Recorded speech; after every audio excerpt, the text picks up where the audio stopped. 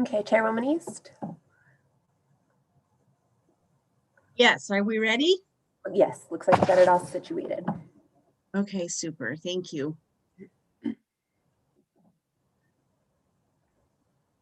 Would you like to call the roll, Missy? Absolutely. Thank you. Okay, Chairwoman East? Here. Vice Chairman Barnes? Here. Commissioner Almberg? Here. Commissioner Calviglia? Here. Commissioner Hubbs? Here. Commissioner Keel? Here. Commissioner McNish? Here. Commissioner Perini? Here. And Commissioner Rogers? Here. Thank you. Thank you, Missy. Do we have, I guess we could see in on our attendees about our wildlife cabs. If they're here, please just send us a quick note to let us know you're here, and we'll move on from agenda item 1. Agenda item number 2, approval of the agenda. Chairwoman East for possible action. The commission will review the agenda and may take action to approve the agenda. The commission may remove items from the agenda, continue items for consideration, or take items out of order. Do we have any thoughts about the agenda? Is everyone okay with it? And reviewed it? Yes, Commissioner Hubbs. I spoke with Chairwoman East this morning. I really would like to take part in, obviously, the very last agenda item, use of hounds on bear hunts. I have an appointment today at 11:30, and I'm going to try my best to get back before that item is called. Thank you, Commissioner Hubbs. Anyone else? No, seeing nothing, we'll take this out for public comment. It's 9:09. We'll give them until 9:12 for public comment. Public comment may be put in the chat box since we have quite a few attendees on Zoom today, or by sending an email to wildlifecommission@ndow.org. So 9:12, we'll be back. Thank you.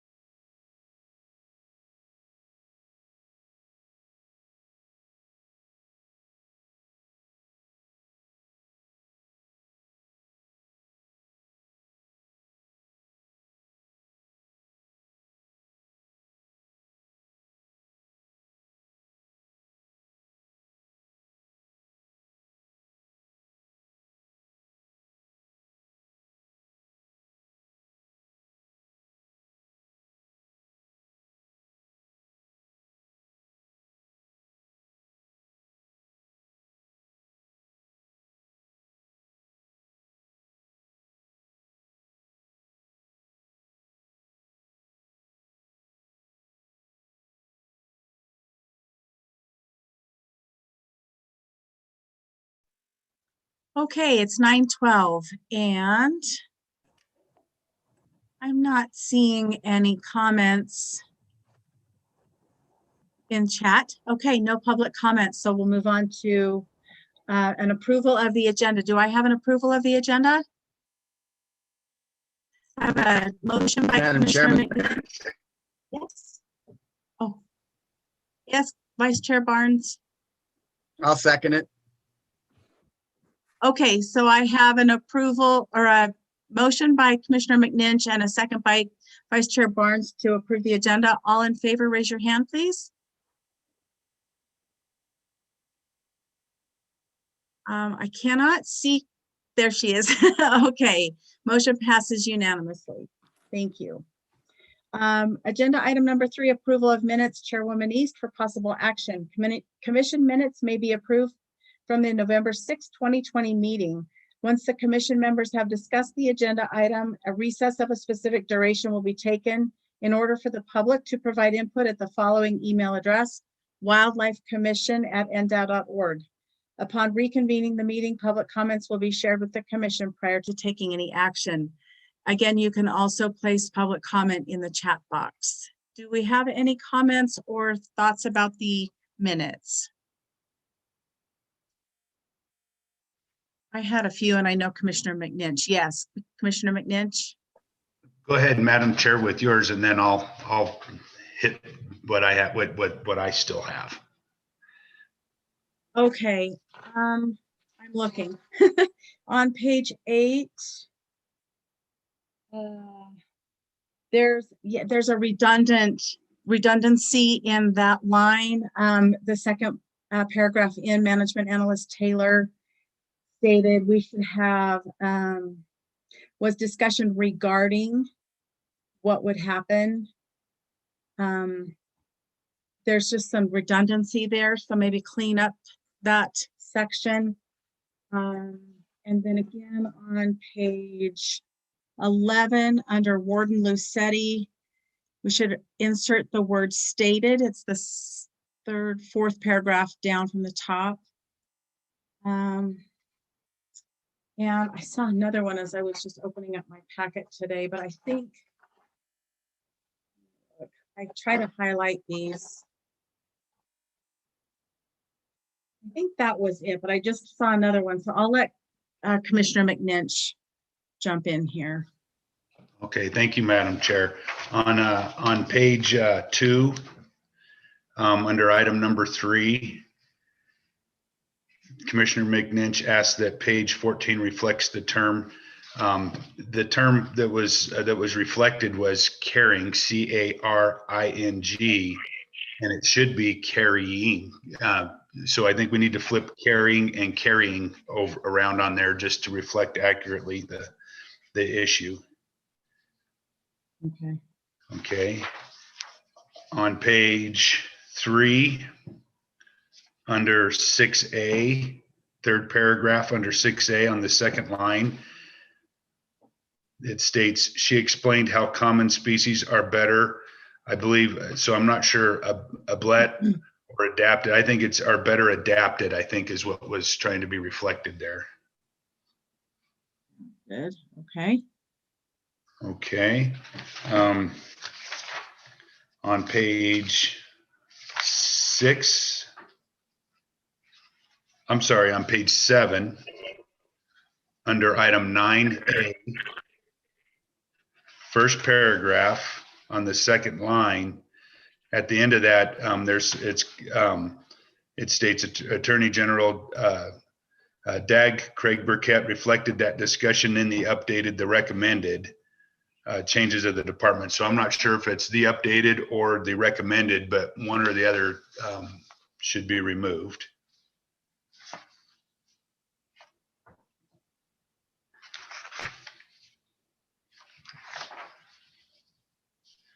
Okay, on page 9, under B, 1, 2, 3, 4, like 4 small paragraphs down, editing to the language formatting was discussed, as well as a mischange of, I believe that should say blue grouse, blue grouse to dusky and sooty.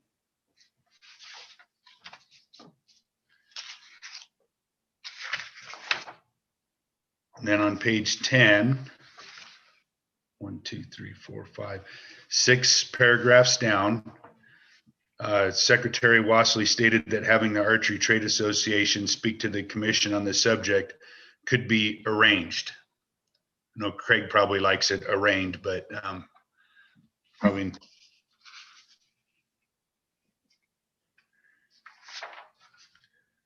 And I think that was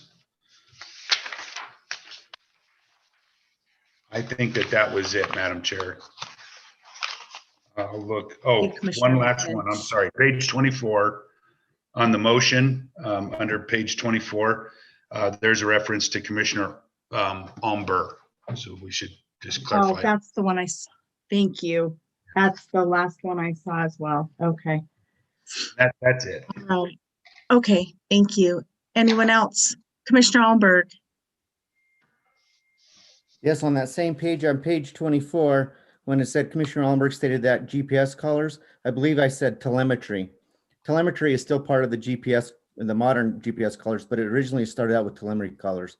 They do the same thing. They both show you position of the dog and whether or not it's treat. I mean, Okay. but the word is actually telemetry. Okay. All right, thank you. Anything else? Anyone else have edits? No. Okay. This is an action item, so we have to take this back out to public comments. So it's 9:18. We'll come back at 9:21 with our public comment.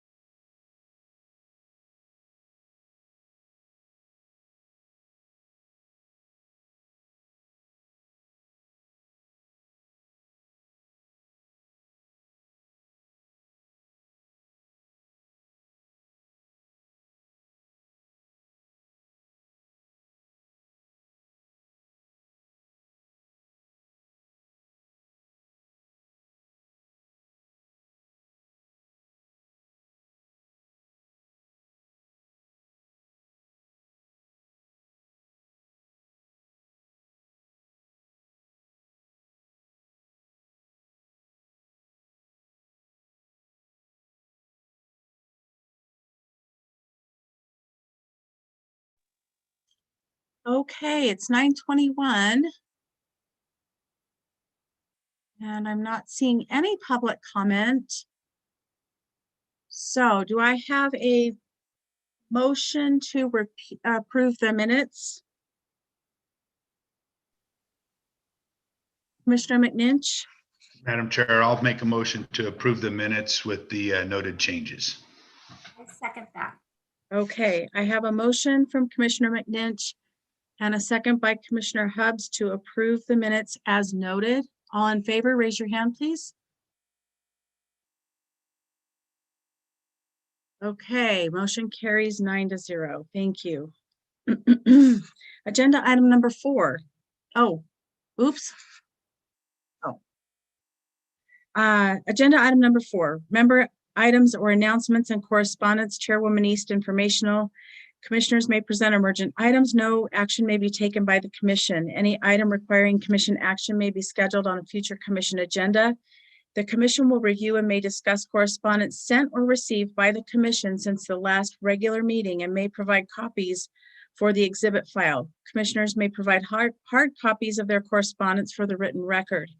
Correspondence sent or received by Secretary Wasley may also be discussed.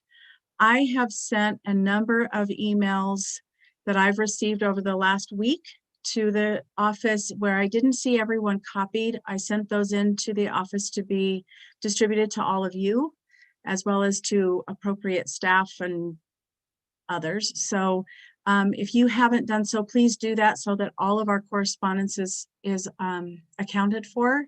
Anyone else have any other items? Commissioner Hubbs. I believe this speaks more to tomorrow's agenda item concerning depredation hunts, but I did have a discussion with an old colleague of mine, but also the director of Southern Nevada Water Authority. His name is Mr. Zane Marshall. And it just, I believe the area is rural central eastern Nevada, and some of the land that's owned by the Southern Nevada Water Authority, and the purpose for any depredation hunts that may be suggested up there. And we discussed that, and that was about it. Okay, thank you, Commissioner Hubbs. Anyone Chairwoman else? East. Yes, Vice Chair Barnes. This is Tom. Yeah, I was referred to an article here the other day by a friend of mine in the Sacramento. The article's in the Sacramento Bee. It was talking about bear hunting, and anyway, I found it interesting, and so I tried to get that link forwarded. I think I sent it to the department. I don't know if anybody saw it or not, but anyway, just I'll talk about it more when we get to that agenda item. Okay, thank you.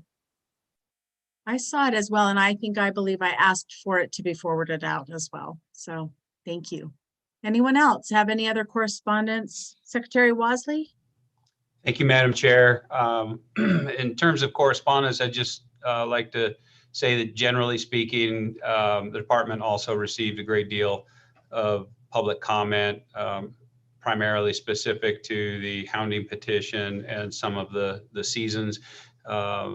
Like you, we look at the circulation list, and in an abundance of caution, some of you may have received 2 or 3 copies of the same comments. So there wasn't anything that the department has received that has not been shared with the commission. I do have one announcement to make in a relatively somber note, and I see Paul Dixon made a comment in the chat area, and that was the announcement that I was going to make, is that former Wildlife Commissioner Ron Lurie passed away on December 22nd. And Ron was a huge wildlife supporter, and his presence will be missed. He served dutifully on the commission, but he was also very engaged in the NGO community. He was a current board member of the fraternity, just a huge supporter, and really sorry to be here announcing his passing. So Paul, thanks for putting that in the chat, and I just wanted to make sure that the commission was aware. Thank you, Secretary Wasley. I was going to read that as well. So, and our thoughts are with Paul and all of Ron's family and friends. Okay, any other items under number 4? No. Okay, seeing none, we'll move on to agenda item number 5, County Advisory Boards to Manage Wildlife Member Items Informational. CAB members may present emergent items at Wildlife Commission at NDOW.org. These comments will be shared with the commission. No action may be taken by the commission. Any item requiring commission action will be scheduled on a future commission agenda. And that's informational. So if you've got any, if the CABs have any emergent items, please list them in the chat box or send them off to the email. All right, agenda item number 6, Commission General Regulations Workshop, public comment allowed. 6A, Commission General Regulation 495 NAC 502, simplification. Management Analyst Kaylee Taylor for possible action. The commission will review the Regulation Simplification Committee's recommendations regarding language updates and simplification of Nevada Administrative Code NAC 502 relating to licensing. Once the commission members have discussed this agenda item, a recess of a specific duration, will be taken in order for the public to provide input at the following email address, wildlifecommission@ndow.org. Upon reconvening the meeting, public comments will be shared with the commission prior to taking any action. Ms. Taylor? Thank you, Chairwoman East. I have a PowerPoint for you guys, so while I pull that up, I just want to make sure that you're all looking at the correct version of the regulations because we did update it following the Regulation Simplification Committee meeting. So in the corner of your regulations, there should be a little note that says Regulation Simplification Committee approved language. And that's the version of the regulations you guys should be looking at. If you don't have them in your packet, they are revised on the website under public notices, but let me know if I need to pause so that one of you can get your regulations pulled up. And it has the date of 1/19/21 on it. Yes.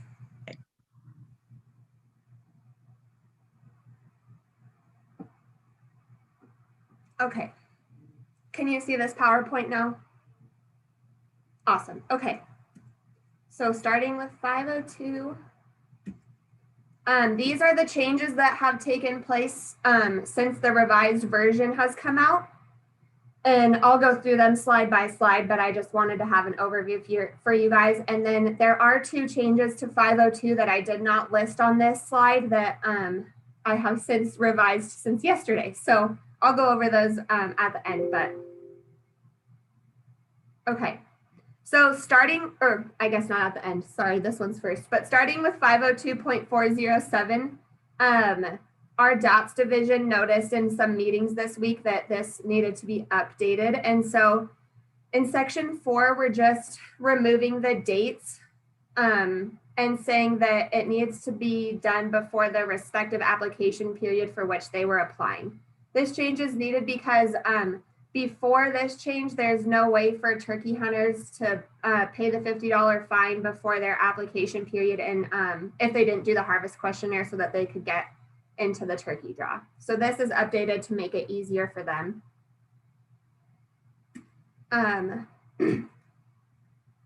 We went through. So in 502.321, we are just added this language in A to make it match section 1, the otherwise deemed unfit. And you guys were already made aware of the change in section 1. We just added the language in 1A.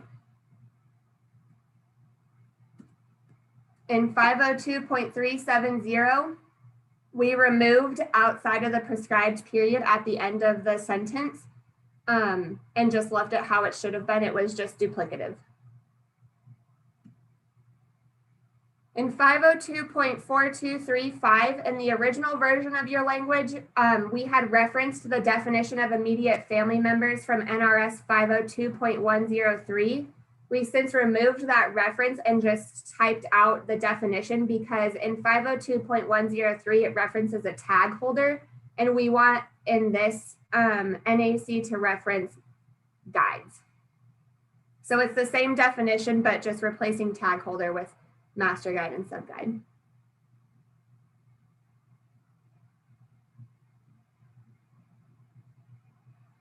I'm just pausing for a second. I see some of you reading it.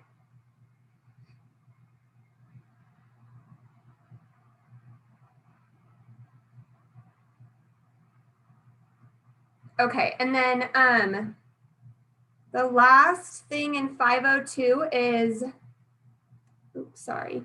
Let me exit out of this. In 502.370, we want to adjust the language. We want to adjust the language a little bit so that it makes a little bit more sense. And I had this conversation with Dag Burkett yesterday. So in 502.370 section 5, we're just putting the word A in front. And then, sorry, I thought I had typed out this language somewhere for you guys. So I'm just trying to find it for you. Is it where we reference mountain lion? Yes, so it will, okay. 5 will say a mountain lion may not be released. Oh no, sorry. That's all we're doing in A. 5 is just adding a mountain lion so that it makes more sense. And then H, we are changing a mountain lion cannot be released for the purpose of a canned hunt to it above it says it is unlawful for any person to, and if you read H, it will just say release a mountain lion for the purpose of canned hunt after previously, etc. Okay, can you say that again? Yes, so So we H, can all follow. Okay, H. will sorry, be- I thought I had this typed up for you guys. I apologize. H will just read release a mountain lion for the purpose of a canned hunt after previously been captured and confined or held for any length. Release a mountain lion for the purpose of a canned hunt after previously been captured or confined or held for any length of time. Yes. So if you go up to section 4, it would read, it is unlawful for any person to, and then down to H, release a mountain lion for the purpose of a canned hunt. So it just reads a little better that way. We're not really changing the language in any way. We're just making it so it reads better. Okay, And then we also decided to remove the and in G1 at the very end. G1, okay. Is everyone following this? I know it's kind of tough if you're not used to these. Okay, And then that's the end of the changes in 502. So I'm available for questions, and so is staff. okay. Do we have any questions for Ms. Taylor on 502? Commissioner Keel?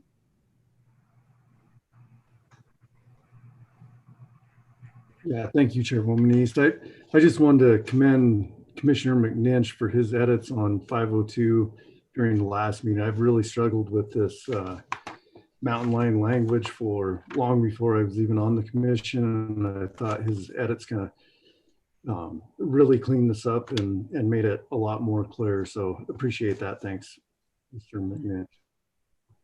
Chair, if I may, please, Ron.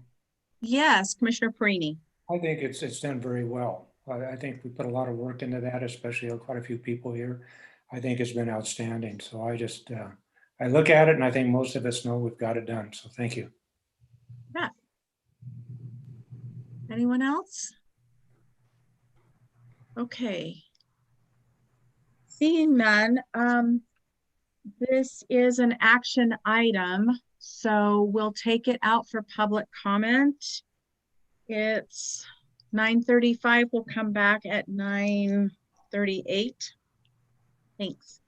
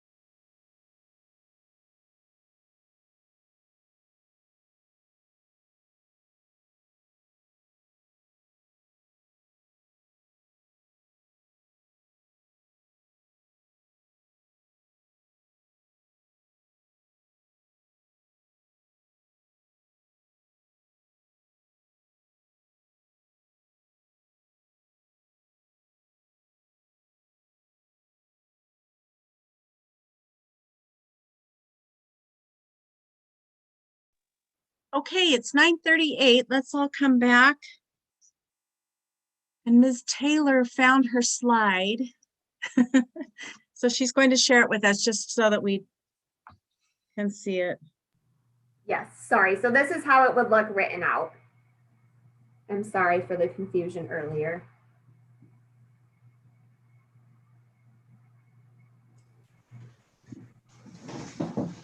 Chairwoman East, Yes.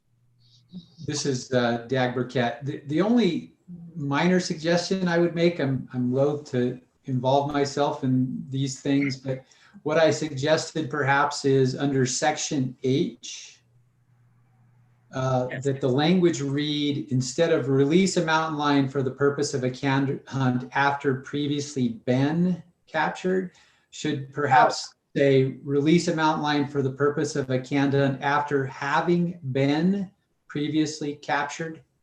Having been previously captured.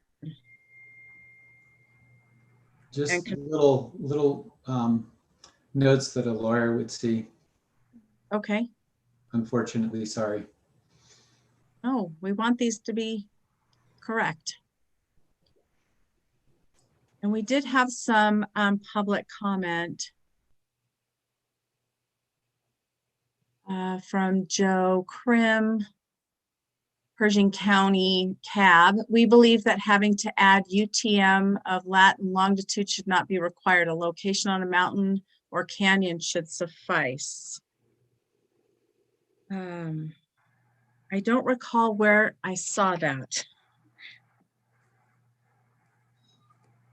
Does anyone recall where that's located? Section 3. Commissioner Caviglia? It's 502-370, section 3. Section 3. Okay, a person who harvests a mountain lion shall. Oh, okay, remove the premolar tooth tissue sample and harvest location to include hunt unit. And they're saying we probably shouldn't need to put in the line. Is there a reason for the latitude and longitude, Kaylee? I'm actually not sure about that, but I would invite either the Game Division Administrator, Mike Scott, or Game Warden Chief Mike Maynard to jump on. Okay. Do we have somebody? Mr. Scott? Yes, Madam Chair, Mike Scott for the record. Really, the way that we use that information is simply to if we want to use a map, it makes it much easier for us to map actual locations that lions have been harvested. A lot of times people will say, it was Cottonwood Canyon or something, and they use local names that may not be suitable for us. We may not even know what the local name is. So it just helps us to actually have a spot on a map. Okay. And can I ask, this is probably a stupid question, but how would you get those coordinates? Would it be in like an Onyx or some, how would someone access that out in the field? Madam Chair, Mike Scott for the record. Yeah, either a GPS or Onyx. There's a lot of different ways that people can actually use that. It used to be where people would, show us a spot on a map and we would map it, but it's much easier if they can provide us with the actual coordinates, whether it's lat, long, or UTMs. Okay. Commissioner Almberg? Boy, just for, what happens if people don't have those tools? Not everybody packs a GPS. Could they still just come there and with the department's computers and Google Earth or something, they can certainly narrow it down through them and get the coordinates provided to them through that method? No? Commissioner Almberg, Mike Scott for the record. Yeah, we in almost every one of our offices where we check in lions, we have either software that's part of our tablets that we on Survey 123 where we collect that data, or we actually have maps where somebody could show us the canyon or the location that they harvested the lion, and then we can actually go back and either through Google Earth or whatever mapping software we need to use, we can actually get the actual coordinates. I saw Commissioner Cavilla's hand up, and then I'll get to Commissioner McNinch. I was just going to kind of mirror what everybody's already said. There's lots of tools nowadays to get coordinates. So I would think you'd want to leave it in there. Yeah. I mean, most smartphones now have a GPS on them even. So it's going to be easy should be relatively, the guys won't have an excuse not to get coordinates one way or the other. You know, I would leave it in there. Okay, thank you, Commissioner Cavilla. Commissioner McNinch? Thank you, Madam Chair. So I hadn't really caught it before, now that we're talking about it. So Mike, when we're reading this, it says, and any necessary recording of, but not limited to, evidence of sex, removal of premolar tooth, tissue sample, and harvest location to include hunt unit, latitude, longitude, or UTM coordinates. So what is it all? Is it harvest location to include unit or latitude, longitude, or UTM coordinates? Or is it location to include hunt unit and either latitude, longitude, or UTM coordinates? Commissioner McNinch, Mike Scott for the record. Really, it's any of the three would actually suffice for us. You know, the hunt unit is not necessarily important to us, because once we get the coordinate that shows the location, any of our personnel will know what unit that comes from, and that could be recorded later if we need to. But it's either UTMs or latitude, longitude that would probably be the most important. And different people use different those two different methods, and they're fairly easy to interchange between them. Okay, so hunt unit must be provided, and then one of the other two, or does hunt unit replace the other two? The way it's written, you see what I'm saying? Yeah, I don't have it displayed in front of me, but the hunt unit makes it simple when, you know, when we're taking the data, that just lets our people know about where it came from. You know, if they say which hunt unit it comes from, that's important to record, because then we know, you know, how many lions are coming out of different parts of the state. But really the location is the most important. Sorry, Mike. So is that all they would need to submit? If they submitted that, would that suffice? You know, I guess I would ask Pat Jackson. He's the one who actually tabulates all that data. We can ask his advice on what he would prefer. Mr. Jackson I see him here. There he is. Pat Jackson, Nevada Department of Wildlife Staff Specialist for the record.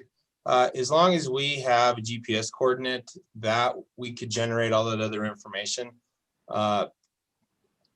However, we do ask the hunt unit as well. Okay, but not just the hunt unit.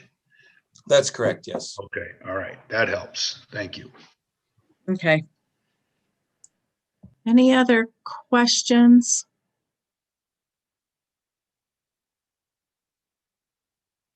No. Okay, seeing none, this is an action item. Right? Is. Yes. Do I have a motion to approve NAC 502? Commissioner Hubbs? And I just want to make sure, Chairwoman East, this did go out to public comment. Yes. Okay, that was what we were just doing it on. Okay. Right, the latitude and longitude that Pershing Cab suggested. Okay. Yes. No, I am not going to make a motion right now. Okay. Anyone else? What is the pleasure of the commission? Commissioner McNinch? Thank you, Madam Chair. Well, I'll make a motion to approve Commission General Regulation 495, with the changes noted during our discussion today. I don't know if I need to go through and be specific about those. I don't believe so. No, Ms. Taylor's nodding her head no. Okay, so that would be the version regulation simplification committee approved language 11921 with the changes as noted during our conversation today. Okay, do I have a second? Okay, I have a Madam Chairman, motion. I'll second. Okay, Commissioner Cavilla raised his hand first, Vice Chair Barnes. So I have a motion by Commissioner McNinch and a second by Commissioner Cavilla to approve Commission General Agent, slow down. Commission General Regulation 495 NAC 502 with the noted changes on the version of 11921 and additional notes from today. Was that complex? All in favor, raise your hand, please. Opposed?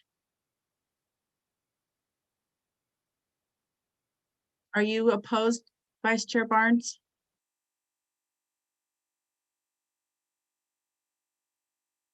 I was for Chairman East. Okay, your hand came up a little bit later. All right, so motion passes 9-0. Thank you. All right, we're doing the best we can under these circumstances, right? Moving on to, and we did have some additional public comment, but I'll let everyone read that in the chat box. It came in a little bit too late, unfortunately. Okay, Commission General Regulation 496, NAC 503 Simplification, Management Analyst Kaylee Taylor for possible action.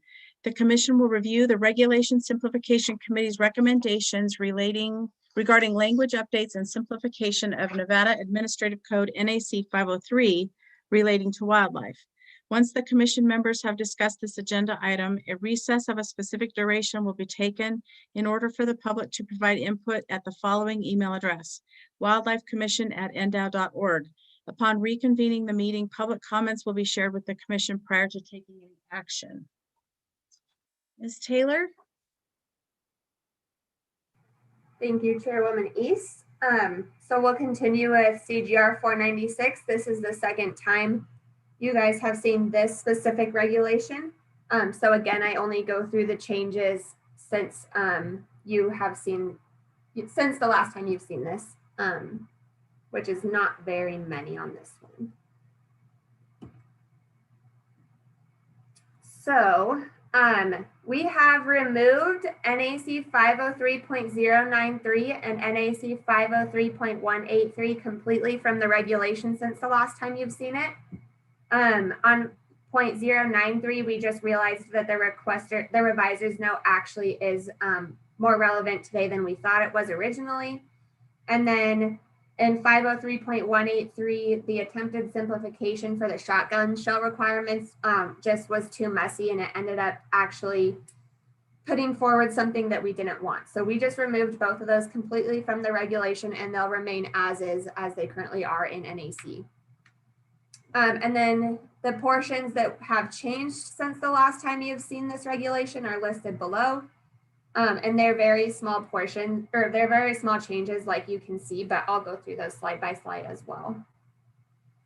So in 503.155, we added the words entirety of. It already said along the catching surface, but we just want to be as clear as we can be and make sure that everyone knows it's along the entirety of the catching surface.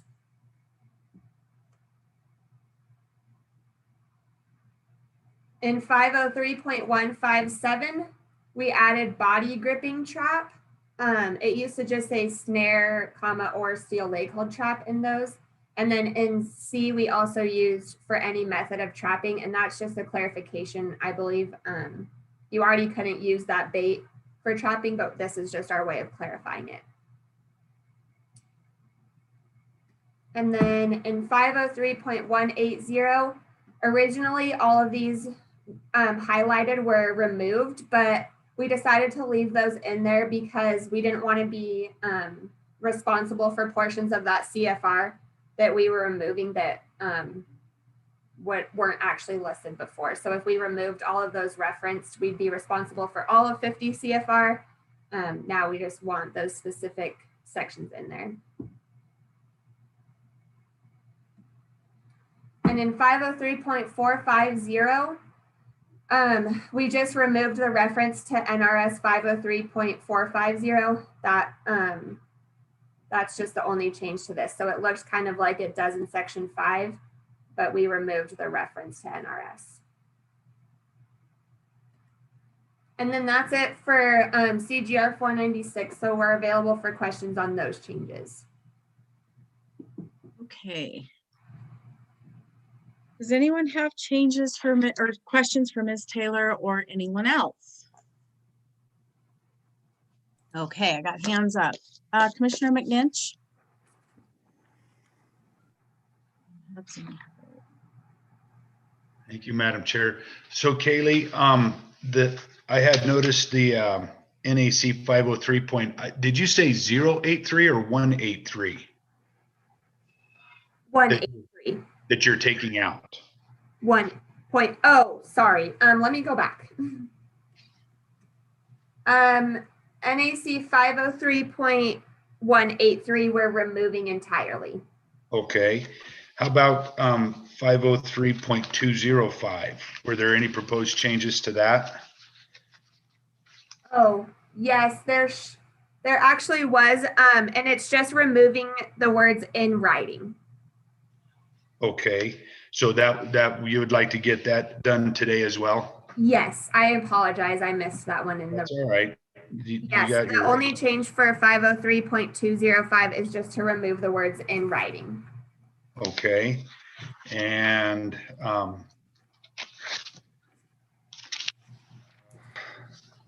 how about for 503.144?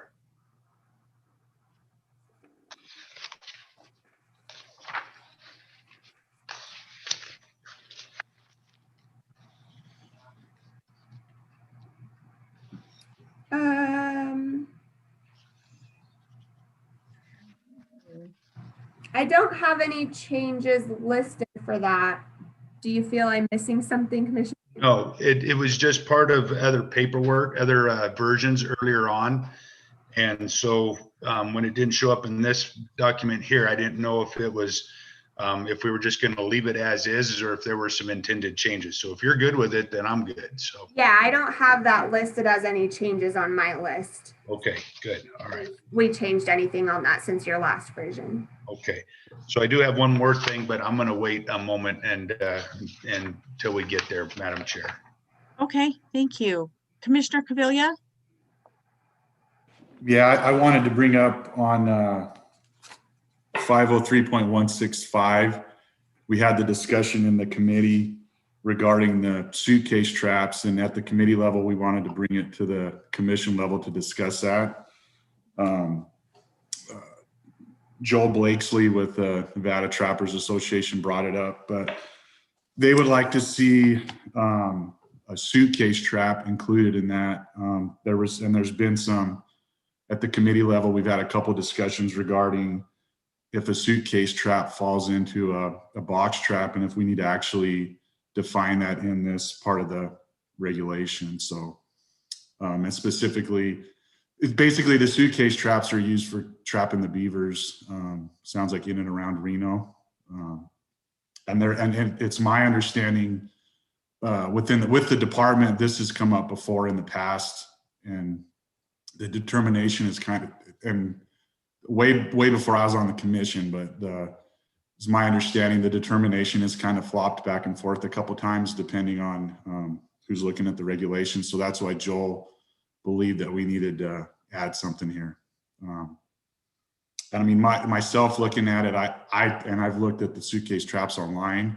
I don't have a problem adding a suitcase trap as an allowable trap, but obviously everybody else needs to make their minds up on that. But I did want to bring it up because we had a substantial discussion about that at the committee level a couple times now. So. Okay, thank you. Any other questions, comments? Commissioner Hubbs? I think for me, it would be helpful to go over the types of traps because we're adding a body gripping trap. Now there's a proposal for a suitcase trap. We talked about, what's it called, a spring trap? There's various traps. I want to know kind of the difference between each of them. Like, you know, what happens when the animal goes into the trap? What's the methodology for actually, obviously, at the end of the day, trapping the animal or wildlife? You know, differences that they have for potentially harming wildlife that should not be trapped. But kind of the pros and cons, and I know that's kind of a big thing, but if we can just get a quick synopsis of that in some respect, I think it would be helpful for me because I don't know what these traps do to wildlife. I don't know if they're lethal. I don't know if they trap the wrong wildlife, if we're able to let them go and they could live, or is it just certain wildlife get killed because they inadvertently go in this trap?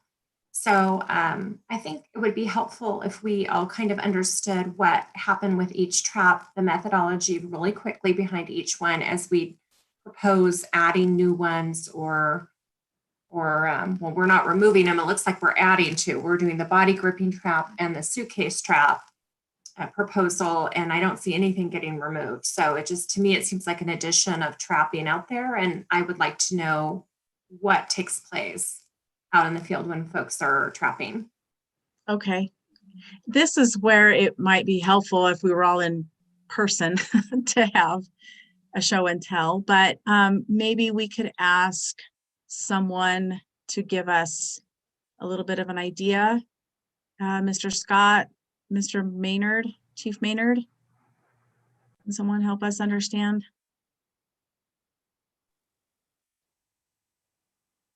Madam Chair, Chief Game Warden Mike Maynard for the record. We've had some discussion in our department as to where the correct classification would fall for this. I would reference the definition of cage trap as defined in NAC 503.0005, box or cage trap defined. Box or cage trap means a device that is designed to contain or confine an animal within a box or cage. The term does not include any device that is designed, built, or made to close upon or hold fast any portion of an animal. Based upon this, and after considerable discussion from our field officers who encounter these, as well as the administration, we feel that the current suitcase or clamshell traps that are being discussed would not be considered a box or cage trap. So they would be considered a separate device according to this regulation.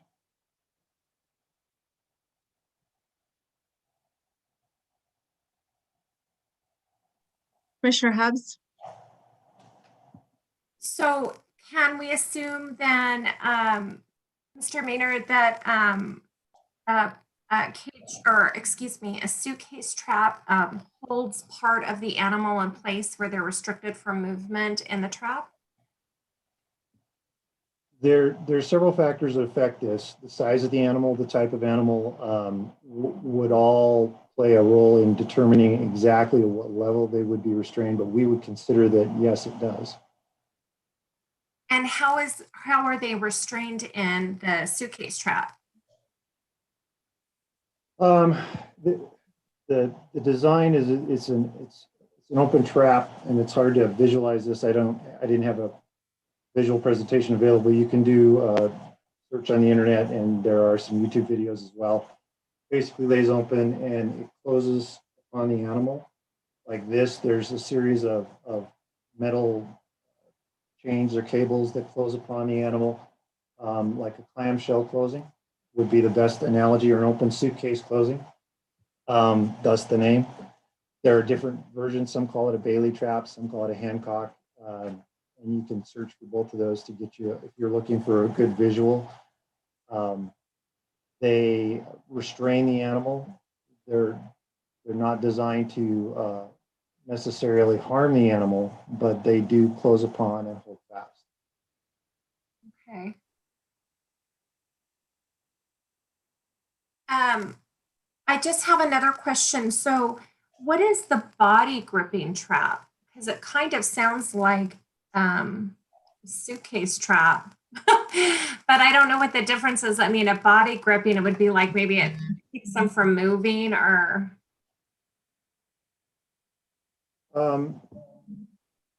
Again, Chief Game Warden Mike Maynard for the record.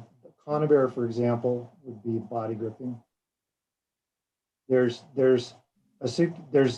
a spectrum of devices, and for the purposes of our current regulation under NAC 503-0005, we don't consider it a box or cage trap. However, it could be some other type. So that, for starters, that regulation does not apply to what we consider body gripping or suitcase traps or Bailey traps or Hancock traps. And there's different iterations of that. And for one of our officers who currently works in the field and has a little bit more experience, I'd like Randy Lucetti to add his commentary on this particular set of devices.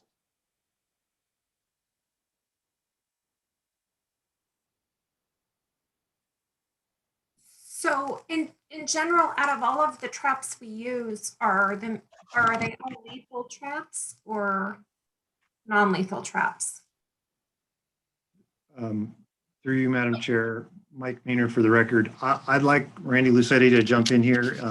He has a little bit more recent knowledge than I do on this, but in general, the Hancock and suitcase traps are not considered lethal. With that, would Game Warden Lucetti like to add his comment? Through you, Madam Chair, Commissioner Hobbs, I appreciate the opportunity to comment, and this is a very large topic and it's hard to condense it. But as Chief Maynard explained, we have essentially two definitions that are in our trapping laws and regulations. One that generally describes a trap, and the key words are closes up on and holds fast, and then the box trap, which is confines and contains. Confine and contain is typically your live traps, not designed to harm the animal, the stuff that's typically used in urban environments, that type of thing. In the other spectrum, the trap definition, many of them aren't lethal, some of them are, like your conibears, which is Chief Maynard mentioned, that would be a trap that typically is considered a lethal trap. Snares, not always, but can very much be lethal traps. And I hope that helps. I'm happy to answer any questions further. Mr. Scott? Madam Chair, if I could just add a little bit to it, the suitcase traps are often used in urban environments, as Randy said. We have a lot of issues in Reno with depredation issues on beavers, and the suitcase trap option is probably the best option in an urban environment to trap beavers and remove them. We would prefer not to see conibears or other types of traps, but the suitcase trap would be probably the best tool that could be used in an urban environment. And I apologize to law enforcement, we haven't had this conversation, but I just want to make sure that from my perspective, that we still allow the use of a suitcase trap in some of these urban environments, because I think that's important to for people who perform the depredation activities. Okay. I was going to ask that question, if it's not available to them, what is? Because I understand beavers can be a pretty big problem, and especially in downtown Reno on the river. Okay. Commissioner Rogers? Yeah, I just had a question on that. Was there a reason that suitcase traps were not put into that NAC 503-165? Was there a reason, or was it assumed that it's very similar to a box trap? I'm just curious if there was any reason why it's been left out.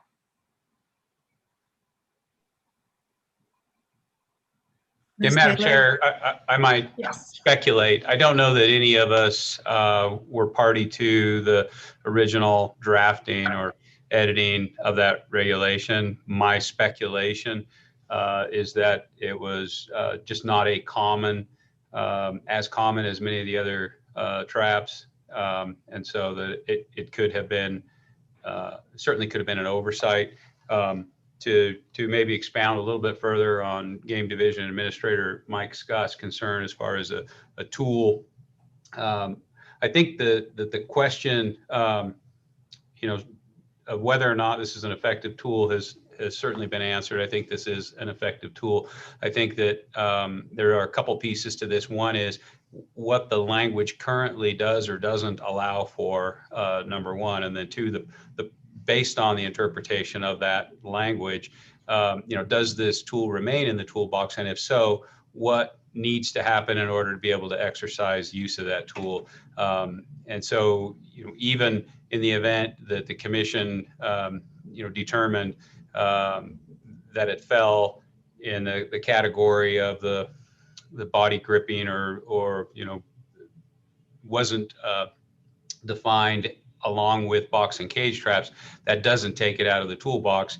It just means procedurally it requires the issuance of a SLAP, special license and permit, in order to use it. So the question isn't necessarily whether or not it remains in the toolbox. It does involve the process by which an individual can or can't use it, or how he or she could get a permit or be allowed to use it.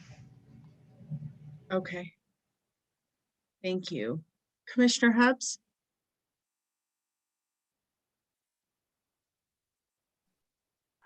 Overall, I mean, of course, my personal thoughts with trapping, and this is kind of what I struggle with. I have a hard time with like setting up traps and then they just kill whatever goes by. You know what I mean? Because we don't really know what's going to go by.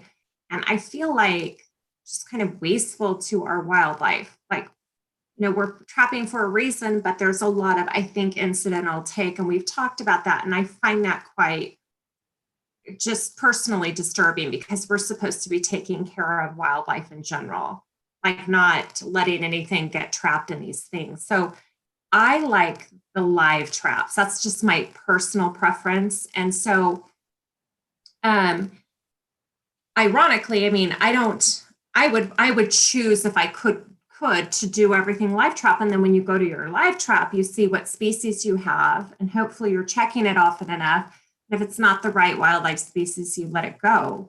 That would be the ideal land for myself. I think that's the most prudent way to trap. But if the suitcase trap doesn't kill the species, from what I'm looking on, it kind of just like a saran wrap. It's like a whip, you know, but it has breathing capacity, and I don't think it like suffocates them. I would prefer that any day over a trap that killed the beaver, because I'm assuming we relocate the beaver. Is that correct? Or do we just kill them? Is the whole purpose to kill them? I don't know. Mr. Okay. Scott? Commissioner Hubbs, Mike Scott for the record.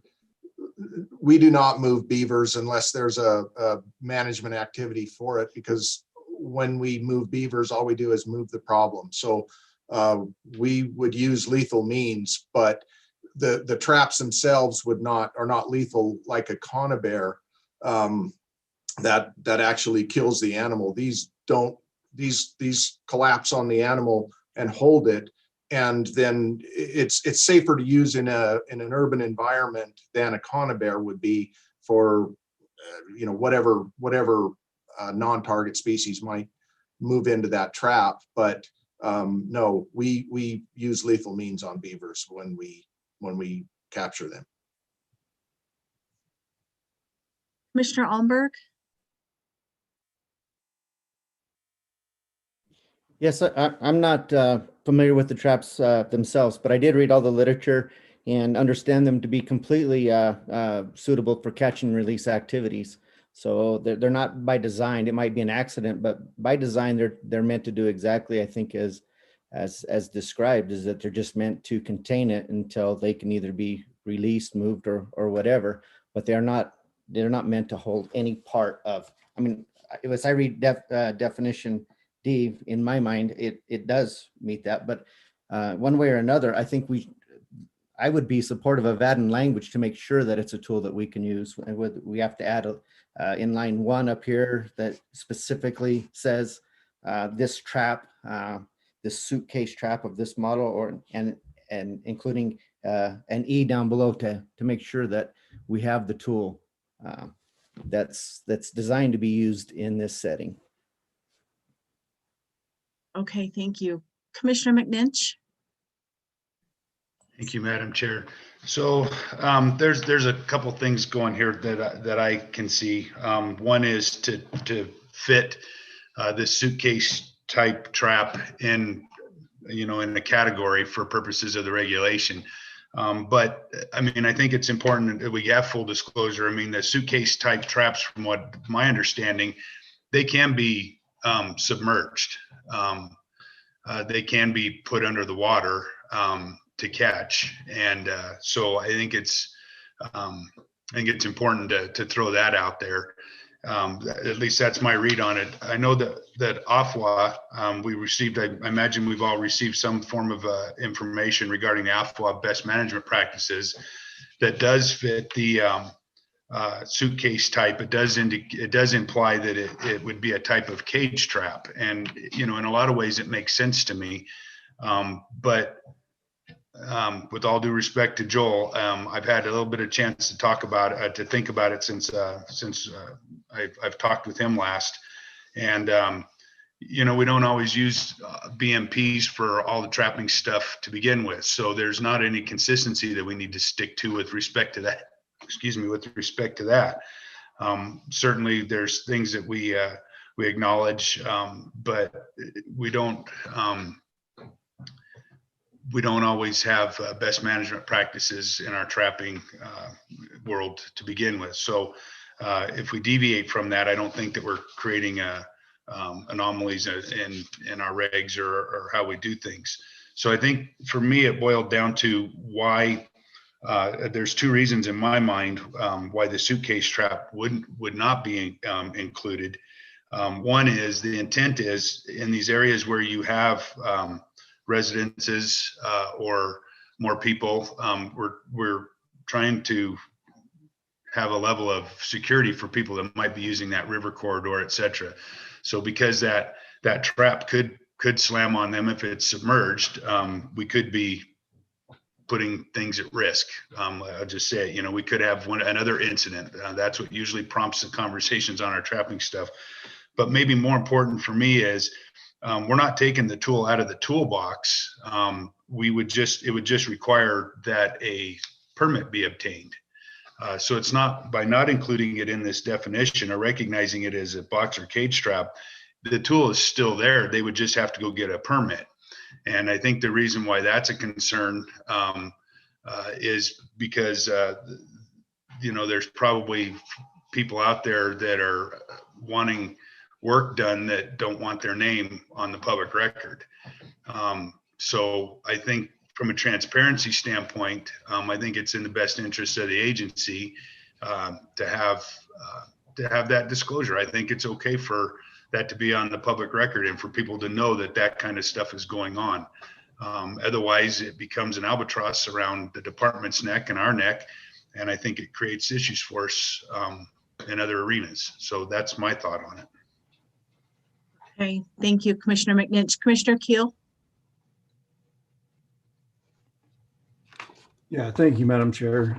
For me, the suitcase traps clearly meet the definition in 165D, and I would have a tough time supporting the current language if we didn't include the suitcase trapping.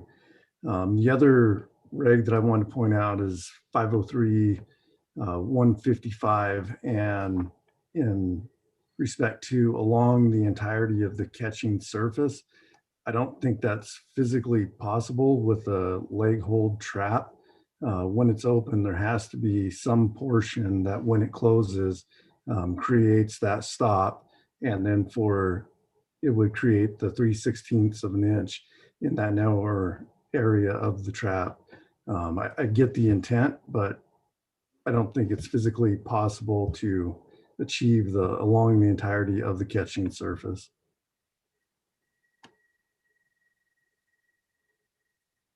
Okay, thank you, Commissioner Keel.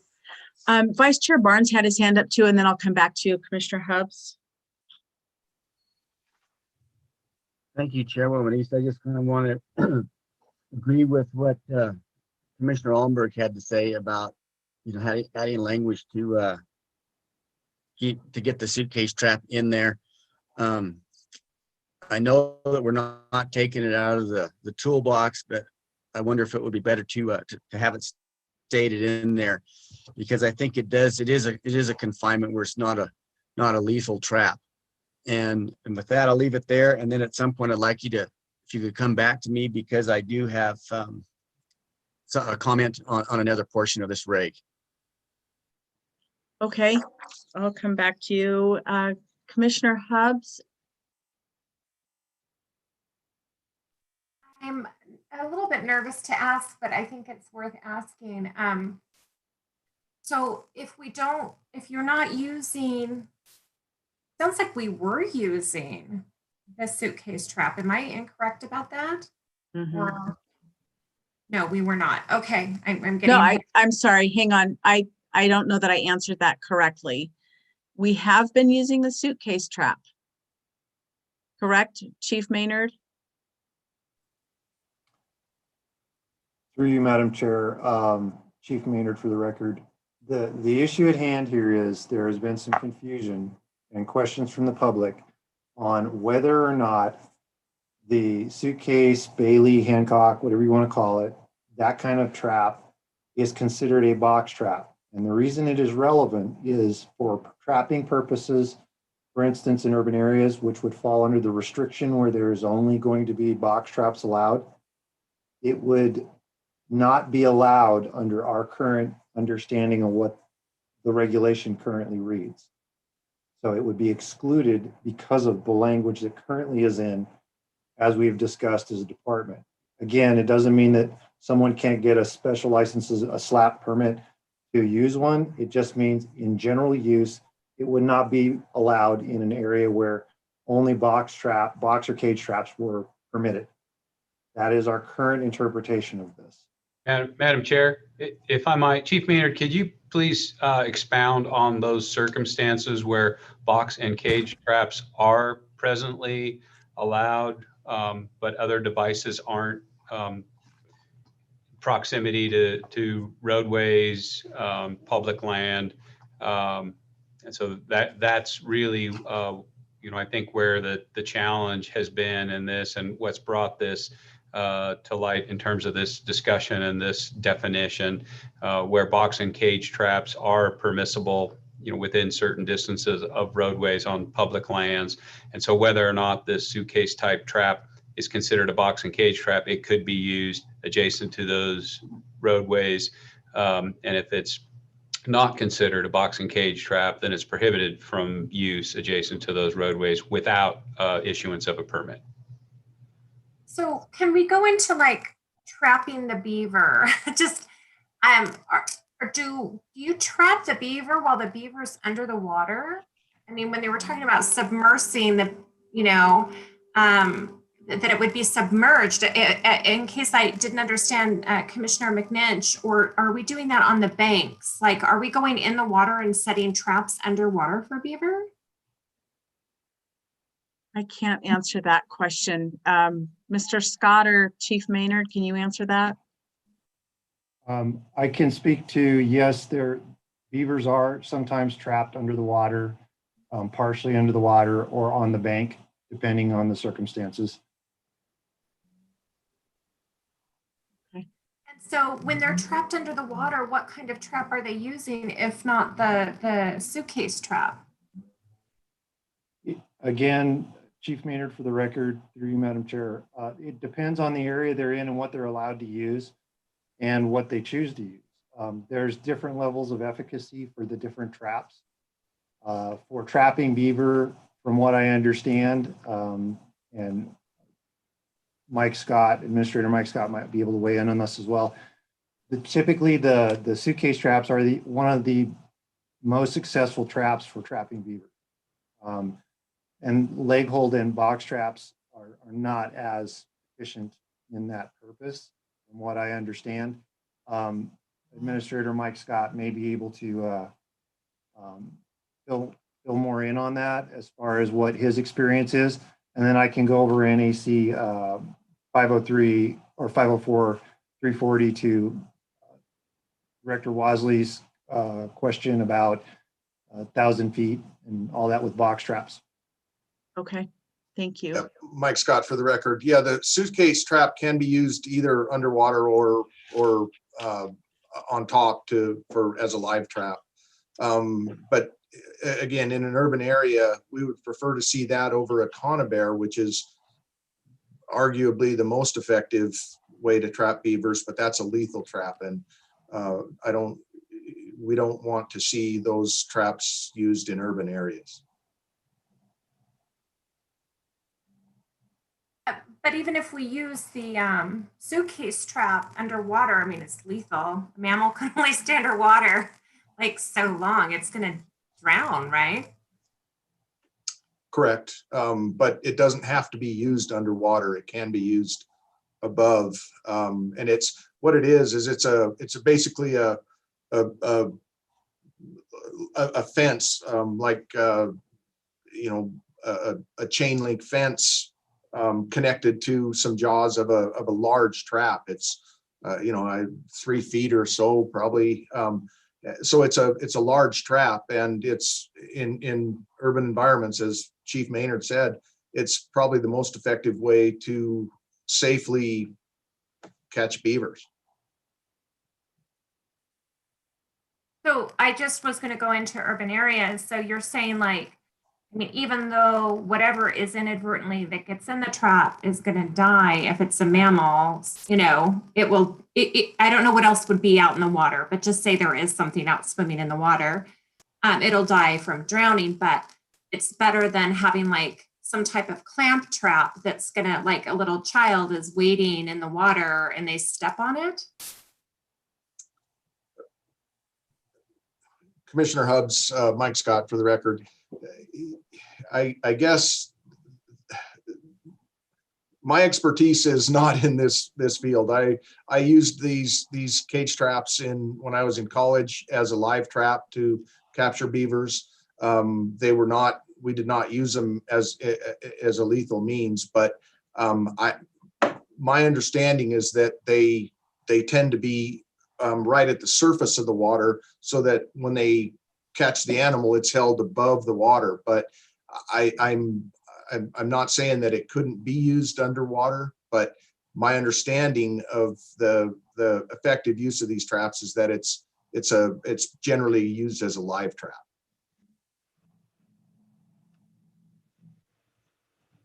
Okay. Yeah, for me, I kind of prefer the whole live trap method, because even if you didn't catch a beaver, but say some weird muskrat and you didn't want to catch the muskrat, you were just trying to catch the beaver, you're saying the muskrat might live and you could release it.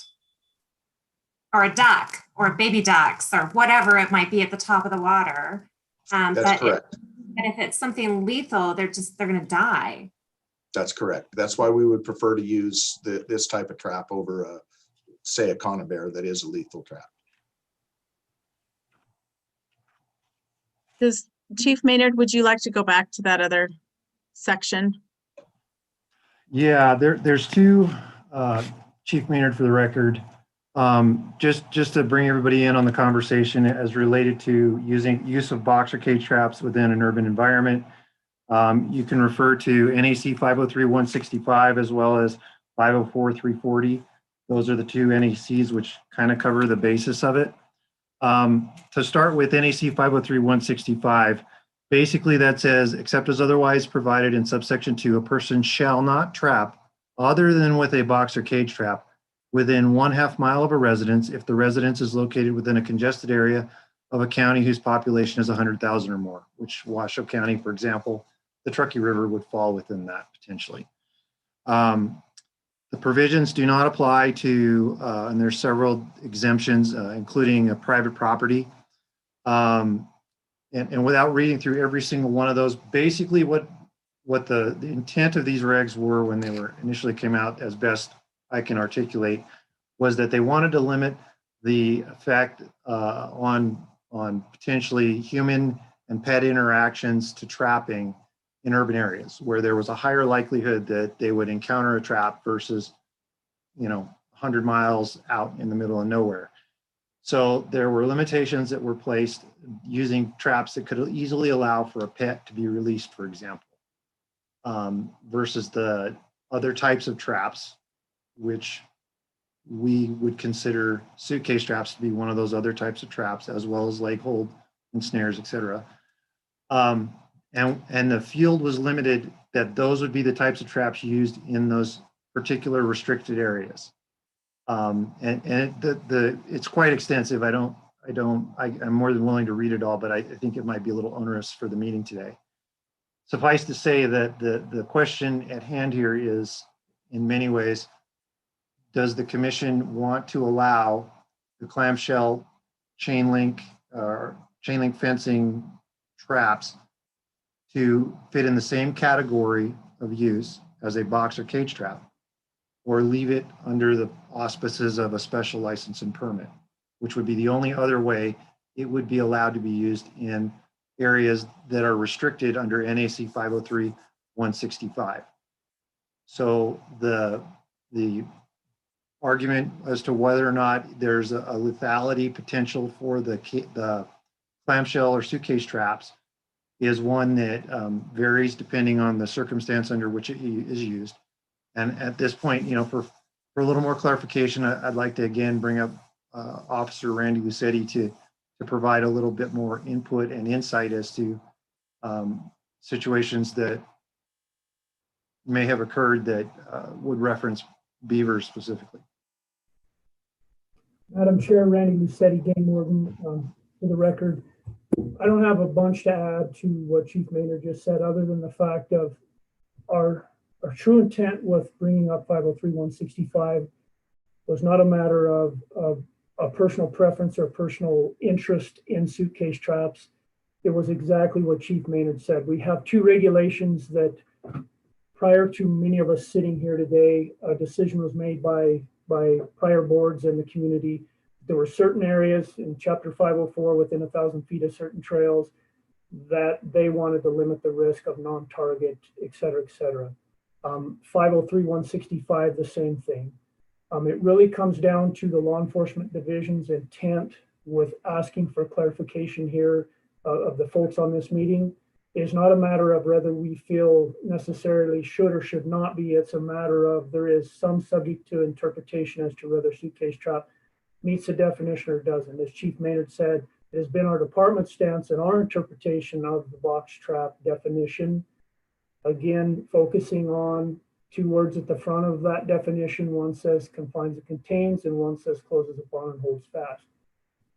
While I won't get into the weeds here as to one does or was not, it was really a matter of clarifying for our wardens, for our trappers, for the public.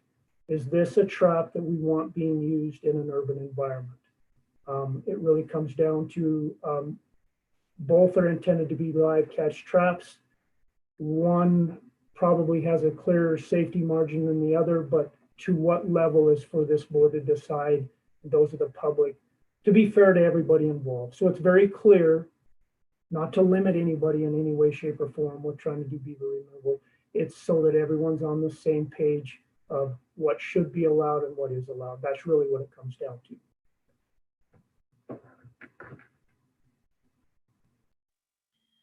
Thank you, Mr. Lucetti. Commissioner Olmberg? Yes, just to be perfectly clear, if they were to come to you and ask for a permit, at this point in time, it's my understanding that the department would actually issue a permit to use that trap, the suitcase trap, in an urban environment. Is that not correct? Madam Chair, if I might, again, I think it really depends on the circumstances, Commissioner Allenberg. And if there was objection to the issuance of a permit, it would not likely be based on, solely on an objection to the trap, but it would look at the circumstances, whether it be land ownership or, the type of problem, the magnitude of the problem. Certainly a request to have a permit, solely for commercial purposes versus water conveyance purposes. Those are some of the conditions that would be discussed. And, I think we're working with, the way that the regulation exists right now, we've got these two bins. One, we know that, a conibear is designed and intended to be, lethal. So on the continuum of lethality, we have the conibear on one end, and then on the other end, we have, box traps, cage traps, live traps that are designed. Now, suitcase wasn't addressed in either of those, but there's language pertaining to both of those that could apply to a suitcase type trap. We know that suitcase, essentially a cyclone fence, shell, like a clam shell in a rectangular shape that closes upon that animal. It's intended for live capture, but there's likely incrementally more risk than a live trap or a box or cage trap. So what we're trying to do is read the existing language, look for consistency as we implement and enforce those, and be consistent with the intent of that language. So certainly, if somebody came in asking for a permit, any objection the department would have would not be based solely on an objection to a suitcase type trap. It would look at the utility of that device in that situation. And most likely, I think the majority of scenarios, as Game Division Administrator Mike Scott indicated, it would be our preference to use that kind of trap in an urban type setting. It's an effective tool and has inherently less risk than a trap designed for quick kill, like a conibear, and inherently less risk to people recreating in those high public use areas. Okay, thank you. Commissioner Allenberg? Would adding language that the trap could only be set in a non-lethal manner, in other words, it is either on shallow water, it's not set to, if it can be set underwater, it's obviously meant to be lethal. But if language is set to set in a non-lethal manner, would that satisfy the department as to well, you already said that you would issue it depending, so maybe that does answer my question in some respects. But another question that I have is, they still, and this goes to identifying, aren't the trapper, whoever sets this, regardless of the landowner, doesn't the trapper, whether it's live cage trap or ever, still have to put their name, number on that trap?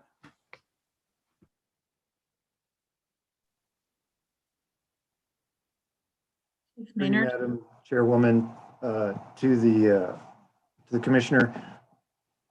Yes, basically the requirements under, whether it's under a slap permit or just regular trapping, there's still a requirement to follow all the trapping regulations as listed.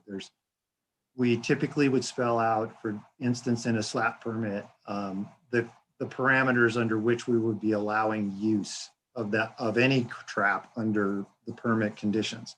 So it allows the spectrum of saying, it may only be during these conditions or in this area or in this manner. And it becomes a little less onerous than trying to fit a reg around every possible situation, which is extremely difficult given the nuances of high traffic areas. So I hope that answers your question. Commissioner Allenberg? I understood you, or maybe you didn't understand me. But if it was not in a permit situation, we just added language in here to allow the suitcase use, would they not have to automatically have the trapper's name, number, just like they would if it's a leg hold trap attached to the trap, whether it's a box, cage or not, or suitcase?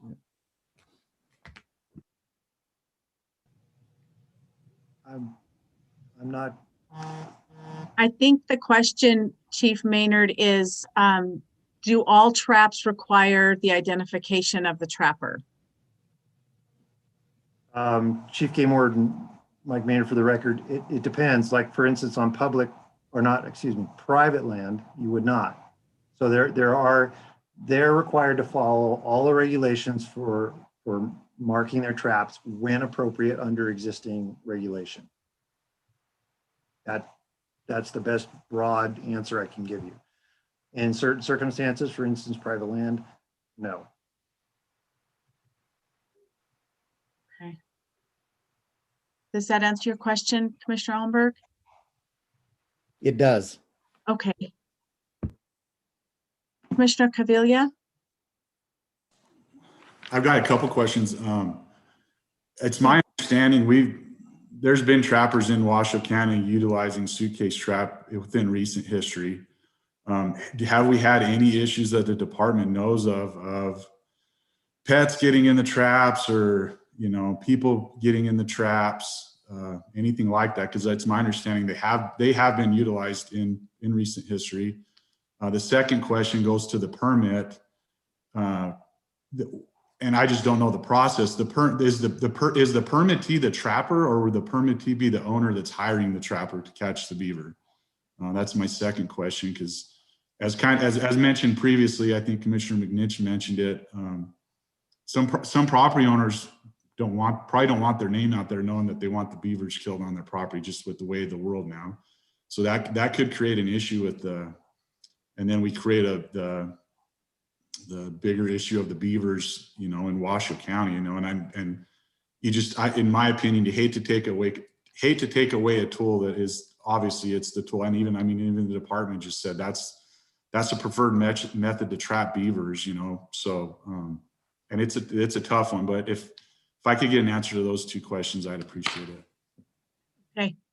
Madam Chair. Yes. Jack Earl for the record.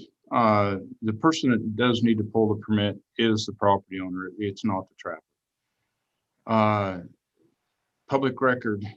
We have two laws, one in 239 and one in our wildlife statutes, that allow us to withhold the information of the reporting party of an animal causing property damage or any damage. So we have the ability to protect the people, the address, everything concerning that incident from public record within our statutes. And then in 239, there's also a section that we use to withhold information on public records if it could cause harassment, embarrassment, loss of income, multiple things. So we cite both of those. If we get a public records request asking for who's asked for beaver depredation permits, since these laws have passed, we would deny giving that information out. But it is without a doubt the property owner that does ask for the permit. I'll let Chief Maynard or Randy Lucetti answer the second part of the question, or the first part of the question. I just wanted to answer that before we got on the wrong road. Okay, thank you. Chief Madam Maynard? Chairwoman, at this point, I'll defer to Randy Lucetti as to what problems he's seen in the field or among his coworkers regarding what issues, if any, they've had with, the suitcase traps. Okay, thank you. Mr. Lucetti? Madam Chair, Randy Lucetti for the record.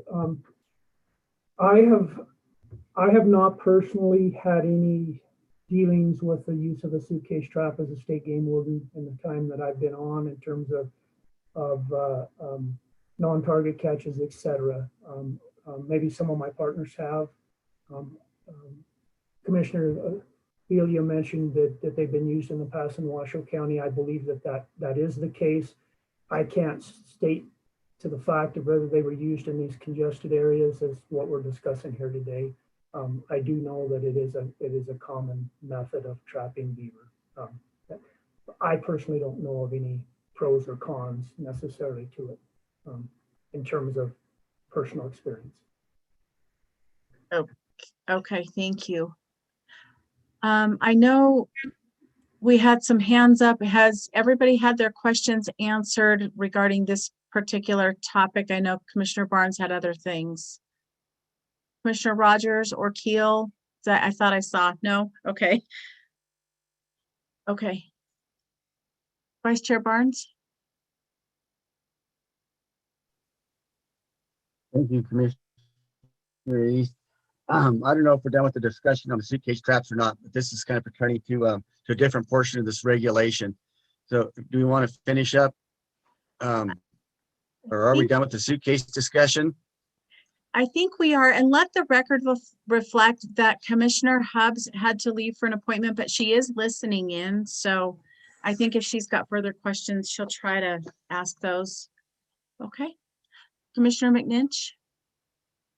Thank you, Madam Chair. So Tom, I don't know where we were at with it. I hate to cut back, but you know, Commissioner Almberg, you know, your thought on restricting how you use the traps. I think that you know, as we head that way, that, you know, I think that there might be a little room to work there. I think the whole point for me is maintaining the integrity of that section of the reg, that NAC 503.165, which was intended as a, you know, that was work that was done. It's been about 10 years ago now.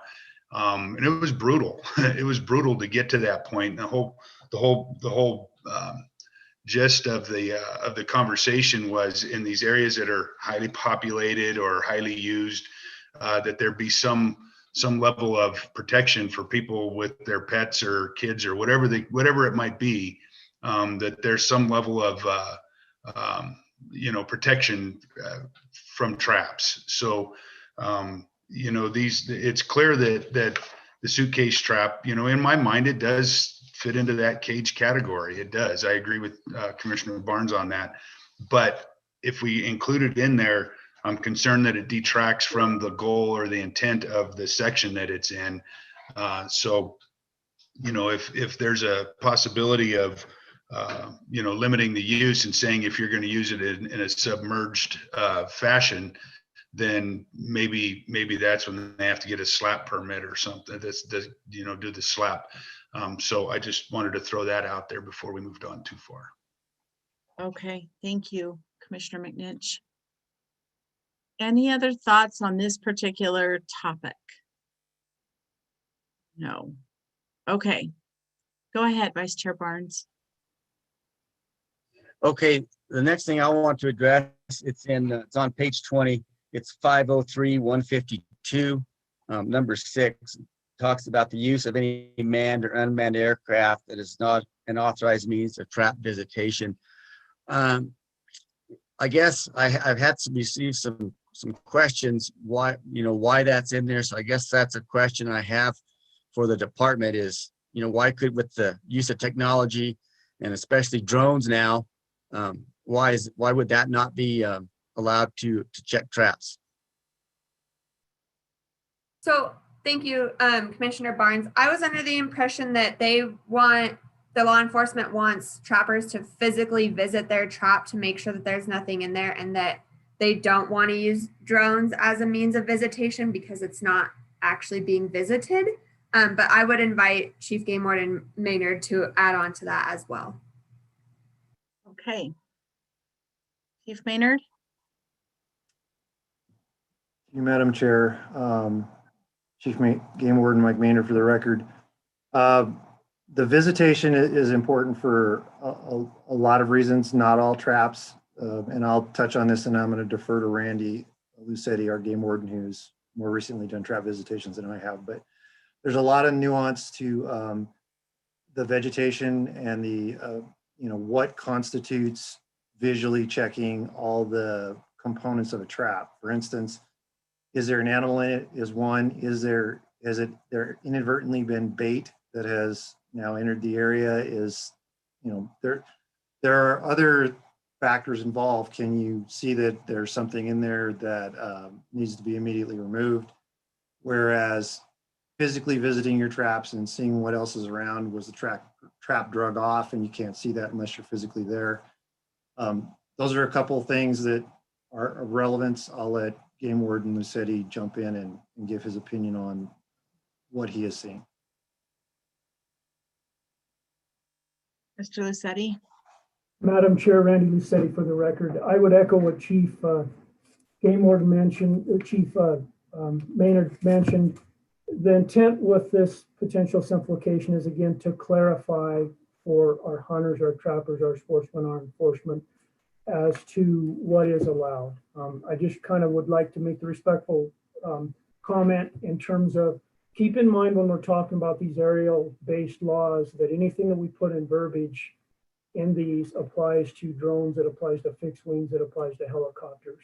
And so what you authorize for one means of flight, like a drone might have less effect than a fixed wing or an aircraft, but that all is encompassing. And when we're talking about our visitation law 152, or I believe our visitation is 148, any verbiage that you allow, it incorporates all of that. And I want to point out also, it really was a matter of, there's two obligations of a trapper, depending on what area they're trapping in. They must visit that trap and they must remove any animal therein. Of course, no one wants an animal left in a trap beyond that 96-hour period for obvious reasons. I think and hope that we'd all agree that a person standing there observing, a lot of traps are put on drags, an animal might move the trap, may not. Looking with a drone, we believe, probably not as thorough as standing there yourself. That's what the intent was. And the other thing I want to point out is if this board or our citizens, our public decided that they wanted to allow that, keep in mind the trapping season overlaps our big game seasons. The intent of the scouting law, aerial scouting, was very much based not only from a fair chase, but it was based on the fact of hunters being impacted on the ground with other aircraft above them. An archery hunter sitting in a blind while someone else is scouting in a fixed wing or a rotorcraft. These laws and regulations very much overlap, and that's really what this comes down to. If this board and the community, the public decided they wanted to allow that, we do have that overlap that could be an issue. Thank you, Mr. Lucetti. Does that answer your question, Commissioner Barnes or Vice Chair Barnes? My apologies. Yes, okay. Commissioner Keel?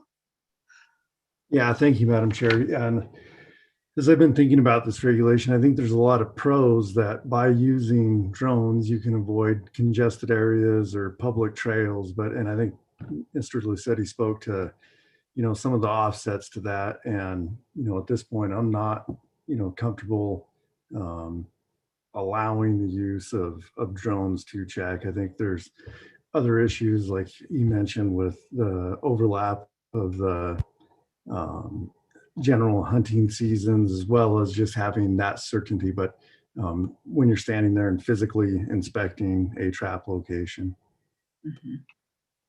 Okay, thank you. Other comments or questions? Okay, we have not gone out to public comment on this. We've had a lot of discussion. I think we'll go ahead and take public comment on this item. It is agenda item 6B, and we'll come back. It's 10:51. I'm going to give everybody 5 minutes. We'll come back at 10:56. Thank you.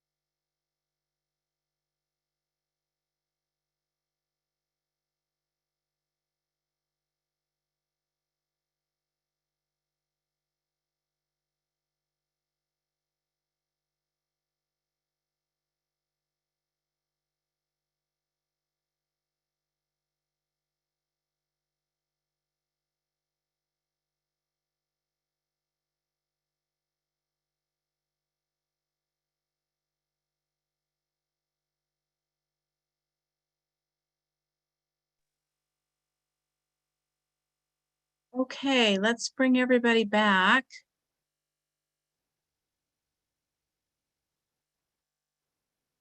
Thank you. We do have some public comment, but I also know that Ms. Taylor has another update to this. Yes, thank you, Commissioner Chairwoman East. I'll go through. So I have since that all discussion applied. I've since found out there's a change to NRS or NAC 503.193. I was mistaken on the change, and I will share with you what it is supposed to look like. And then if Chief Maynard wants to get in and explain that, if you guys have questions, then that would be fine too. But I have found out that it is supposed to be, we're supposed to keep the reference to the NRS in there and just change firearm to gun. So this will be the change to NAC 503.193. Number 4, bow and arrow, as authorized by NRS. So same as, oh, no, it's not. Okay. Yeah. As authorized by NRS 503.450. Okay. And we're changing firearm to gun. And that's because that's what the NRS references. Firearm to gun. Okay. Everyone see that? Okay. Uh-oh. It went blank. Oh, sorry. Probably because I unshared my screen. That's okay. That's okay. If I was going to offer, if you guys do want me to share my screen to edit language for any other portions, I can do that for you guys. Okay, let me read through the public comment first. We have a couple of them. So Steve Robinson, Washoe Cab. At the Washoe Cab meeting, we received public concern that the banning of suitcase traps are being discussed. We recommended that NAC 503.165 change to say Section 1, box, cage, or suitcase trap, Section 3D, box, comma, case, or suitcase trap.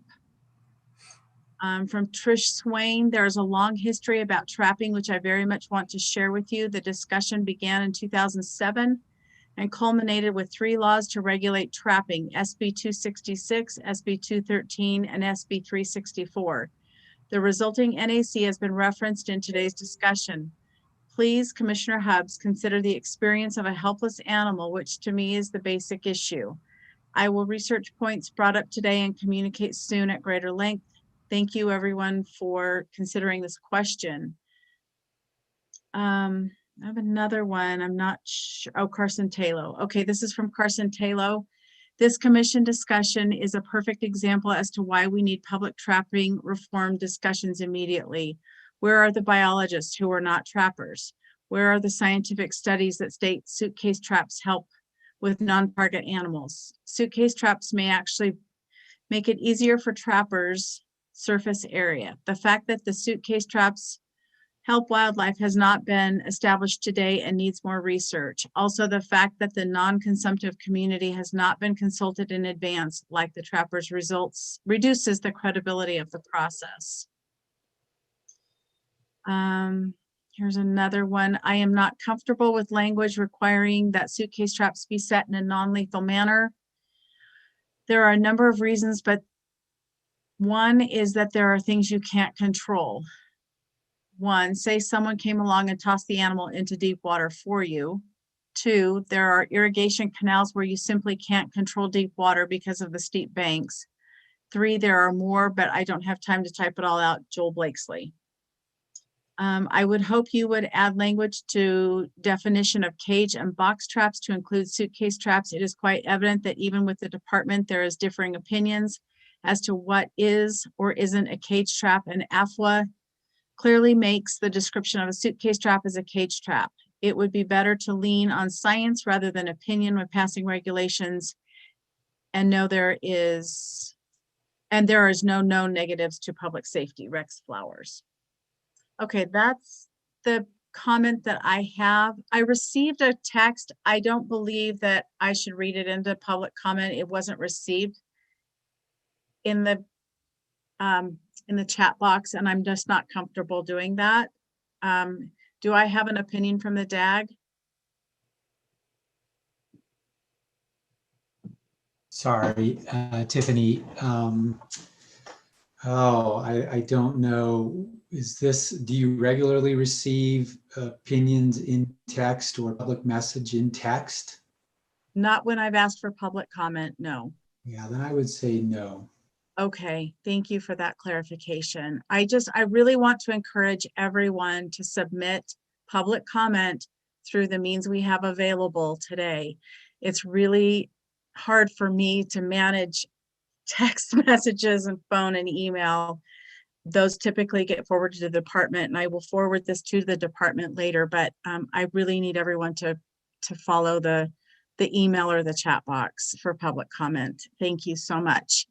Okay, bringing this back, do we have a pleasure? Where do we want to go with this? Any thoughts? Commissioner McNinch?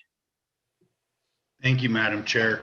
There's a lot going on with this. I think that we should provide some thoughts or some direction to the department and then take it back to our committee and work it there, and then bring it back to the commission. I don't think that we can honestly come back today, and there's a lot of little things. We've got a couple sections that weren't quite that may need to be included that weren't in the final draft, and a couple of other modifications made as we've gone along, plus this larger discussion with the cage trap. So I think that there's some value in coming to some kind of agreement, providing the department some guidance, and then taking it back to our simplification committee and or back to the commission. It doesn't matter, and going from there. Okay. Anyone else have thoughts? I would probably agree, and I think I would like to see it go back to the committee, to be honest. Maybe with some direction coming from the committee to staff, back to the commission, but that's just my preference. Any other thoughts? I saw somebody raise their hand. Mr. Chair, if I could ask a question. Yes, Commissioner Perini. Talking to Taylor, Ms. Taylor, I was wondering, the legislature is going to be coming up now. Is this something that we can get this thing done and be able to go forward with that with the legislature, or we're going to have to wait for next time, 2 years from now? Is it going to be able to get it changed on? Yes, through you, Chairwoman East, to Commissioner Perini. We do have time to work on this. We're in a temporary regulation period because of session right now anyways. So there is, of course, time to work on it. It's just, I do want to caution you guys, the changes the later the changes are made, the longer it'll take to come into place after going to the Ledge Commission and everything. Okay, thank you. Okay. Commissioner McNinch? Thank you, Madam Chair. So does it have an R number? No, It has not been submitted to LCB, so. I got you. Okay, thank you. All right. Anyone else? I think my preference would be send it back to the committee, and if that needs to be in a motion, I'm willing to make that motion. To send it back to the Regulation Simplification Committee to work on some of these. I'm just one that I like to have everything pretty tightened up before I make a decision. I don't feel like it's there yet. Do I have a second? You do for me, Ron Pretty. Thank you. So a motion by the chairwoman and a second by Commissioner Perini to send Commission Regulation 496 NAC 503 back to Regulation Simplification for a little bit of tightening up. All those in favor, raise your hand. And the motion carries 8-0 with Commissioner Hubbs absent, but she did text me to say that she is not sure it's necessary at the moment, but I think we'll just take that as an approval that simplification will bring it back to us. Okay. Moving on to agenda item 6C. Commission Regulation, General Regulation 497, NAC 504, Simplification Management Analyst Kaylee Taylor for possible action. The commission will review the Regulation Simplification Committee's recommendations regarding language updates and simplification of NAC 504 relating to wildlife management areas and other wildlife-related topics. Once the commission members have discussed this agenda item, a recess of a specific duration will be taken in order for the public to provide input at the following email address, wildlifecommission@ndow.org. Upon reconvening the meeting, public comments will be shared with the commission prior to taking any action. Ms. Taylor. Okay, thank you, Chairwoman East. This is my last regulation for today. So this is the first time you guys are seeing CGR 497 for NAC 504. So nothing has changed since the last time you've seen this because you haven't seen this yet. So in 504.120, this was a true simplification. We were able to just simplify it into section 1 because all of the following WMAs were posted at the portions listed below them. So that's a true simplification. In NAC 504.170, we removed Railroad Valley, it wasn't necessary, and then removed drawing process because these are actually done on a first come, first served basis. We don't get enough applications for the permits to do a draw process. In 504.310, we changed Sierra Pacific Power Company to NV Energy for obvious reasons. 504.320 was completely removed because Crittenden and Dake are no longer WMAs. So in all of the NACs listed above, we removed or game animals not native to this state because it's solely for elk damage management. So you'll see those removed in all of the above listed NACs. Oops, I can go back for you guys.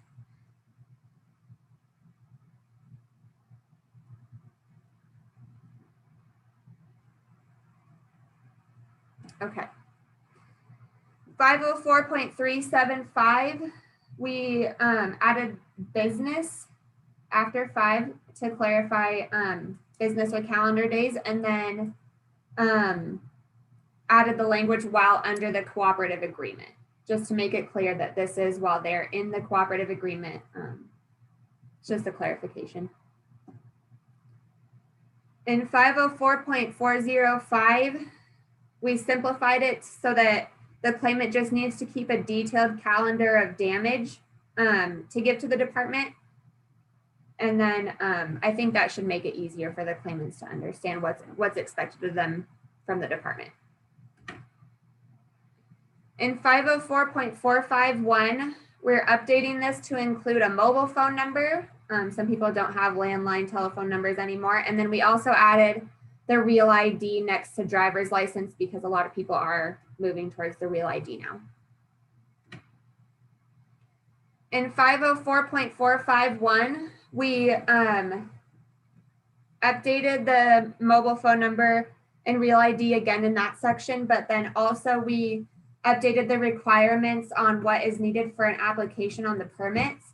And these are just bringing it up to date with USDA and Fish and Wildlife Service.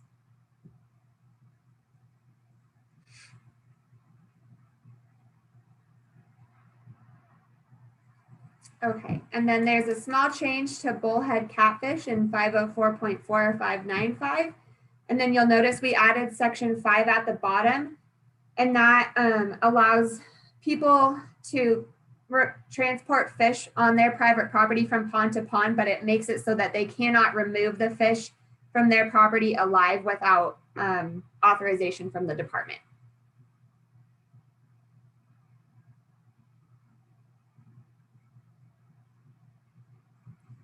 In NAC 504.460, we were able to simplify 2B into 2A. Ms. Taylor, can you hold for just a moment? We've lost Vice Chair Barnes. Yes, I will pause. Trying to get back on. He's lost his connection. Okay. Let's give it just a minute. When I see him pop back up, I'll. No. Sounds good. Thanks.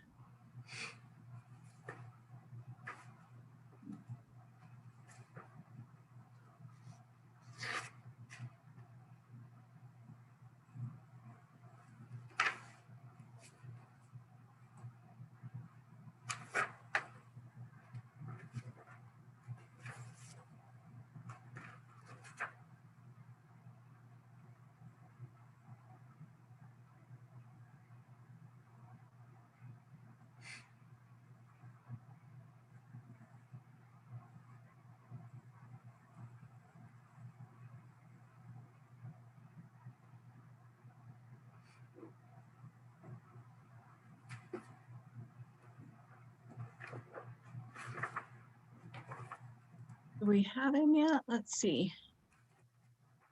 Do not.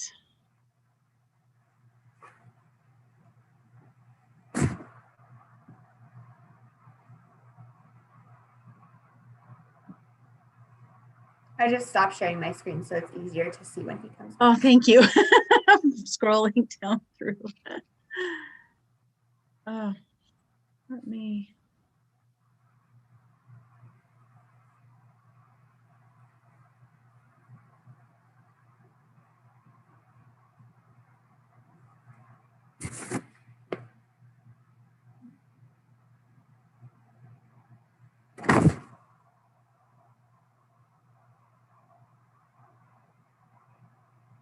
Checking to see if he's.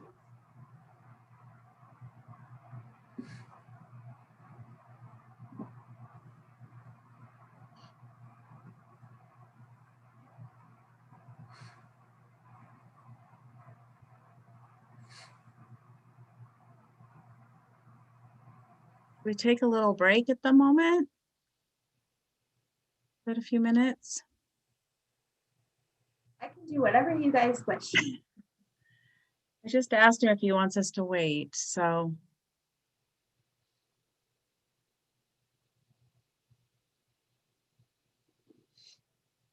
Getting a response, though. He's probably panicked trying to get back on.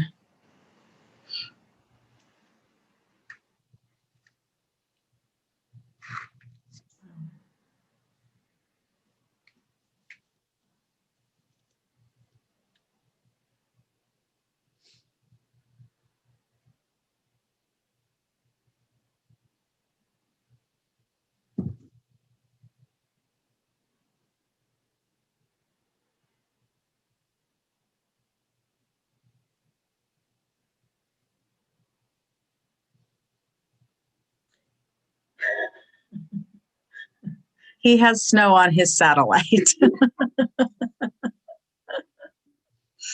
I think we're all experiencing a little bit of that weather related stuff right now.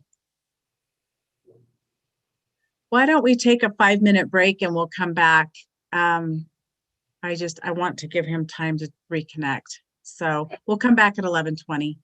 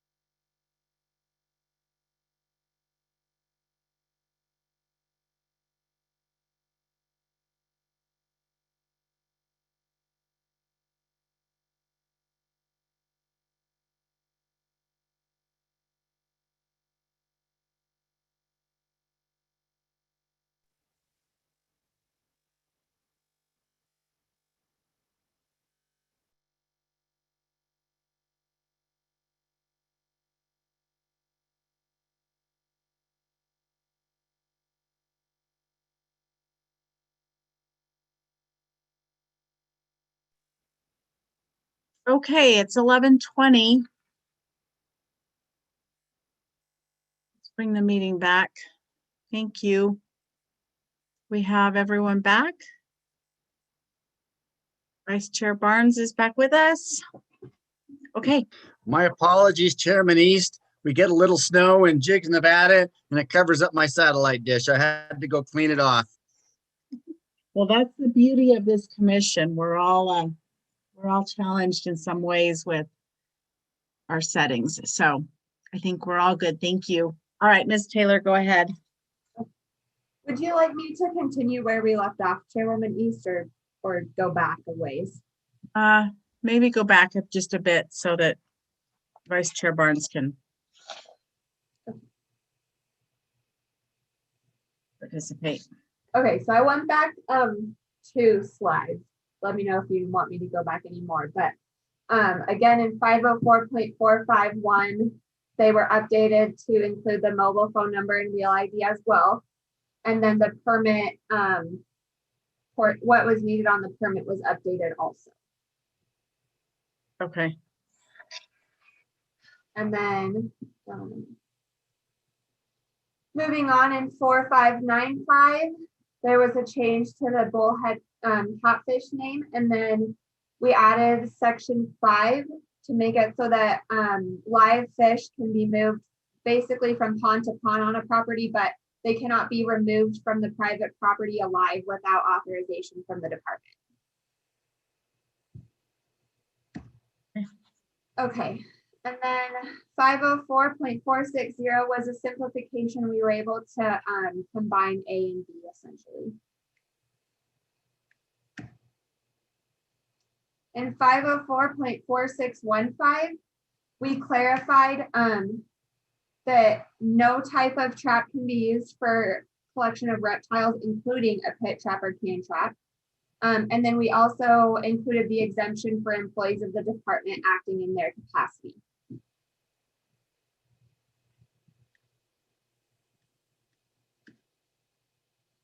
In 504.464, we included amphibians and reptiles to make it more clear to people, but yeah, that should just be a simplification change. There shouldn't be any issues. In 504.466, we made it so that it's unlawful to import or possess any parts of a cervid or animal deemed susceptible to chronic wasting disease. And that brings it up to date with the NRS that was changed in the last legislative session due to CWD.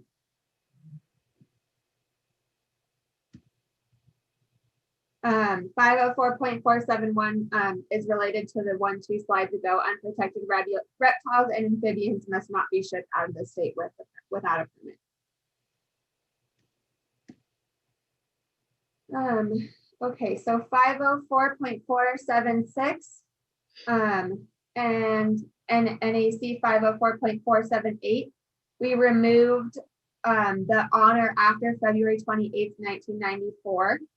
That's no longer relevant, it's outdated. And then in 478, we also made it so that the enclosure for any ungulates must have a double perimeter fence. So that's changed later on in the regulation, you'll see. But we just had to add the language so that it clarifies that ungulates need a different fencing system.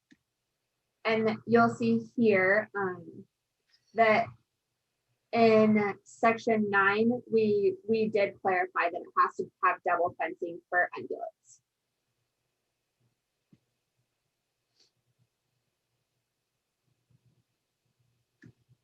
Okay. And then in 504.480, in section 5, that's a new addition. It's any animal in the family cervidae that dies of any cause must be tested for CWD within 60 days. In 504.486, we changed it to 45 days instead of 90 days because 90 days is really too long when we're dealing with permits. 504.488, again, you'll see that February 28th, 1994 removed, but then we also removed and its progeny because we want any animal to be permitted. We don't want to not know about any permitted animals who have babies or other animals. 504.490, we added the or after C and then added D under section 5, and it's any animal belonging to the family survey.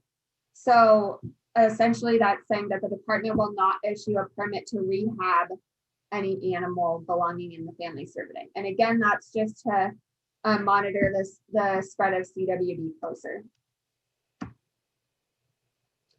This is familiar to you guys. I had it in other slides. We're just adding a mobile phone number and electronic mail address, if any, and then we added the real ID as an option also. In 504.600, we removed the Valley Road address. You can get this at any department office, but the Valley Road one is outdated and the our headquarters office is not there anymore.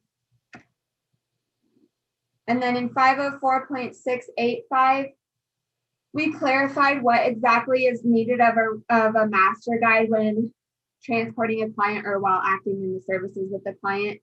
I think at times in the past it has been unclear, and so we just made it very clear what is needed of them when they're in their vehicle and what is needed on them while they're in the field. And I'll pause since this is a little bit too long.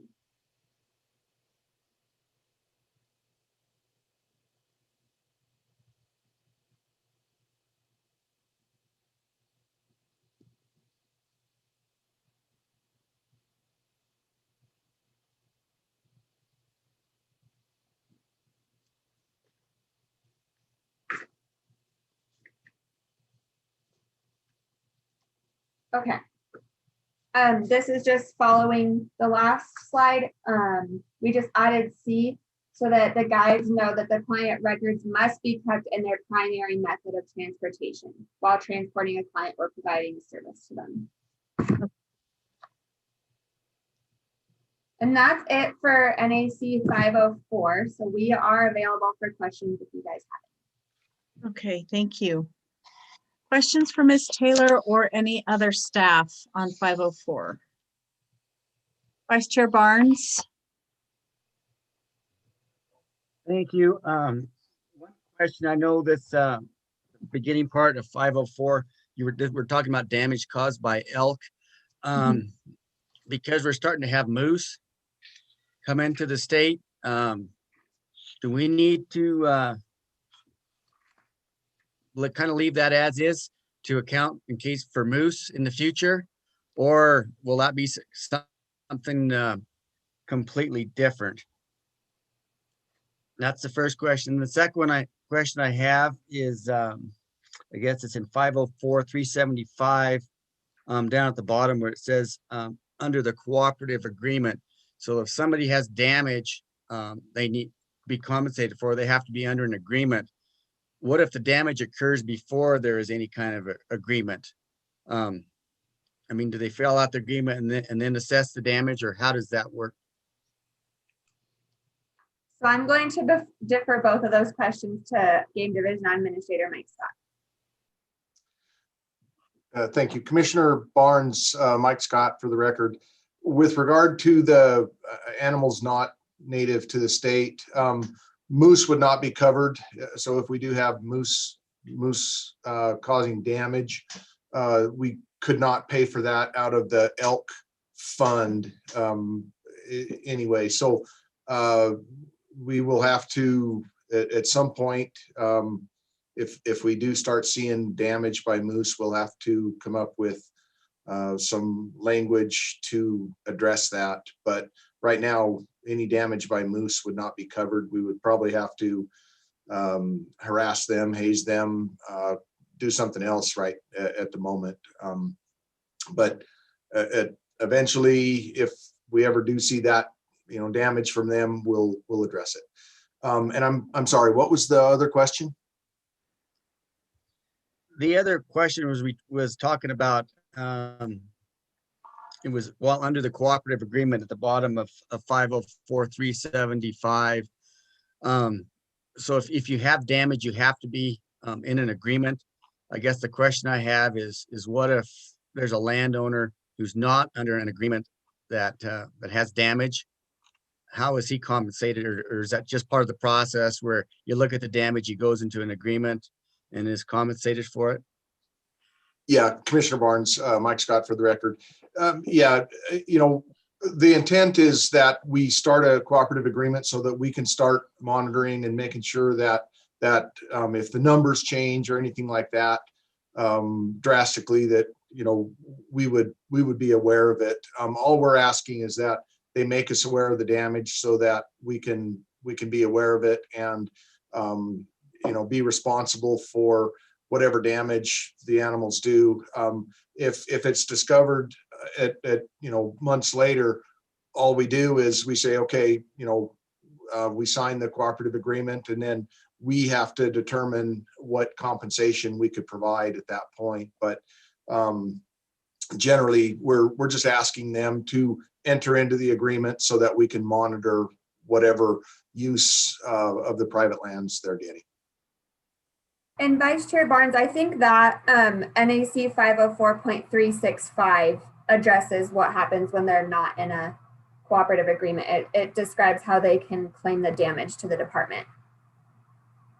And then I also wanted to note, Commissioner McNinch, I'm sure would have brought this up, but we discussed offline choosing to add business days into those sections, and you'll notice they're not in other areas that are relating to the elk damage management, and it's because those 5 days are referencing after they notice any subsequent damage or anything. So they are carefully placed in there where they belong. And then just as a point of clarification, for Mike, as far as like moose are concerned, we shouldn't include them, right? I mean, what happens, we get 10, 15 years down the road and we start seeing that? Would it not be a benefit to include them now? I mean, just wait till there's an issue, or should we get out in front and add some language in there? Or is this not even what this program is for?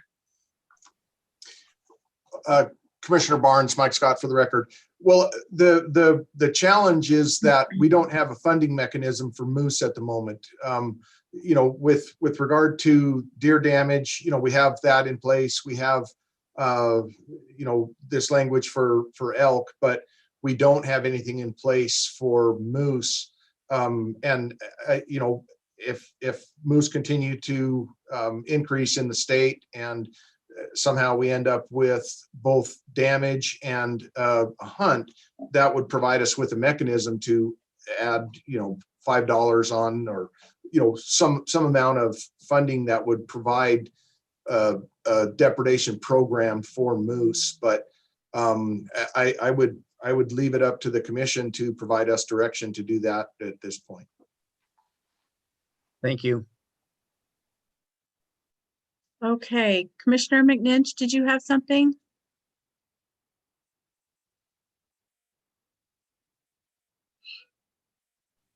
Thank you, Madam Chair. Kaylee, don't be gun shy. You're doing a great job. So I just had one on under 504.451 under 2F. It's small, but maybe relevant. Did you intend to leave the "and" there, or do we need to make that an "or" on the mobile phone number or telephone number? Oh, yes, it should be an "or" probably. Okay. And that was the only thing. And I know from experience that if you leave those things undealt with, then it causes problems on the other end. Trust me, I've been there before. So. Or telephone number. Okay. Any other thoughts, comments? Commissioner Rogers, do you have something? No? Okay.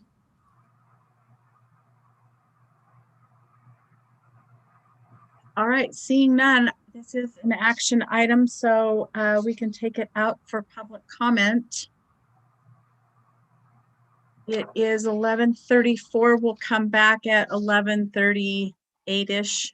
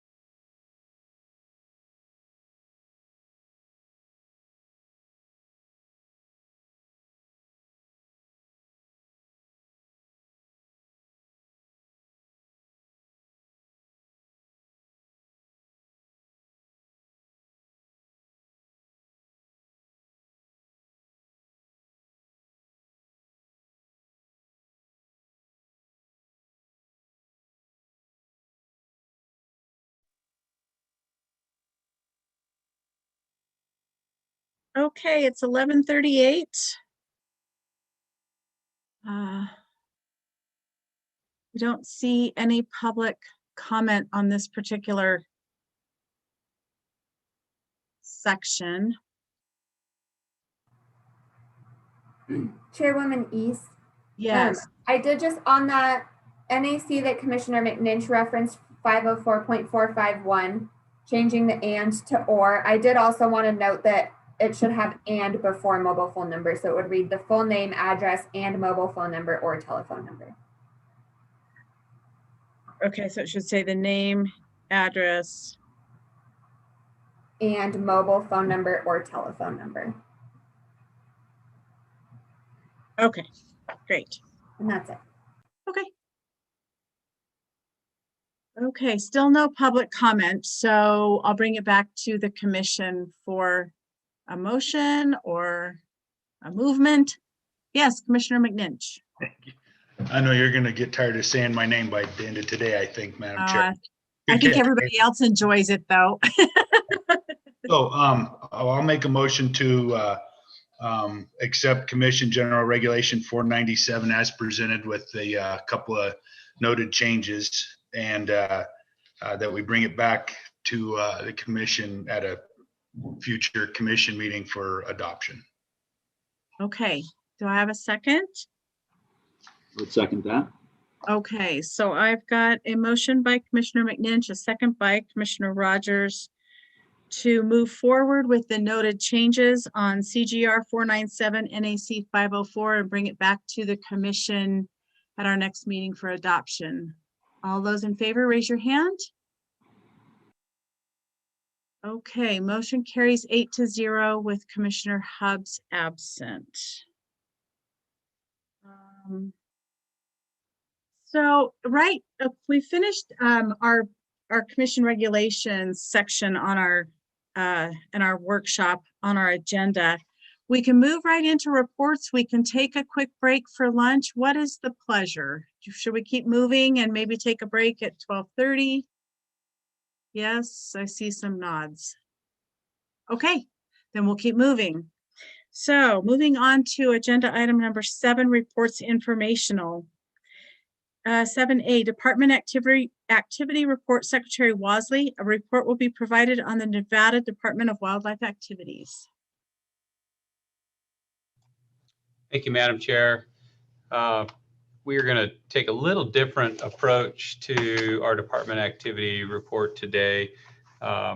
We will have each one of our division administrators actually read through their report, kind of break up some of the monotony of the department activity report, get some fresh voices and fresh faces before you in this virtual world. And I'll kick it off from the director's office and just say that we're pleased to announce that the recently vacated position of Administrative Assistant 3 has been filled by Ali Medina after Megan Manfredi was promoted into DATS, the Data and Technology Services Division.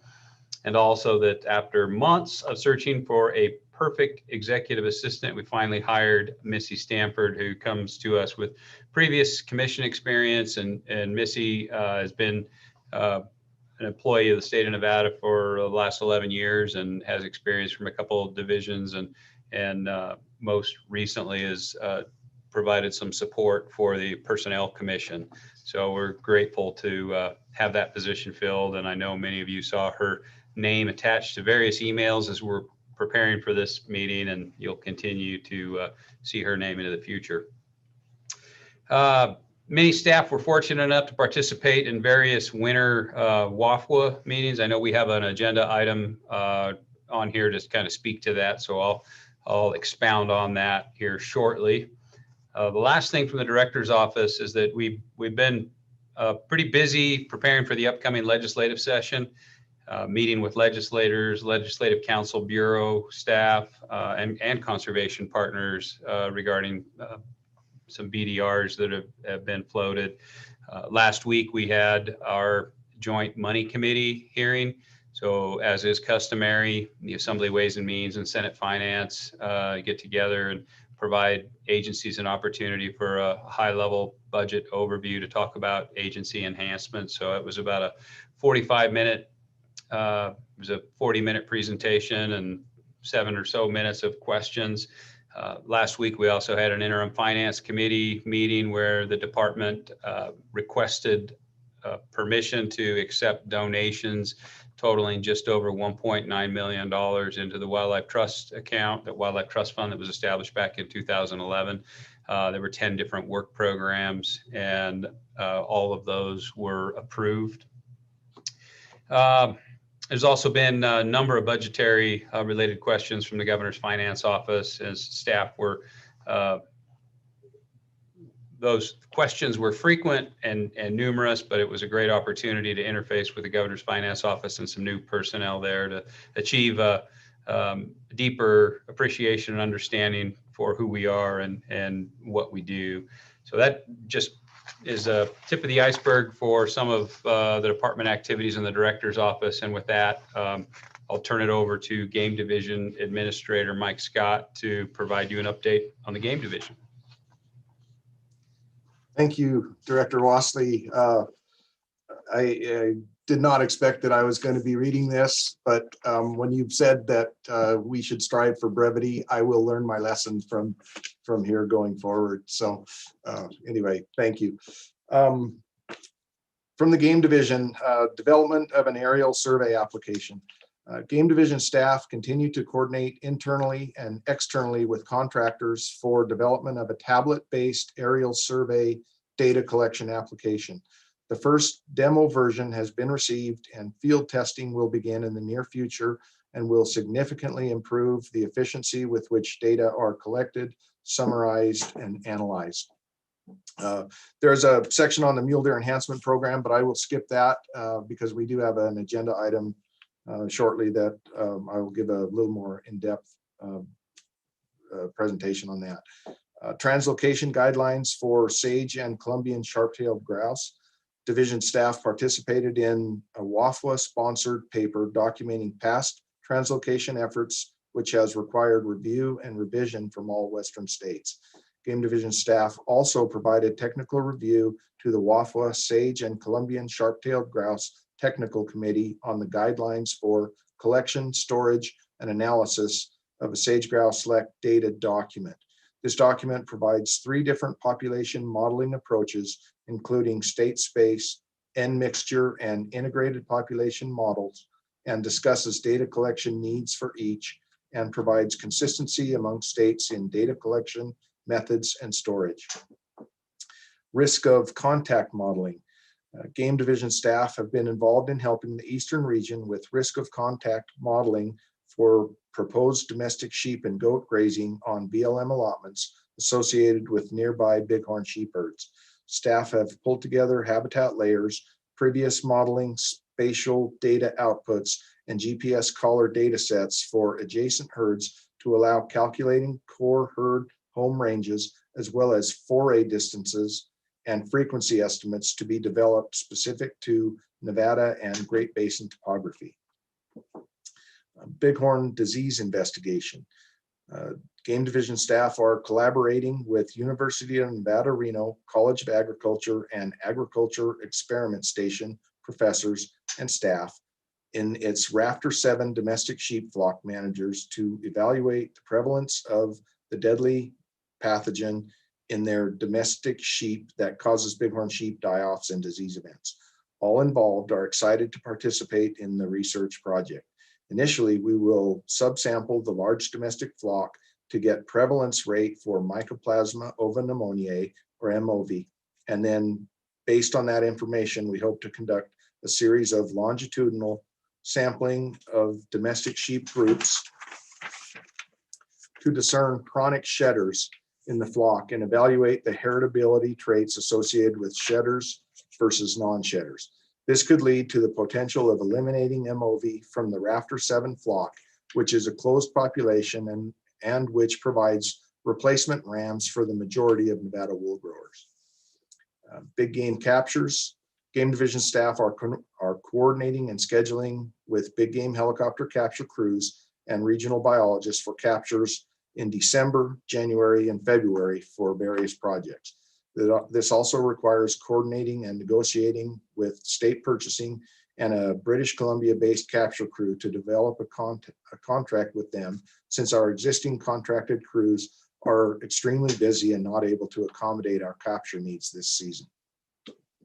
CWD sampling update. We have reached 200 animals and continue to receive samples from taxidermists. We are still collecting samples from freezers at NDOW offices, and we have had a productive discussion about options for collection of roadkill. We will continue to explore this possibility. RHDV2, rabbit hemorrhagic disease virus, has been identified in a hybrid cottontail/domestic rabbit from Pahrump associated with a domestic rabbit disease outbreak. Since the domestic outbreak is of a highly sensitive nature, we are holding off doing any research until we get approval from Nevada Department of Agriculture. RHDV2 was identified in a rabbit found in Kyle Canyon outside of Las Vegas in the Spring Mountains, and has now been found in 2 locations in Clark and Nye counties. COVID-19. There have been several updates in COVID-19 and wildlife research. White-tailed deer fawns have been shown to become infected and be able to transmit the virus to other fawns with no clinical signs noted. At this point, we are assuming that other cervid species may also be susceptible. We have requested our contract capture crews and all employees wear masks and gloves when handling all mammals. Additionally, a wild mink tested positive near the site of a mink farm outbreak in Utah. To date, this is the first known case of SARS-CoV-2 identified in free-ranging wildlife.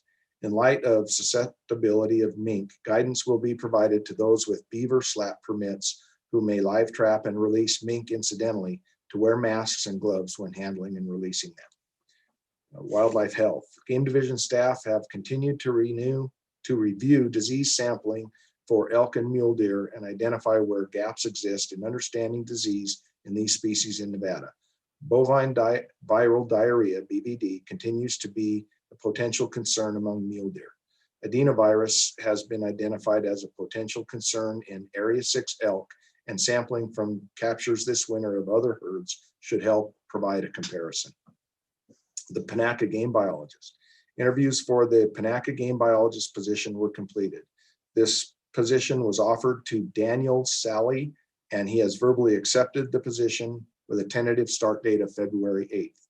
Daniel was a Lathrop Caperl scholar who recently obtained his master's degree from BYU. Sage grouse harvest data. NDOW classified 1,262 sage grouse wings collected during the 2020 season. This represented an improvement over the 833 wings collected and classified in 2019, but still less than the 10-year average of 1,369 wings analyzed. Estimated recruitment improved slightly from 1.14 chicks per hen in 2019 to 1.22 in 2020. The long-term average production rate is 1.51 for Nevada, and it is estimated that 1.5 chicks per hen maintains population stability. We have not experienced that level of recruitment since 2016. Estimated nest success was 56.3% in 2020, which is the highest since 2009. Unfortunately, that did not translate into recruitment levels, which would lead to population increases. Wildfire response coordination. We are updating and revising the Please Don't Let It Burn map that was created in 2018. The updated map will include mule deer critical habitat, sage grouse breeding density encapsulating the upper 75% breeding distribution, occupied LCT streams with a 1 kilometer buffer, chat species of economic and recreational importance, and UNR's pygmy rabbit habitat model. Previous fire polygons will be overlaid to indicate losses or impact, and remaining habitat intersections will be given extreme priority. And that's it from the Game Division. Thanks, Mike.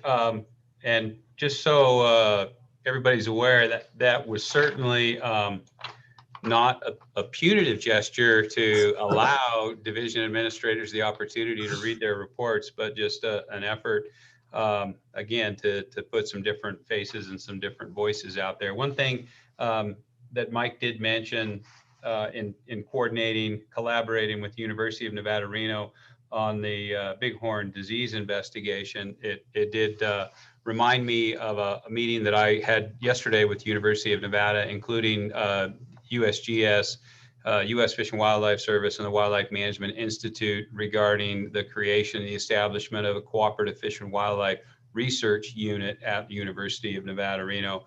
And so as the chief of the cooperative research unit said, is that at this point, all lights appear green. That would bring 3 full-time faculty members to UNR with research interests aligned with our research needs. We would be a critical voice and partner in that effort. And so many of the areas that you heard Mike reference could be included and have a very real opportunity to improve our capacity to address some pressing questions. So thanks, Mike. Next up is the Secretary habitat. Losley, just one Yes, ma'am. second. I believe Commissioner Rogers has a question. I guess we could take questions in between if we needed to. Absolutely. Okay. Yeah, thanks, Madam Chair. Just a real quick question for Mr. Scott. Mike, you mentioned early on in your presentation something about a tablet on your surveys or something, and I apologize. I just missed that little piece of it there. That sounded intriguing. Commissioner Rogers, thank you for the question. Yeah, we're pretty excited about this. Some of our staff specialists and some of the biologists have been involved. They're working with Esri to develop an application that we can use in the helicopter as a way to tabulate and capture animal classification. And what it does is there's dashboards that it shows us. So we have running tallies of how many animals we're counting, and it automatically uploads so that we don't have to come back and take a look at our paper tablet and calculate those numbers on paper anymore. It's all just done electronically. And Cody McKee, Cody Schroeder, they've done an excellent job. We've had some of our staff, Scott Roberts and Cody Mangini, Joe Bennett. There's been some work done on this. I'm really excited. I was pretty skeptical about this from the very beginning, but now seeing the demo, I'm very excited to see it, and it should just move us in a direction where we're evolving and using some of the technology that's available. Perfect. Thank you. Okay. Anybody else? Questions for Mr. Scott? Nope. All right. Thanks, Mr. Scott. Thanks, Madam Chair. Next up is Habitat Division. I believe Habitat Division Administrator Alan Janae is here with us today too. Alan? You betcha. Thank you. Thank you, Tony. Good morning, Chairwoman East and members of the commission. Again, for the record, Alan Janae, Habitat Division Administrator. First off, project funding proposal period. As many are you aware, NDOW is entering into the project funding season with external heritage grant proposals due by March 1st. Grant proposals for duck stamp, upland game bird stamp, as well as habitat conservation and industrial development fee programs will be due later this spring or early summer. These programs bring in over $2 million of support to a variety of habitat, big game, and wildlife diversity and on-the-ground projects that are important to meeting the department's mission. On the shared stewardship front, NDOW continues our involvement in the governor's shared stewardship technical advisory and executive committees to make progress on the goal of increasing fuels and post-fire related treatments within the state by 50% by the year 2025. 2 initial interagency pilot projects have been selected, one in the Elko Spring Creek Lamoille area and one in the Spring Mountains Pahrump area. Partners in Conservation Database. The Habitat Division is making progress on the completion of a new Partners in Conservation database that will house user-friendly spatial and tabular data related to department projects. This system will feature a publicly available dashboard and interactive map to provide information on habitat improvement and conservation efforts in Nevada. The web application is scheduled for completion by the summer of 2021 or early fall of 2021. I've spoke about this before, and it'll be nice in that many of the projects that the commission approves and are funded through the Heritage and Duck Stamp programs will be available, and you can actually view it on that site, and it'll track it through time. So we think it'll be a really nice thing in communicating our progress and projects. The waterfowl season, as you know, the waterfowl season is winding down across the state, with the Northeast zone ending on January 17th, and the Northwest and South zones will end this weekend on January 31st. This year, we've seen an increase in hunter use at the WMAs, especially in the southern region. Most likely it's attributable to everybody trying to escape and take advantage during the pandemic period. Carson Lake and pasture transfer. Habitat staff continues to work with the Bureau of Reclamation and BLM on the transfer of the Carson Lake wetlands south of Fallon, Nevada, from federal to state ownership. It is likely that the transfer will take place in the next few months and will allow NDOW to incorporate this property into the WMA system. Sagebrush Ecosystem Technical Team, NDOW and the Habitat Division has a representative on the state's Sagebrush Ecosystem Technical Team, which is responsible for developing and implementing the state of Nevada's sage-grouse compensatory mitigation program. The conservation credit system to date, 22 land credit projects have enrolled in the program since 2016, conserving and enhancing almost 115,000 acres of sage-grouse habitat. Currently, 23 debit projects are in the process of or have analyzed their impacts using the habitat quantification tool, and 10 of those projects have purchased or transferred credits to offset their impacts. Water hauls, as you are all well aware, and we gave an update previously, the record-setting lack of precipitation observed in 2020 resulted in critically low water levels at big game guzzlers spread across much of Nevada's desert bighorn sheep range. Over the past several months, and as recently as the week of January 4th, NDOW responded with emergency water hauls at an unprecedented scale with helicopters, four-wheel drive trucks, and water tenders. Without supplemental water, a high proportion of bighorn sheep in certain mountain ranges would likely have died from dehydration. In total, approximately 167,000 gallons of supplemental water has been provided to approximately 30 different guzzlers. A special thanks goes out to all NDOW personnel that helped out with this effort and the generous funding received by NBU Reno, Fraternity of Desert Bighorn, and Nevada Dream Tag. The industrial artificial pond permits. NDOW biologists continue to work with mining companies to ensure compliance with NDOW's industrial artificial pond program to reduce wildlife mortalities in industrial operations. There are currently 83 active industrial artificial pond permits, and permitted operations include mining, metal refining, as well as geothermal, solar, coal, and natural gas power plants. The 2016 revised industrial artificial pond cost recovery program is proving successful, with NDOW collecting 2020 assessment fees totaling almost $620,000. In addition to paying for the administration of the industrial artificial pond program cost, a portion of these fees are allocated for on-the-ground research and habitat enhancement projects. Since 2018, almost $1.25 million have been provided to 16 projects, from research on mule deer migration and goshawk habitat to fire rehabilitation and spring restoration. Military expansion update. The recent passage of the National Defense Authorization in December resulted with both the Fallon Range and Training Center, as well as the Nellis Test and Training Range, only being granted a renewal for their existing withdrawals, and with further direction to continue working with stakeholders to secure a mutually agreed upon expansion. While we expect the Navy's effort to effort to expand the bombing range will continue in 2021. This provides an opportunity for stakeholders in the Navy to resolve outstanding conflicts. And finally, the technical review program.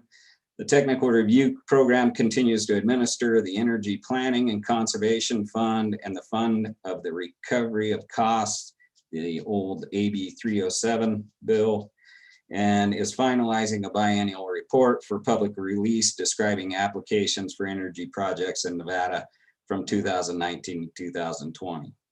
During the last 2 years, 50 AB 307 applications were submitted for the following energy developments in Nevada: 15 energy transmission lines, 19 solar facilities, 1 wind farm, 9 geothermal facilities, and 6 others that include hydroelectric generation, power storage, and substation expansions.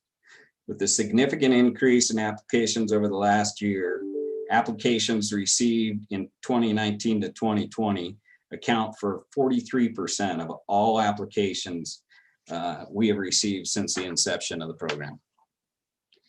And that's all we have for Habitat. Thanks, Alan. Madam Chair, I'm sure Alan would stand for any questions. Of course. Any questions for Mr. Janae? No? All right, thank you. Thank you. Next up is a report from the Conservation Education Division, and Conservation Education Division Administrator Chris Vasey is here and prepared to provide that today.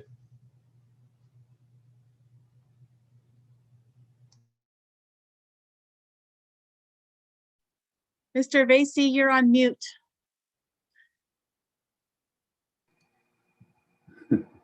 You think? There you go.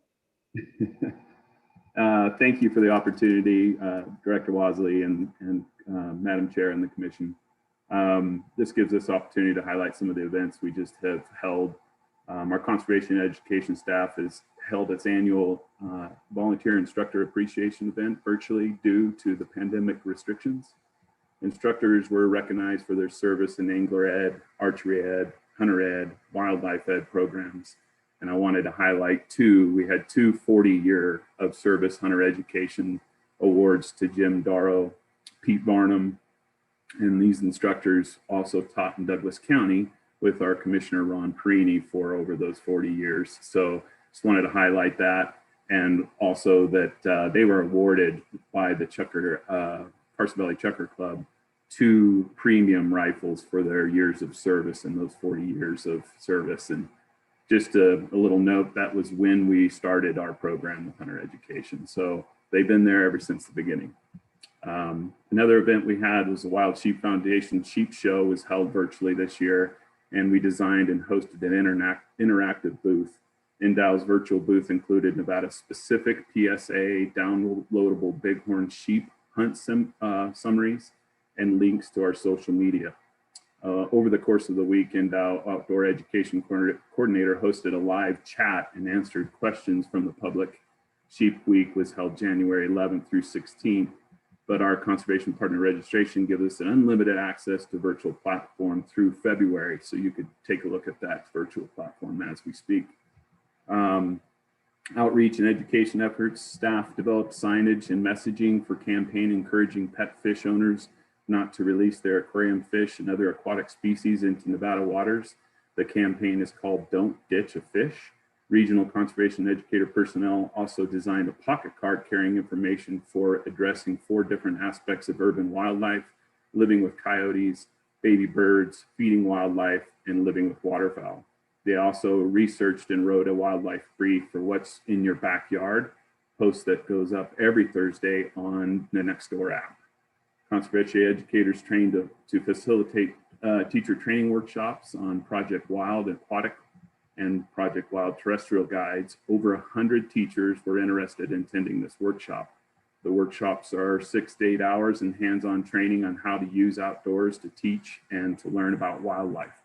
The Project Wild aquatic guides fit right into our Trout in the Classroom program, and teachers are interested in having the guide as an extra resource for their program.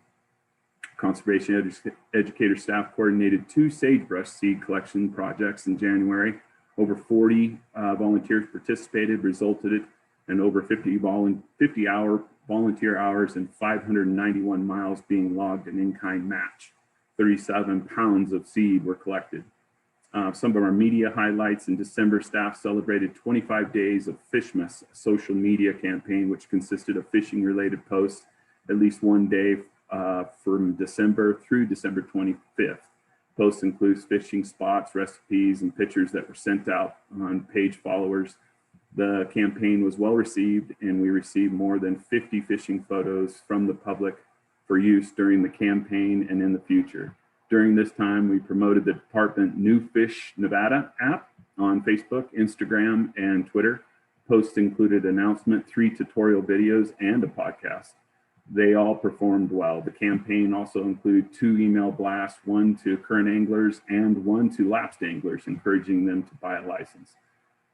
From October through December, the department worked on the Lake Tahoe TV to reach and Tahoe audience through weekly segment. Every Monday morning, topics included wildlife diversity in Tahoe, various tips on urban wildlife, fishing, boating education programs. Media interviews over the past month have included interviews with various local news stations educating public on living with wildlife, including mountain lions and bears. Some of the interviews covered specific incidents and sightings. In addition, conservation education staff was also interviewed by the Nevada Appeal on mule deer herds in Carson City, and the Department of Public Information Officer, Ashley Sanchez, was interviewed by State Line and Pew Charitable Trust news station about an increase in license sales caused by COVID-19 pandemic. The story was featured in the USA Today. Wildlife education team put on a BioBlitz event for NDOW staff and volunteers. A BioBlitz is a 24-hour survey on every living thing within an area. For this event, we used an app iNaturalist. Staff and volunteers could log all their observations for date of the project, which was December 19th. The event was a success. 42 people participated with a total of 462 observations logged with this project. These observations can become research grade with the app and be used for biologists in various projects. We hope to facilitate this project with the public in the future. This is just a note, this is kind of a citizen science project, and I think people are really engaged in it. We did a various virtual public programming, as you well know, and we've reported before, but some of those programming numbers I'd like to highlight. Webinars continue to be facilitated through Zoom and public programs. These webinars cover all sorts of wildlife topics, from urban wildlife to tying flies. Between November and December, we had over 700 public participants join us in those webinars. The school programming ramped up in November and December as teachers tried to get programs in before the end of the semester. The Know Your Nevada program, we had 1,009 students participate from the November-December months. Other school programs, November through December, we had a total of 719 total students. Total schools and public programming as of right now, if you include November and December and the year, we had our Nevada Knockout, 118 classrooms signed up with approximately 3,500 students. Know Your Nevada was 2,700 students. Total webinars presented live was 114. We've had a total live participants of 6,450. Total webinar YouTube videos is 54 that we produced, and total webinar YouTube views has been 8,000. Wildlife Ed programming does not include Nevada Knockout numbers, but it does include Know Your Nevada numbers, which is 3,626. Urban wildlife post performance on Facebook and Instagram was 317,000 impressions. Our urban wildlife performance on Nextdoor was 5 million impressions. So our Nextdoor app is very successful and is getting the message out, and I will be here for any questions here. Thanks, Chris. Madam Chair, if I might add just one piece. One of the really successful programs that conservation education promotes and sponsors is the Trout in the Classroom program. And that program is where you have teachers that are willing to have a aquarium set up in their classrooms, into which we place some eggs, and that class then monitors the development of those eggs into young trout and learn all about the life cycle and the biology of that species. And that Trout in the Classroom program culminates in a fish release. Well, as you can imagine, with distance learning and hybrid models, and many of the challenges that COVID has presented, it's really affected our ability to have the Trout in the Classroom program. So instead of actually having tanks set up in classes, what we've done is some of Chris's staff have created a virtual tank, and with the assistance of our IT, has placed a submerged camera in the tank to monitor the eggs and that development. And so this is another one of those kind of silver linings. We were limited before by the cost of the tanks, the chillers, the logistics of getting eggs everywhere, and now we can reach far more school-age children and actually take advantage of this Trout in the Classroom program in rural and remote locations that we couldn't previously do.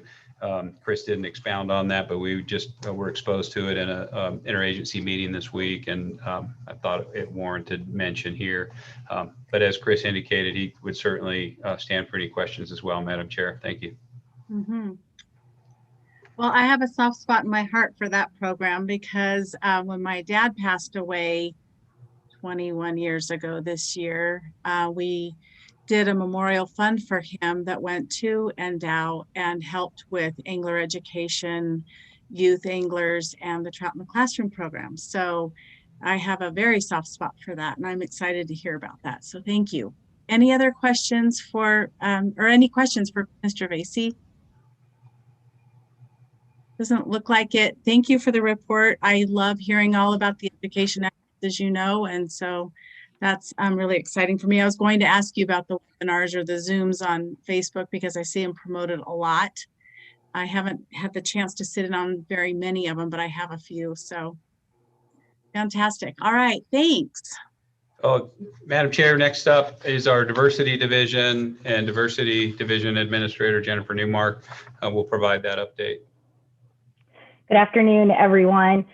Jennifer Newmark, Wildlife Diversity Division Administrator. I kind of have a lengthy update, so I'll jump right in.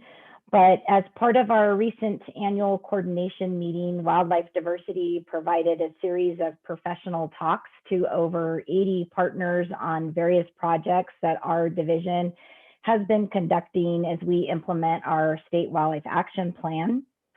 These talks represent the broad conservation work that the division and our partners have been focused on in the past few years, and they briefly have covered Gila monsters, home ranges, and habitat affinities, along with the extensive genetic studies resulting from over 50 individually tracked animals across 3 separate populations. We gave a presentation on the annual migration patterns of the Yuma Ridgeways rail, along with surprising results of areas that we found the rails hanging out in that you wouldn't really have thought they would have stayed at. We provided an update on our Golden Eagle satellite tracking project. We've been documenting decreased nesting success in birds in the past few years, and this could be because of low prey populations of jackrabbits, amongst other issues. We've completed a study on shrew populations in Nevada. There are 9 shrews in our state, 5 of which are species priorities within our Nevada Wildlife Action Plan. Shrews as a whole are really hard to tell apart, and they're really hard to catch. So this project has been pretty extensive. Using genetic analysis, we've shown potentially misidentified species, and some species that actually may be more than one species. Pikas have a relatively small population in Nevada, and they're tied to specialized habitats that are often stressed or altered, and they have a limited ability to travel between suitable habitat patches. We've been monitoring populations in the northwestern region extensively, and we are currently working on developing a statewide pika atlas. 175 western pond turtles were trapped over the past 3 years.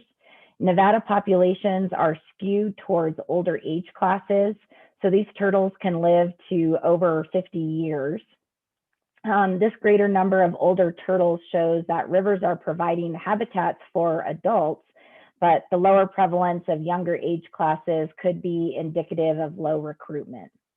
Work will continue this year with eDNA studies and deploying GPS transmitters. Pond turtles are currently under review for Endangered Species Act protection. Shorebirds have been monitored in the Houghton Valley for more than 30 years. Survey protocols have been expanded and revamped in partnership with the National Audubon Society and Manomet. We are also contributing to a comprehensive shorebird monitoring plan that is being developed for the interior West through the Pacific Flyway Council and several other partners. Pale and dark kangaroo mice are being surveyed in central Nevada. These surveys are also providing information on many other small mammals in those areas. In our abandoned mine lands program, not only are we surveying individual mines for habitats for bats and other wildlife, but we're also doing an intense survey this year of all the mines that we've gated over the past decade or so. We have about approximately 1,300 sites that have wildlife-friendly gates installed that allow access to the mines for wildlife, but prevent human access. We visited almost 900 sites this past year and found that a little over 10% of those sites have been vandalized or have had the gates breached. Obviously, sites closer to urban areas were more likely to be vandalized than some of our more remote areas. A couple of other division highlights that I wanted to share with you. Rose Guano Cave in eastern Nevada is monitored annually for returning banded Mexican free-tailed bats. We have 30,000 bats that have been banded in the past, and to date, we've captured over 46,000 animals moving through that cave system. A disease response plan is being developed if white nose syndrome, a fungal disease impacting many bat species, is detected in Nevada. We're continuing our annual surveys for reptiles in southern Nevada. We use a strong volunteer network that drives desert roads nearly almost every evening in the summer looking for these reptiles. Over the years, these surveys have provided species range extensions, natural history notes, and hundreds of observations of many of the species that are prioritized in our action plan. In partnership with the National Pinyon Jay Working Group, we participated in the development of a conservation strategy to address an estimated 83% decline in the species range wide. We will be using the recently developed survey protocol to begin surveys in central Nevada this coming year. Yellow-billed cuckoo surveys and data in Nevada are providing support to a region-wide effort to document population status and study habitat requirements. This effort was recently supported with a state competitive wildlife grant award. Wildlife Diversity is participating in a national bat monitoring effort called NABAT. Data gathered through this effort will be provided to national data sets to aid in assessing changes in bat populations at local, regional, and range-wide scales. Northern goshawks and aspen-dominated woodlands are being monitored and data are being used in regional population analyses. In addition, we have several birds that have transmitters in the eastern region, and we're using these birds to study and document habitat use. A study of genetic diversity and habitat relationships of an isolated endemic chipmunk and white bark pine dominated areas of the pine forest range was completed and was recently published in the Journal of Mammalogy. In conjunction with federal partners, a cave that has a large population of the rare California leaf-nosed bat was protected. This last year, we used our helicopters and staff to fly in several tons of steel to build a wildlife-friendly gate. This cave also has extensive archaeological artifacts, some that date to over 800 years old, and some of those artifacts are now on display at the Las Vegas Natural History Museum. Our Nevada Bat Conservation Plan is currently being revised, as is the Nevada Wildlife Action Plan. You'll be hearing lots about that over the next year or so. In partnership with other Nevada and California agencies, we participated in a climate change adaptation action plan for Lake Tahoe. That effort was recently finalized. Ferruginous hawks in the eastern region are being tracked using satellite transmitters. 3 of our birds have dispersed to Southern California, Central California, and North Texas. More than 16,000 acres were surveyed near Lake Tahoe this past summer and fall for spotted owls. We were only able to identify 1 territory, but we'll continue with doing surveys this summer. And we're also going to be developing a first ever habitat suitability model for the species. And this is in partnership with UNR. And then finally, we have ongoing surveys every year that are conducted for songbirds, raptors, Pacific martin, snowshoe hares, fringe-toed lizards, many other reptile species. And we're planning this summer to do several small but intensive bat surveys, 1 in each region of the state. So appreciate your patience for that lengthy update. And if there's any questions, I'm happy to answer them or try to. Thanks, Jennifer. And 47,000 bats out of the Rose Guano Cave certainly sounds like a lot of bats. But when you consider that there's 1 to 2 million bats in there, that's somewhere in the neighborhood of maybe 2 to 4% of the population. But that's still a whole lot of flying mammals to capture and band. Madam Chair, any questions for Jennifer, the Diversity Division? I have one, and then we'll see. Jennifer, have you been involved in the bald eagle count at Lake Tahoe this year? I was hoping you might talk about that. I was just looking it up because they found 42 this year, right? Correct. Yes, they did have a banner year this year for bald eagle surveys up at the lake. And typically, yes, our Western region biologist participates in those efforts. And we all, if we have time, we try to do those because those are really fun surveys. I think across the board, we're seeing increased engagement with being outdoors because of the pandemic. And so there was a lot more volunteers this year than we've ever had in the past. So we did see more birds, and there has been more detected. I don't know if it's because there was more eyes out on the ground or if, you know, there truly is an increased population, but bald eagles are doing well and are, we've had in the last several years nesting birds in Washoe Valley, which is exciting. We've never had those before. So it could be that they are increasing. Great, thank you. It's been fun to watch that. Yeah. Any other questions for Ms. Newmark? I'll run pretty if I could for a second. In dealing with the elk, I mean, yeah, all those birds that we have down in Carson Valley is huge again. There's a lot of really good elks. I'll tell you what, it's pretty nice, and they've been flying around. Of course, every time when there's cows there, you know, when they're having little ones, then you see them all coming in there. And sometimes we don't even have enough room alongside the roads for the people to park and seeing that. So the eagles are awesome, and I tell you, you're doing a good job. Thank you. All right. Thank you, Ms. Newmark.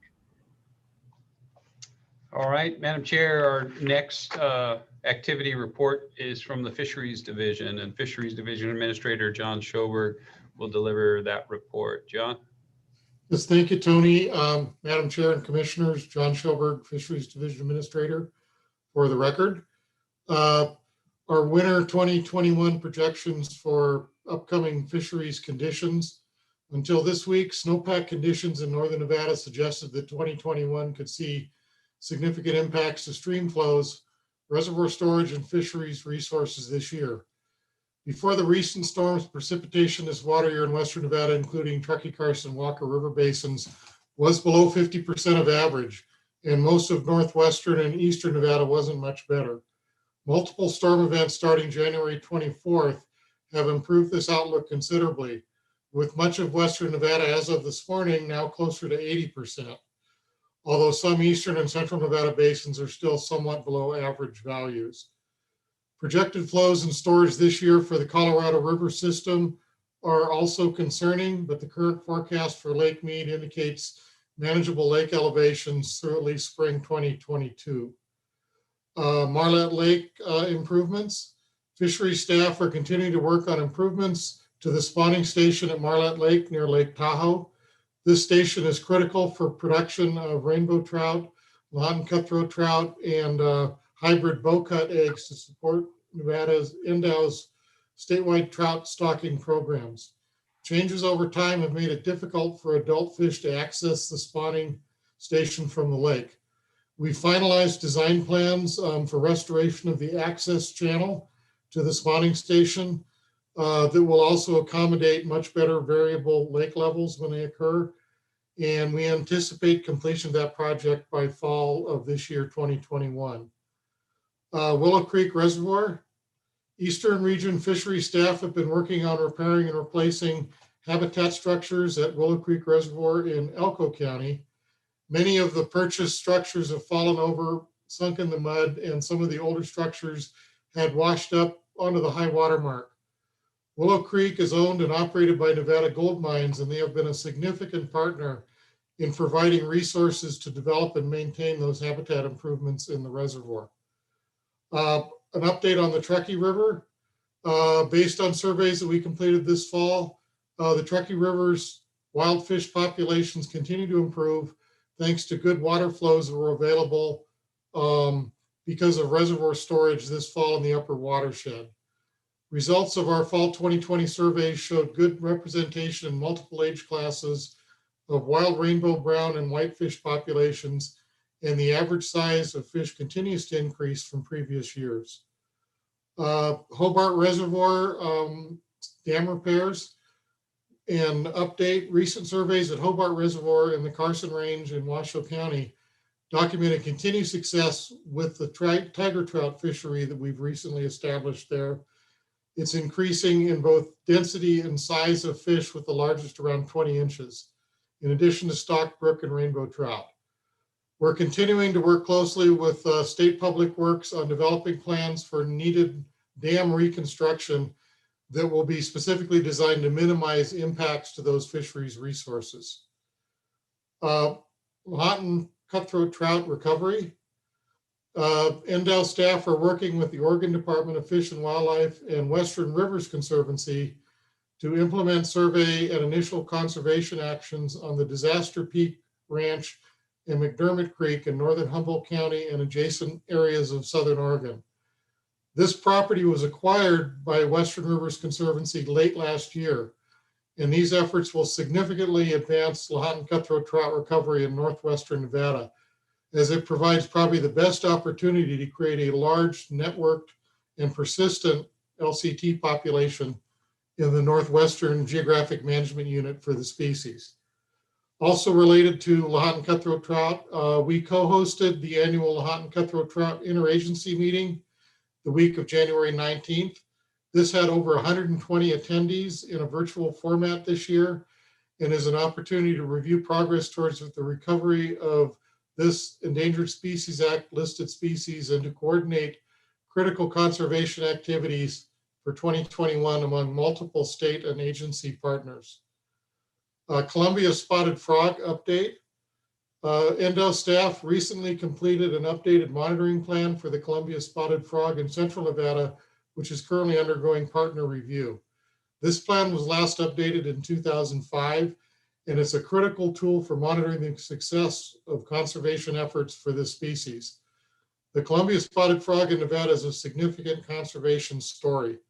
Efforts by NDOW and our other partners to conserve and enhance these spotted frog populations resulted in the U.S. Fish and Wildlife Service determining that listing of this species under the Endangered Species Act was not warranted in 2016.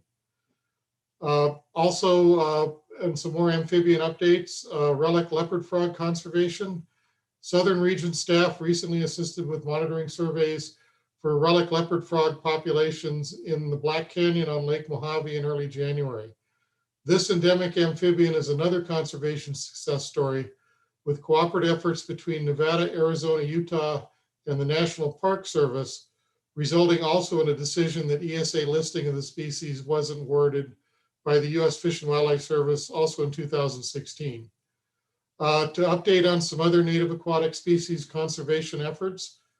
Despite COVID-related restrictions, fisheries staff in both northern and southern Nevada have been able to continue scheduled monitoring and status update surveys for a number of ESA-listed and state-protected native fish species, including Soldier Meadow desert dace, Hyco White River springfish in both Brannigan Valley and at Blue Link Spring in Mineral County, and the Dixie Valley Tui Chub in Churchill County. In all cases, monitoring results indicated population numbers consistent with past trends and generally stable and doing well. Southern region staff in Southern Nevada in early January completed a project to eradicate illegally dumped non-native aquarium fish from ponds at Corn Creek on Desert National Wildlife Refuge, which have severely impacted a population of endangered pool fish. This follows a similar effort that was necessary at Spring Mountain Ranch State Park near Red Rock Canyon, also in Clark County.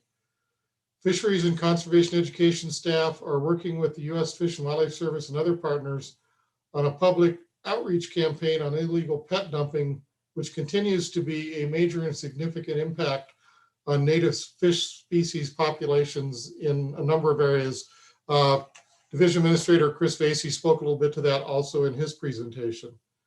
Also, and finally, our Lake Mead hatchery has been successful in rearing and releasing several thousand endangered razorback suckers in bonytail into the lower Colorado River over the past several months in cooperation with the U.S. Bureau of Reclamation and other partners.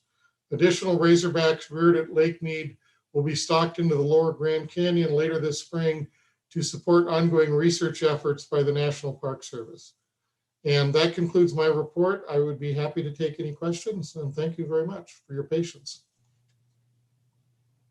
Thanks, John. Any questions for Mr. Schoberg? I'm curious, what kind of fish are being dumped in the don't ditch your fish? Well, I mean, who's dumping? These aren't the little guys that were dumping down the toilets, right? When they die, these are big. Actually, no. Typically, one of the biggest problems we see, Madam Chair, is just regular aquarium fish. These are things like mollies and the small cichlids and things like that. We do see mosquito fish moved around, which can be a problem also. But for the most part, it's just your typical aquarium species. And in some cases, maybe it's because they got too big and people wanted them out of there. But a lot of times it's just they think they're doing the public a favor. They're doing the fish a favor by letting it fly and be free. That then creates a concurrent ongoing problem because they're capable of reproducing. We have a lot of thermal warm spring habitats that can easily support these aquarium fish. Okay. Wow. All right. Thank you. Any other questions for Mr. Schoberg? All right. Thank you. Thank you, Madam Chair. We have two remaining divisions to hear from today. The first will be the Data and Technology Services Division, where Division Administrator Ms. Kim Munoz will provide that activity report. And then when she concludes, we'll wrap up the department activity report and hearing from our Law Enforcement Division. Kim? Thank you, Director Rosley. The Data and Technology Services Division to announce the hire of Megan Manfredi into the management analyst position, formerly held by retiree Maureen Hollinger. We're also happy to announce the promotion of GIS analyst biologist Mitch Gritz into the data analytics position. In our review of the 2020 annual license sales, the department was successful again for the third straight year to see growth in license sales. We had a total of 106,919 hunting license for an increase of 11.78% over the 2019 sales. This is a 3-year gain of 53.4% since implementing the Calcami AMS system. Last year, we also sold 183,866 fishing licenses for an increase of 24.26% over the 2019 sales. The fishing license sales increase over the past 3 years since implementing the system are up 56.94%. In December, DATS implemented a new vessel package product in the AMS system by combining registration and AIS stickers into one product. This enhancement simplifies the requirements for boating customers, and we fully anticipate this year to see an increase in the number of AIS stickers sold because of it. On January 1st, we auto-renewed a record number of boats. 10,358 vessels auto-renewed with the new package product, and 5,337 auto-renewed with registration only. These two groups make up 57% of the total number of vessels registered for the whole year in 2019.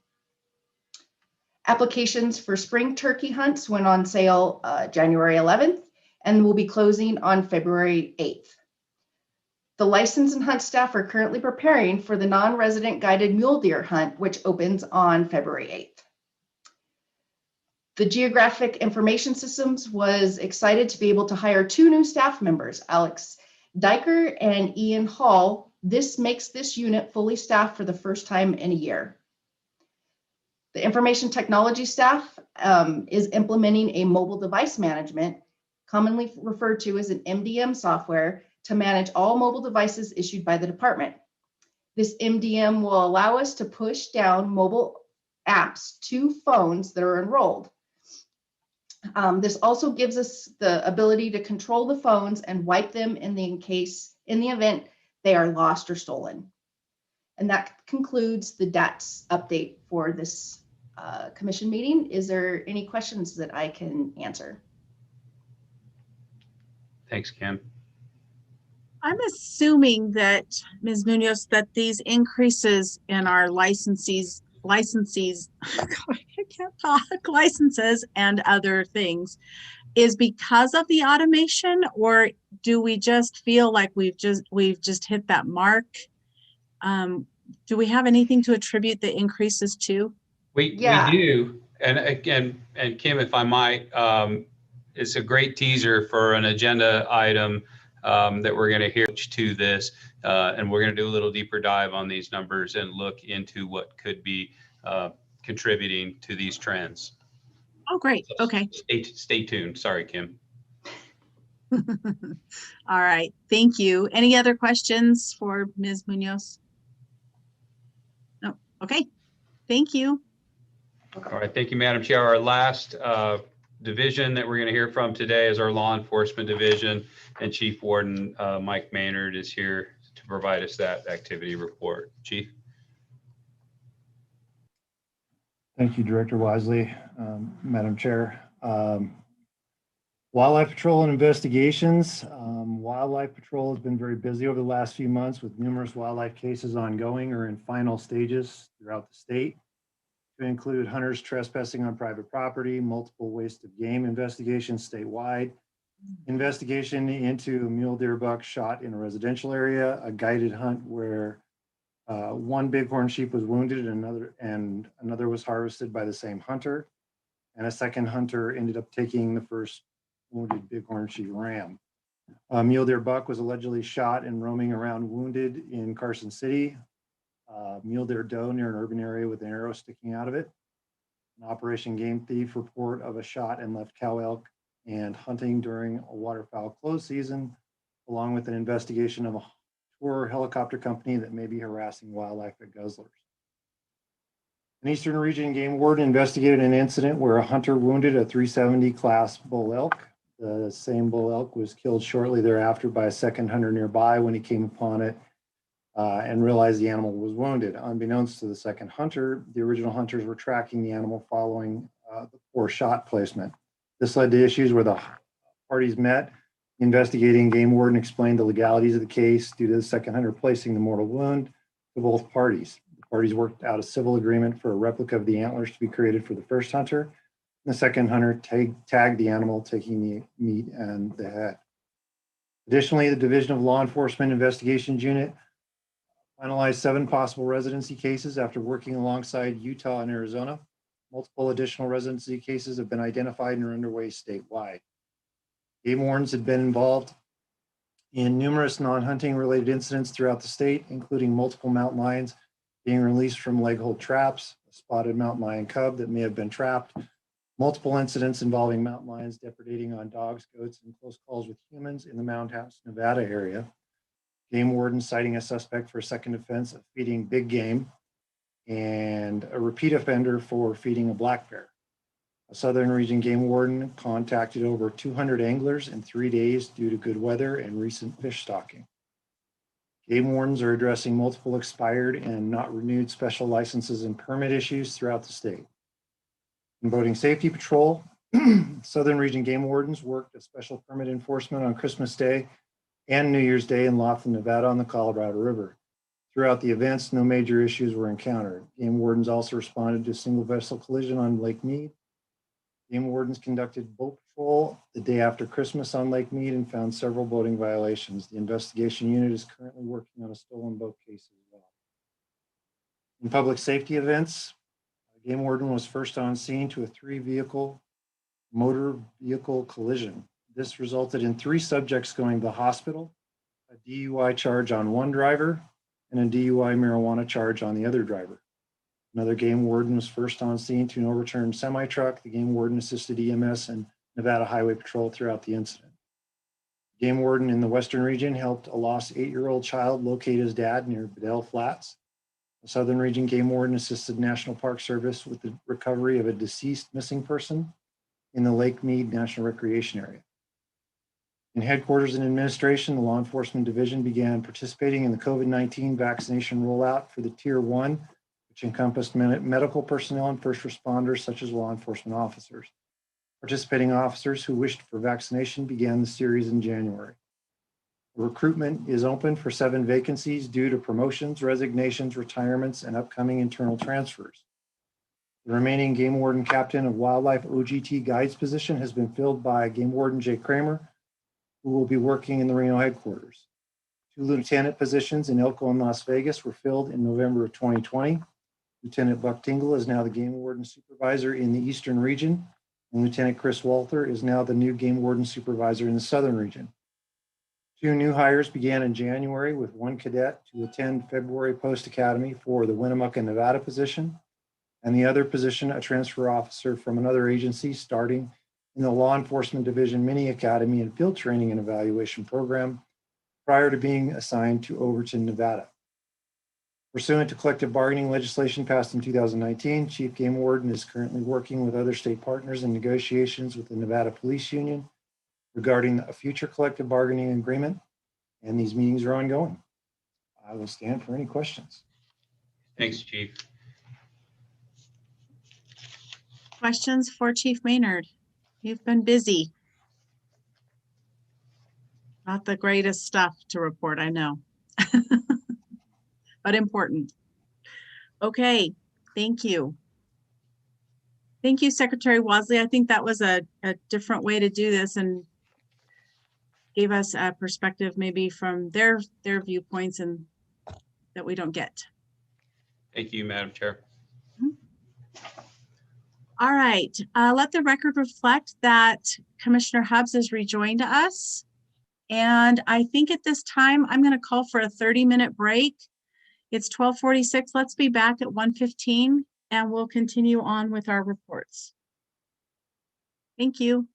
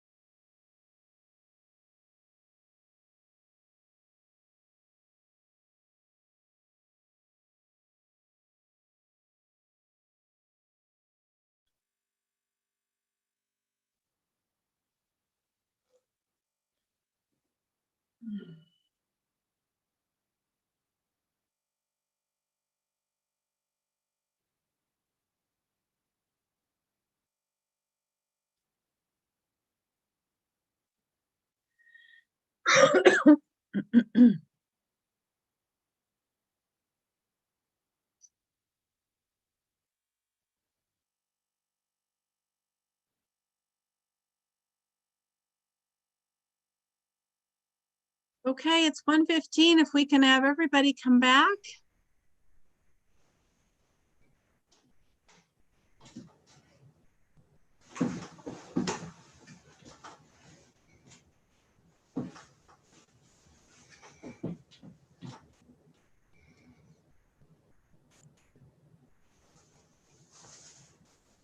The rest of our commissioners back on here.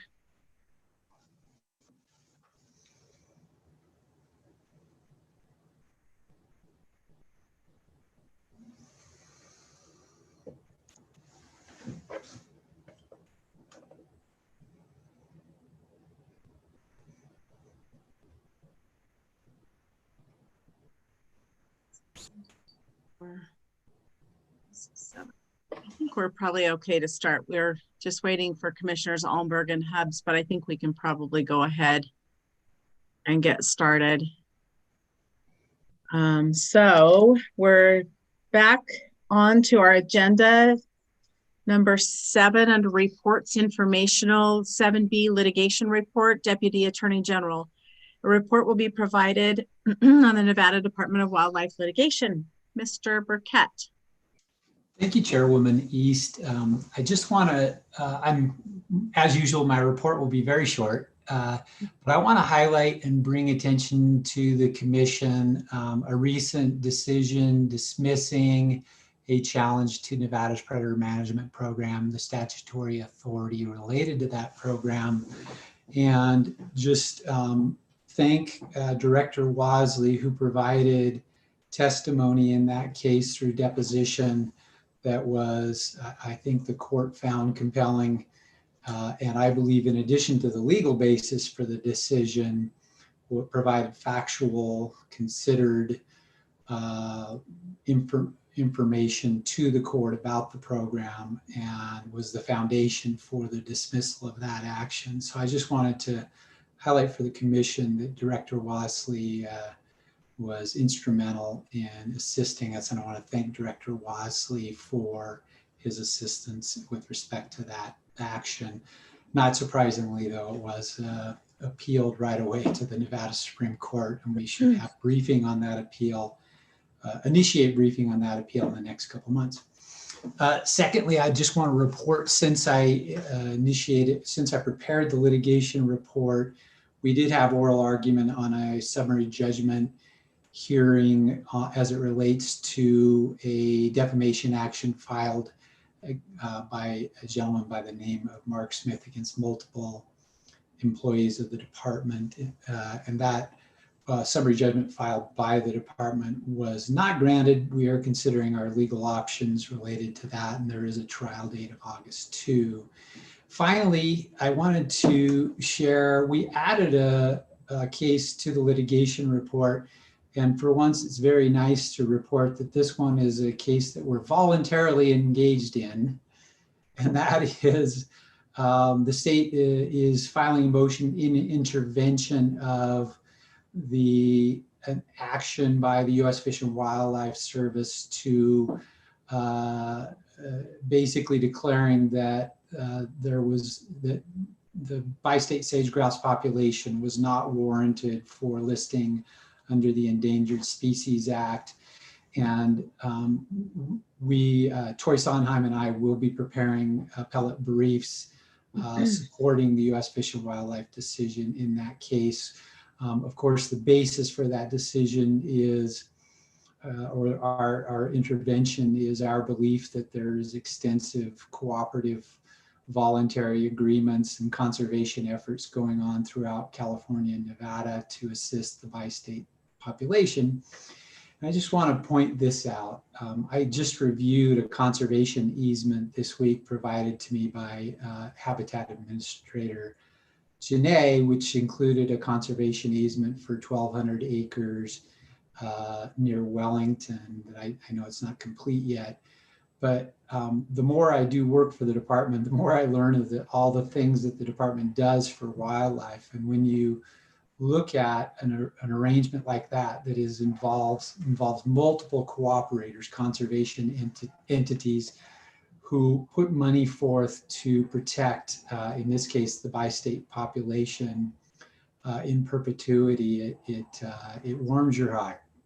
So with that Pollyannish conclusion, I will stand ready to answer any questions. Okay. Any questions for our DAG Burkett?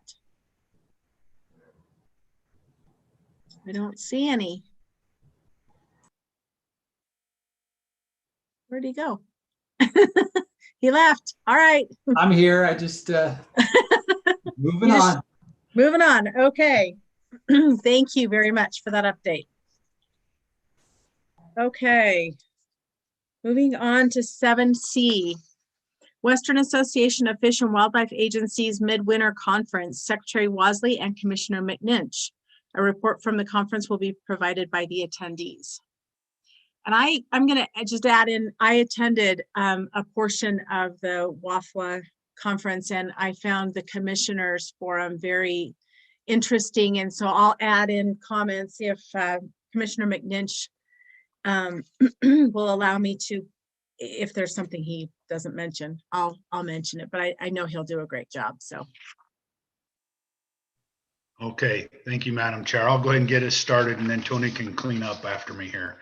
So there's always so much to talk about when you sit in on these meetings. It's incredible how many things are going on. I know I've said it before. I'm a broken record, but there's just so many pieces of information and so many tidbits and things that are discussed or mentioned on the side that you pick up on that you'd really like to talk about more, but you just can't in a forum like this. So I'll do the best I can to just kind of give a real quick overview, and then let you fill in the blanks, Madam Chair, and of course Tony will come in and clean up on some stuff. So the meeting early January, so the first week or so of January, and it started off with a symposium on fire, and it went for basically for the whole first day. And I can tell you, we talk about fire, and we talk about the impacts of fire and what's going on, but I got to tell you, this symposium really had my mind working. It was almost overwhelming and made my brain hurt really bad. A lot of new concepts, a lot of ideas, things that we've thought in the past that they drive home. They're things that they people are experiencing, or new methodologies for evaluating fires. And I know that the whole symposium, I believe, was recorded, and I don't know, I'd have to defer to Director Wasley, but I think that that's available to people to go back and watch. And I would encourage everybody to do it at some point. It really was an eye-opener. Things that grabbed my eye out of the symposium, there were a lot of distinctions. We don't talk about it a lot, but the differences between forest fires and range fires. In one scenario, maybe we haven't had enough fire, and maybe in the other we've had too much. And it's hard after the years that we've had and the fire. It's hard to think of it that way, but there might be some. It's really worth thinking about the breadth of these fires, the significance of them. It was 40, 50 years ago. If you had a 25,000 acre fire, it was newsworthy across the country. It was massive, just a massive fire. And there was a comment made about a fire in Colorado that really grabbed my attention, that it burned 100,000 acres in 24 hours, one fire. Think about that. It's unconscionable. I mean, it's just amazing. And I think the point about it for me is that if we're not careful, that new norm becomes acceptable. And it really shouldn't. It should be worrying us all. What's the next level? 1 million acres in a day? I mean, it's crazy how it was just kind of accepted that, wow, that's a lot of acreage. And you kind of walk away from it because you just don't know how to process it or what can be done about it, really. So that was what the whole symposium was about, was kind of getting you to think and trying to challenge the thoughts and ideas on how to deal with fire and how to deal. We've lost the concept of fire seasons in some areas, and we've kind of grown accustomed to just these year-round events that occur. And that's not been what a normal fire cycle is like. So the whole symposium was about making, really pushing you to think about fire and is it really acceptable, and what can be done about it, and the inclusion, the initiatives, and being inclusive and trying to get the local communities, involved, trying to explain to them or think about what fires do to their local economies, and trying to advertise that so that it becomes more tangible, something that you can really grasp, you can really relate to, so that it doesn't just become the norm. And it is what it is type of a thing. They brought up a new concept to me, which was there's this term that they were using. It's a new science called pyrodiversity. And it was really an interesting concept. So you get these burned out areas, and depending on the intensity of the burn, you end up with this diversity of burn intensity. So you might have an area that's totally destroyed, but right next to it or over on the other side of the hill, an area that's less burned, even though it still had fire. And what does that mean for species? And I guess if there was a silver lining, there's some benefit to the fact that these fires have, variation in their burn intensities, and how they might create these, for lack of a better term, mosaics across the landscape, not just burn versus unburned, but where you're setting back succession, but more within the fire area itself. So I thought that was pretty interesting, and that's kind of a new science. So their concept was high burn variation, high pyrodiversity equals biodiversity. So maybe there's something to be gleaned from it. Over time, I think we'll know more about it. Let me see here. I've got a lot of notes, and I'm not going to pull from all of them. I'll try to. They really talked about the investments and partnerships in science, including the social sciences. And here I go again on the social science side of things. It was a common theme, a thread through pretty much every meeting that I sat in on. There was a component of this social science. And again, to determine how those losses of rangelands impact economies, recreationists, communities, just creating some awareness that if there's a fire, don't just assume it doesn't impact you, because it may, and trying to get people involved in trying to increase that awareness. Moving on, there was there was another presentation that talked about Western Nevada trout initiatives. The WNT Challenge is what it's called, and I want to highlight that because they highlighted Nevada's fish map as a model with a lot of relevant information on participating in this challenge. And basically, it's a recreational opportunity for people that want to go around and catch native trout and mark them off on their list as something that they've done. And it's kind of like the like the slam of the fishing world, if you will, bighorn sheep slam of the fishing world.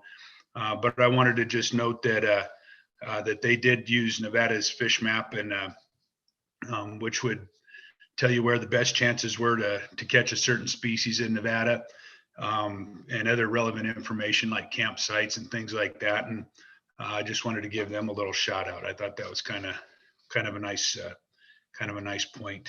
Let's see.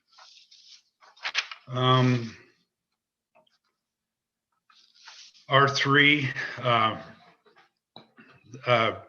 recruitment, retention, and reactivation.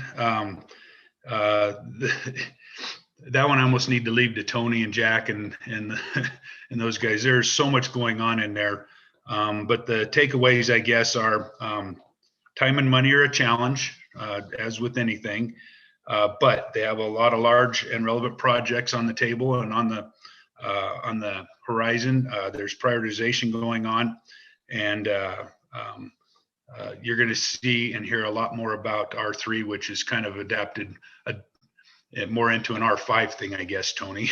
So, but you'll hear more about that stuff, and I'm sure that some of that work will start filtering down into the agencies more and more as time goes on.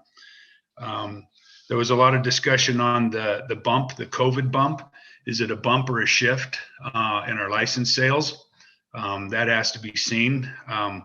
I think here in Nevada, it feels like a bump of a shift because with the new system, we certainly were seeing a shift towards more and more applications for hunting for tags and things like that. We're already seeing some pretty respectable bumps in those, but then COVID hits, and I think that we see another surge in that. So the question is how do you retain those folks? How do you keep them around? And I know that the department's very active in that and trying to find ways. That's one of those silver lining things that came up. You know, it's a nice problem to have. You know, you got all these people. How do you keep them around? Well, it's kind of an exciting opportunity. So there was some discussion on it's not just hunting and fishing. People coming into getting licenses. That there are other people that were seeking opportunities to participate in outdoor and wildlife related activities. That's a little harder to keep them engaged because, you know, they're not getting licenses and stuff. But the important impacts here is that you've got a segment of the population or the community that's getting involved, and whether they're hunting or not, it's still having a positive impact because those folks will continue to, with their experiences, they likely will become advocates for wildlife in general. So if you have these funding initiatives and, anything wildlife related, you kind of got this group of folks that are maybe actively, but if nothing else, at least in spirit, supportive of wildlife related funding and support those types of activities. So I see that as something that'll pan out over time. There was during the state reports, Nevada is not unique dealing with bear issues and trapping issues. Wyoming's dealing with trapping reform. Colorado with a petition to end trapping. Washington is dealing with spring bear hunt issues. We're all in the West. We're all dealing with trying to see our way through these challenges to traditional uses, and it's not unique to Nevada, and some of them have seen their way through certain issues and some through others, but I know that at the summer meeting, it is one of the desires of the Commissioners Committee to sit down and hear more about some of those challenges in those states and talk about what the states are experiencing in their respective arenas and with their respective issues and how they're dealing with it. And you get a pretty wide swath of input, whether it be from somebody that's an active or avid trapper or bear hunter to somebody that's less so. You get a pretty wide conversation with it, I can tell you that. So that'll probably be an interesting thing to sit in on.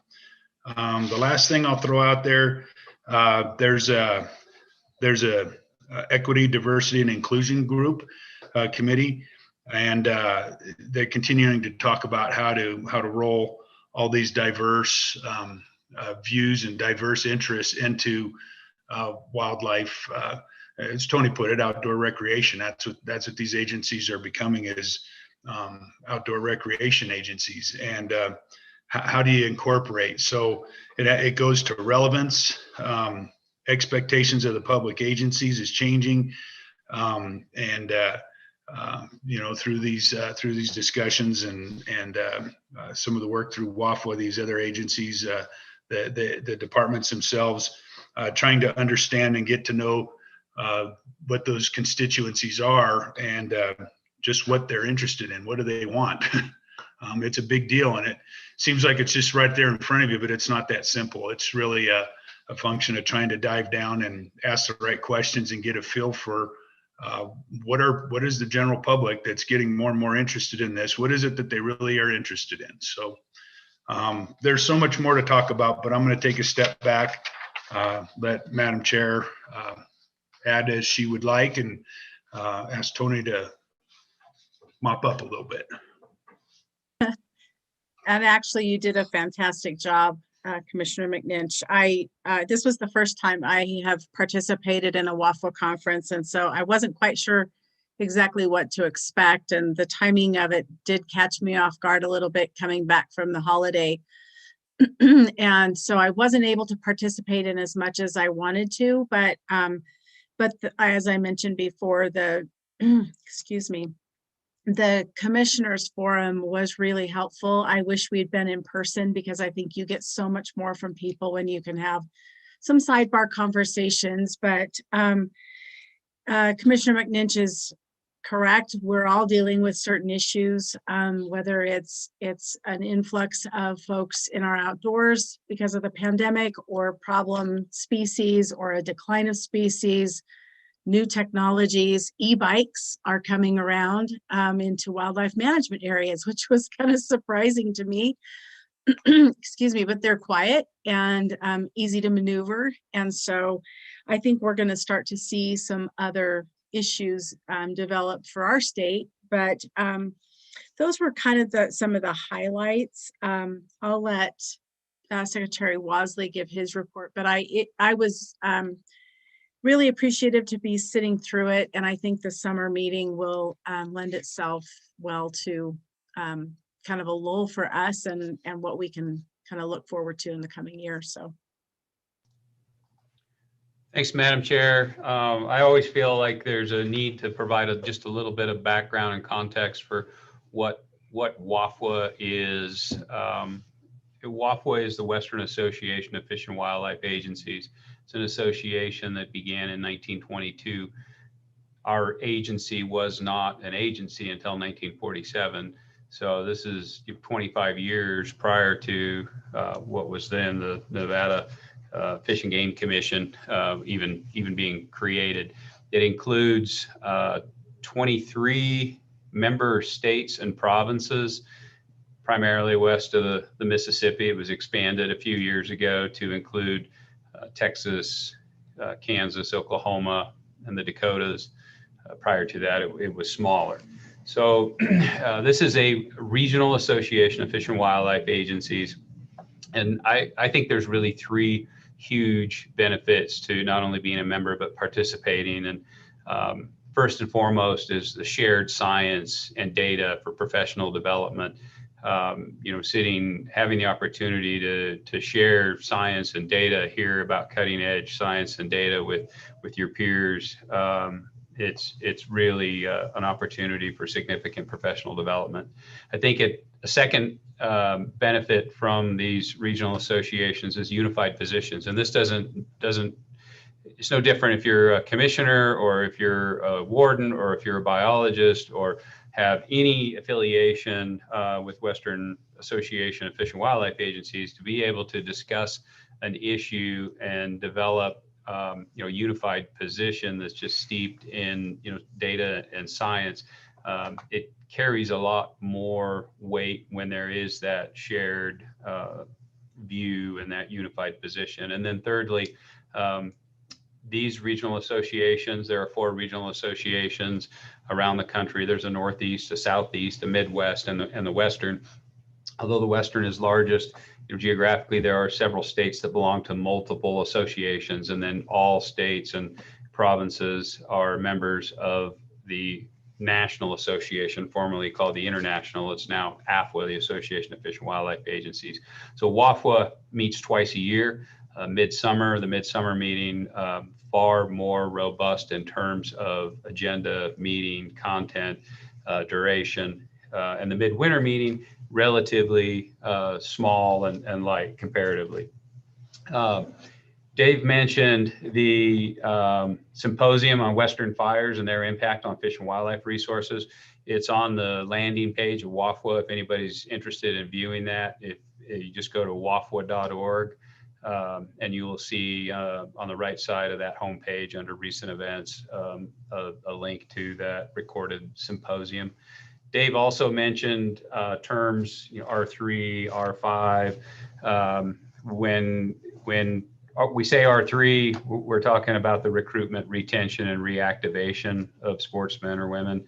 And the second two, or the last two R's, making it R5, really are much broader. And we talk about relevance, and then through the pandemic, the notion of resilience and how resilient can we be as agencies and in this time. And so there are a number of national conversations. One thing I will say about the fire symposium, if you think about who has the authority to fight fire and fund fire and be active on the landscape in that arena, you don't typically think about state wildlife agencies, and the people who participated in that, researchers from all over the West and Canada, and politicians as well.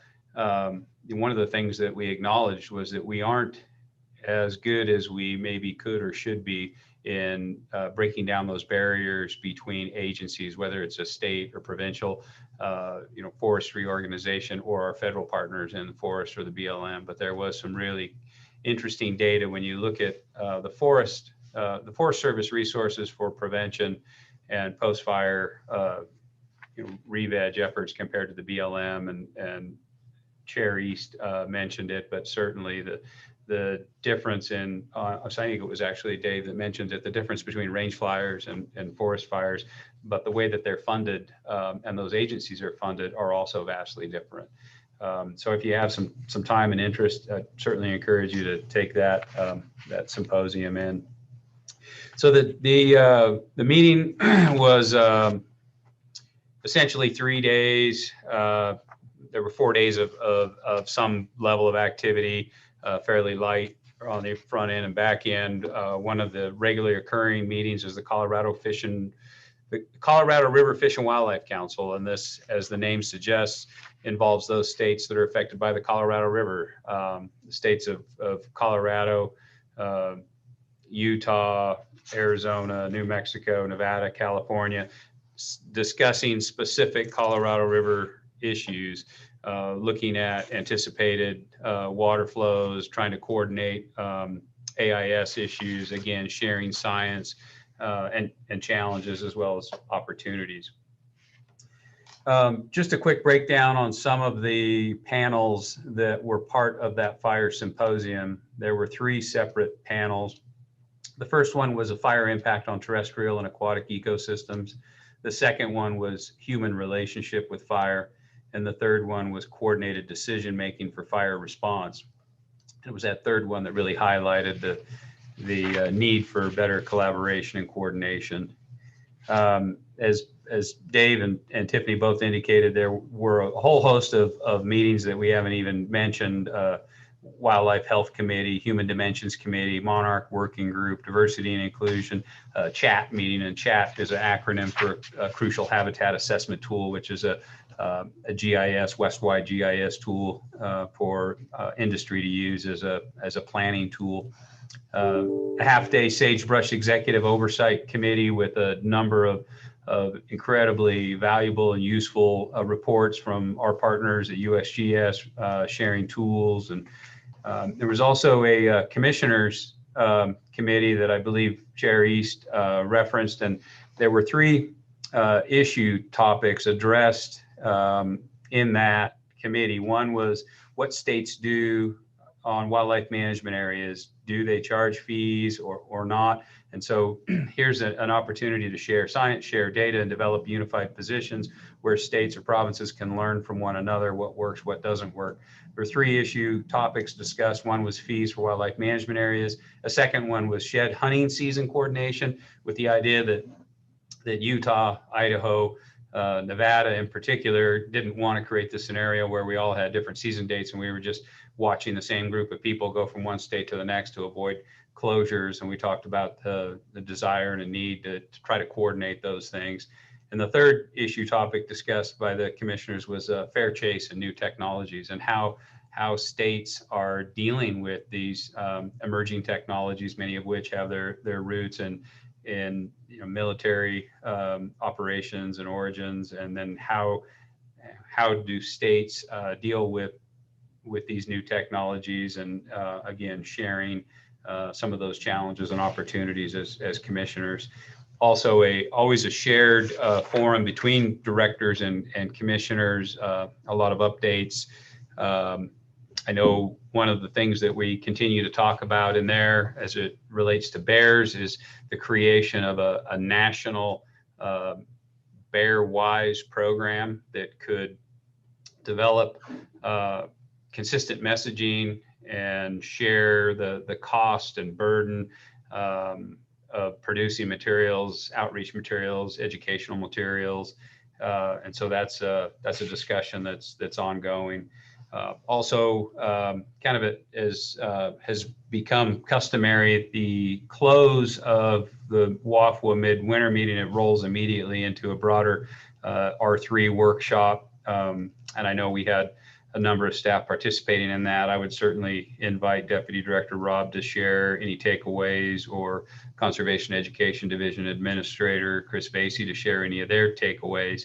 The last thing that I would report when I talk about an opportunity to develop unified positions or have access to work or coordinate with high-level federal officials, one of the benefits of an association like this is that we can present industry type priorities to incoming administration, and as such, we had an opportunity to discuss where collectively state wildlife agencies had priorities that they felt the incoming administration should be aware of, that the transition team should pay attention to and hopefully address.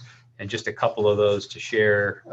One, Migratory Bird Treaty Act, the definition of incidental take. There's been a most recent administration put out an M opinion that changed past administrations' interpretation. So getting clarity on what incidental take, what truly constitutes incidental take under the Migratory Bird Treaty Act, some of the challenges with wild horse and burrow numbers, and trying to elevate that to the transition team for an incoming administration. Are really some critical opportunities that being part of this regional association and participating in provides for us to do. But I think that concludes my update, but I'm also happy to field any questions, Madam Chair. Okay, thank you, Secretary Wazley. Deputy Director Rob, did you want to add anything? Yes, thank you, Madam Chair. Jack Robb for the record. Director Wazley did bring up the R3 conference that is on the tail end of the WAFA conference, and they're in conjunction, but the R3 conference is attended by not just a Western, but it's a nationwide event that's held. And I can tell you between R3 conference and Recreation, Boating and Fishing Foundation, they have an annual conference we attend. Between those two conferences, pretty much everything the Nevada Department of Wildlife has put in place recently through license simplification, through auto renew, through 365 license, our outreach, all these ideas are not new ideas from the Nevada Department of Wildlife. I do think we're unique in the way that we bundled all these ideas. A lot of these other agencies try 1, 2, 3 of these items, and we did about 10 of them all at the same time to get a different result. So it's been a great learning experience for us. But with what we've learned, we're on the opposite side of the table in a lot of these conferences now. we're not the ones that are sucking in the information. It's people coming to us asking, how did you do that? What did you do? What were your results? What were your mistakes? That's as important as your successes. What were your mistakes along the way, and what would you do different if you had to do it again? And so I truly believe in helping others helps us, because if you look at our hunting license sales, we make more money on non-resident hunting licenses than we do resident hunting license. So anytime we help another state recruit additional hunters, that's additional people that may apply in our big game draws in Nevada. They are capped at that 10%. You know that their odds are not good, but when they get here, they have a tremendous experience with our open lands and stuff. So we promote all that type of stuff when we're at the conferences. Our use of third parties, industry partners, different things. So the R3 conference is very well attended and something we've gained a ton from. So it truly is a game changer for our agency attending these conferences. The other item that I want to speak of, Director Walsey brought up a little bit, was the shed hunting. It was in the director's meeting. It was a very long discussed item. I think one of the longer discussed items in the director meeting. And then it was spoke pretty at length at the combined directors and commissioners meeting. We all recognize that we see our problems in our own states.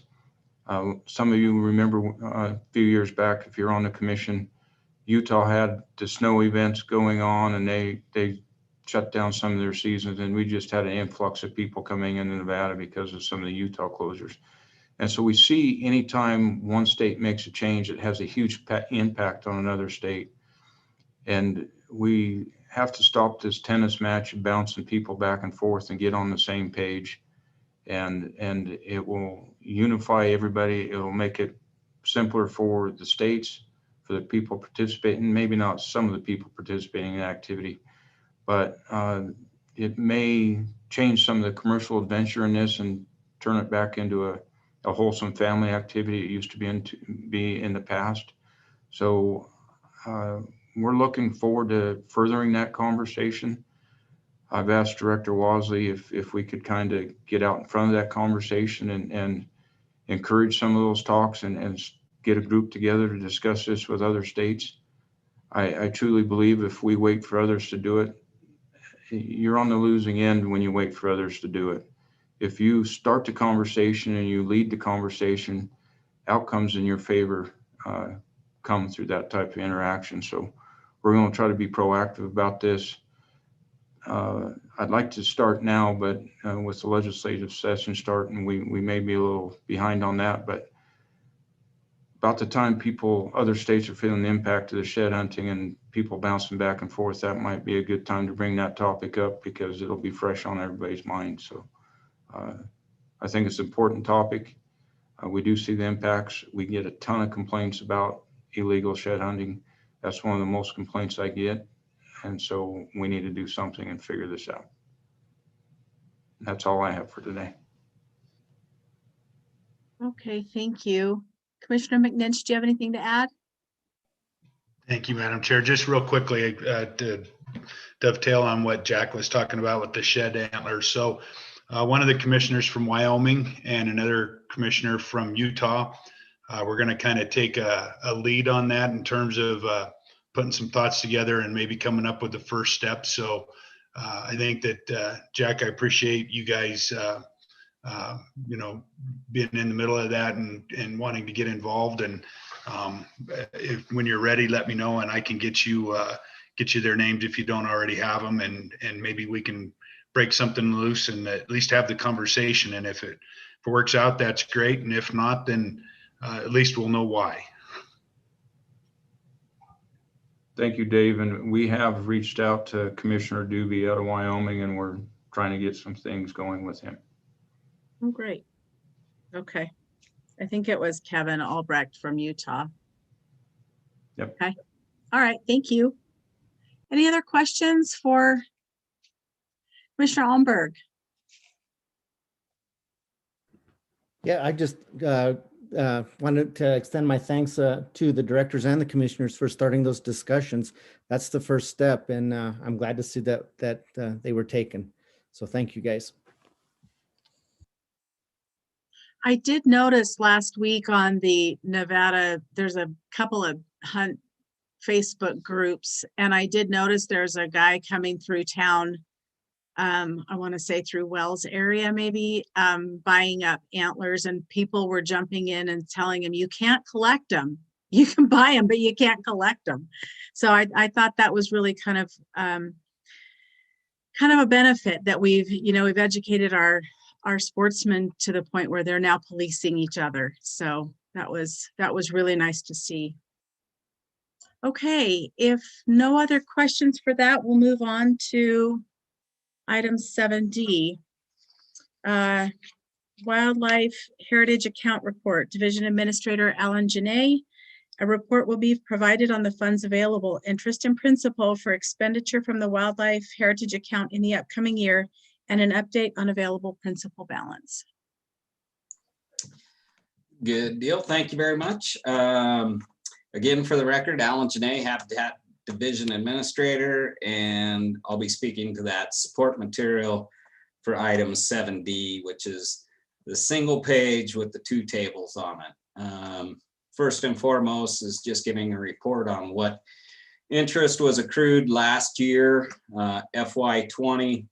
We started with a beginning balance in the account of $9,842,620.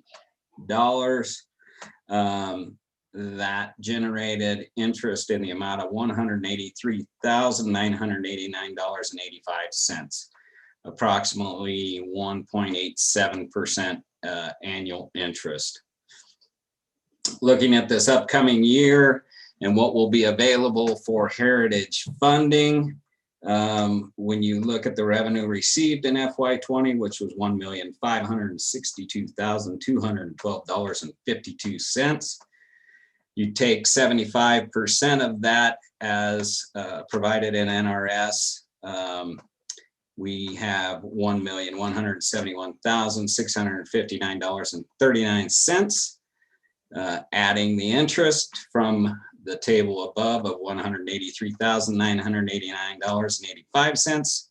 That gives us a total for FY22 in the amount of $1,355,649.24 to be exact. That'll be available for funding heritage projects this year. And to that, just to give a little bit of update, is that the external heritage proposals the proposal period is open until March 1. At that time, it will close, and we will go through making sure that those are cleaned up and ready, work with any authors and correct any questions that we see. And then on April 15th, we will distribute that to the commission and to the cabs. And then at the May 7th or 8th commission meeting, the Heritage Committee will meet to hear the first round of this year's FY22 Heritage Project proposals. And if anybody has any questions, any general public, just quickly, I also wanted to say that you can go to the Wildlife Heritage Committee site or page on our NDOW website. It's under public meetings, committees, wildlife heritage.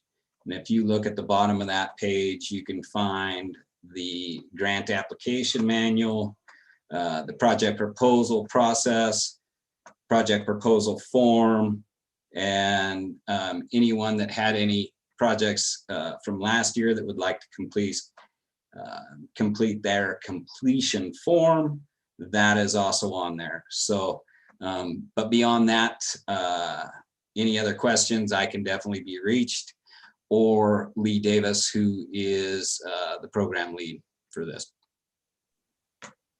Okay. Alan, can you also state, if you have it there, when the tags, I know the vendor tags are due about the same time, correct? Is that something you can speak to, or? Yeah, let me see if I can find it real quick here. Okay. I know last year we had some folks that missed the deadline. And I just want to make sure that. Yeah, and I am all I hate to tie up your time to let me find that, but I will look within this, or if Administrator Kim Munoz might know that off the top of her head. I don't have it. I know we're going to hear it tomorrow. I apologize for cutting you off. I know we're going to hear about the vendor tags tomorrow a little bit. We're going to get an update, so maybe we could get the dates then. Yeah, I apologize that I don't have that at my fingertips. That's okay. I know they come about the same time, so. Any questions for Mr. Janae on heritage proposals? Money? No? Okay. Thank you very much. Thank you. Okay, so moving on to where are my notes? Item 7E, Mule Deer Enhancement Oversight Committee and Mule Deer Enhancement Program Update. Committee Chairman Casey Keel and Division Administrator Mike Scott. Informational. A report will be provided on the recent Mule Deer Enhancement Oversight Committee, and the department will provide an update on the current status of the Mule Deer Enhancement Program that was approved by the Commission at the June 26, 2020 meeting. Who's going first? Mr. Keel? Sure. Thank you, Madam Chair. On December 16th, 2020, the first Mule Deer Enhancement Oversight Committee meeting was held. Game Administrator Mike Scott provided a slideshow presentation outlining the concept of the Mule Deer Enhancement Program and introducing the 14 teams and areas of focus. We also discussed the Mule Deer limiting factor ranking and Mule Deer needs assessment worksheets, which will be used to present projects to this commission. Additionally, Secretary Wasley spoke about the department's vision, and really what rang true to me was how this was going to be, a long process or a long game, I think how he described it. Mule deer numbers and habitat didn't get to the condition they're in overnight, with the exception of some of the large wildfires that Commissioner McNinch referenced. Certainly a lot of those did happen overnight. With that said, there's a clear path forward with the diverse array of perspectives on the area teams, the oversight committees, department staff, and the NGOs. One other thing I wanted to point out, for me, I can really sense the excitement in this whole process. I was able to meet a sportsman while in the field in Northeast Nevada this fall, who I believe is on the Area 6 team, and also members of the Area 10 team while on the Nevada Test and Training Range last month, and their enthusiasm was really apparent. I know I'm excited to be a part of this, working with the area teams across the state, and look forward to bringing projects to the commission for approval. Mr. Scott, did I miss anything? Thank you, Committee Chairman Keel. Yeah, I'll just kind of add on some of the thoughts I had. As you said, we had the kickoff meeting on December 16th. All members of the Oversight Committee were in attendance, and I believe there was about 70 members of various teams, as well as some of the general public. So I guess the next steps, my intention would be to work with Commissioner Keel to set up the next Oversight Committee meeting sometime prior to the March 19th Wildlife Committee meeting, Wildlife Commission meeting. And then a few of the suggested agenda items that I would like to discuss would include developing a code of conduct for both mule deer teams meetings as well as Oversight Committee meetings. Obviously, we're not going to agree on everything, whether it's management decisions, limiting factors, or suggested solutions, but we should absolutely be respectful in these meetings. Anyway, and the other agenda item that I would like to place would be having our mule deer staff specialist, Cody Schroeder, prepare a presentation for the oversight committee on current status of mule deer in Nevada and some of the history of where we are. So, and then the other thing I've provided Committee Chairman Keel with some of the draft documents for the oversight committee to review. And when we eventually get to the point where teams are bringing forward proposals, the oversight committee can score those proposals in order to provide a priority list for management actions or projects. As Commissioner Keel stated, all of the 14 teams have been formed and some have already started to have meetings.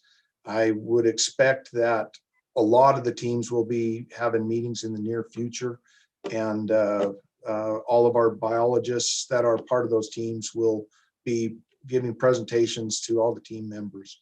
One point I want to stress is that all CAB members are encouraged to attend and participate in these teams meetings. And this effort was in no way intended to circumvent the CAB process or discourage CAB members from being part of these discussions. Quite the contrary, I support the CAB process.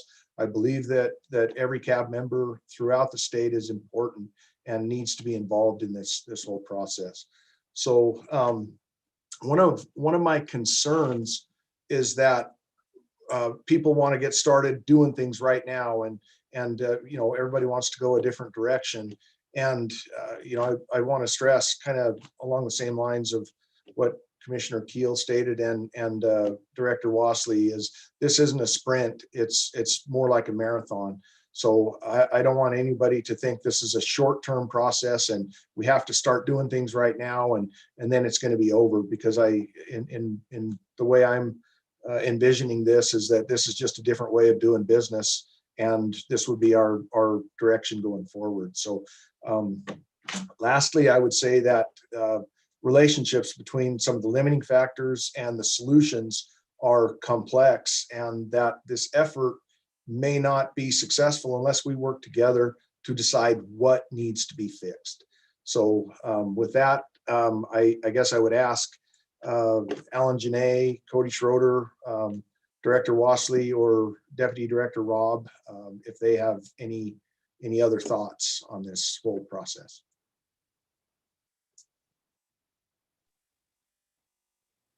Anyone else want to jump in? No, I sat through the meeting as an observer. And I was excited to see everyone's faces, and I know everyone is excited, and understandable, Mike, that this is going to be a little bit slower process than I think we all want, but that's okay because we've got to do it right.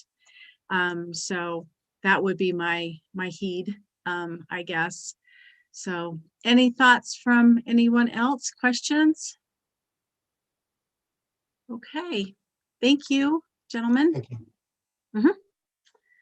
All right, moving on to item 7F, Legislative Committee Report, Committee Chairwoman Tiffany East informational. A report will be provided on the recent Legislative Committee meeting. So the Legislative Committee met last Thursday, January the 21st. On the committee is myself, Commissioners McNinch, Perini, Rogers, and then Public Smith Representative Greg Smith.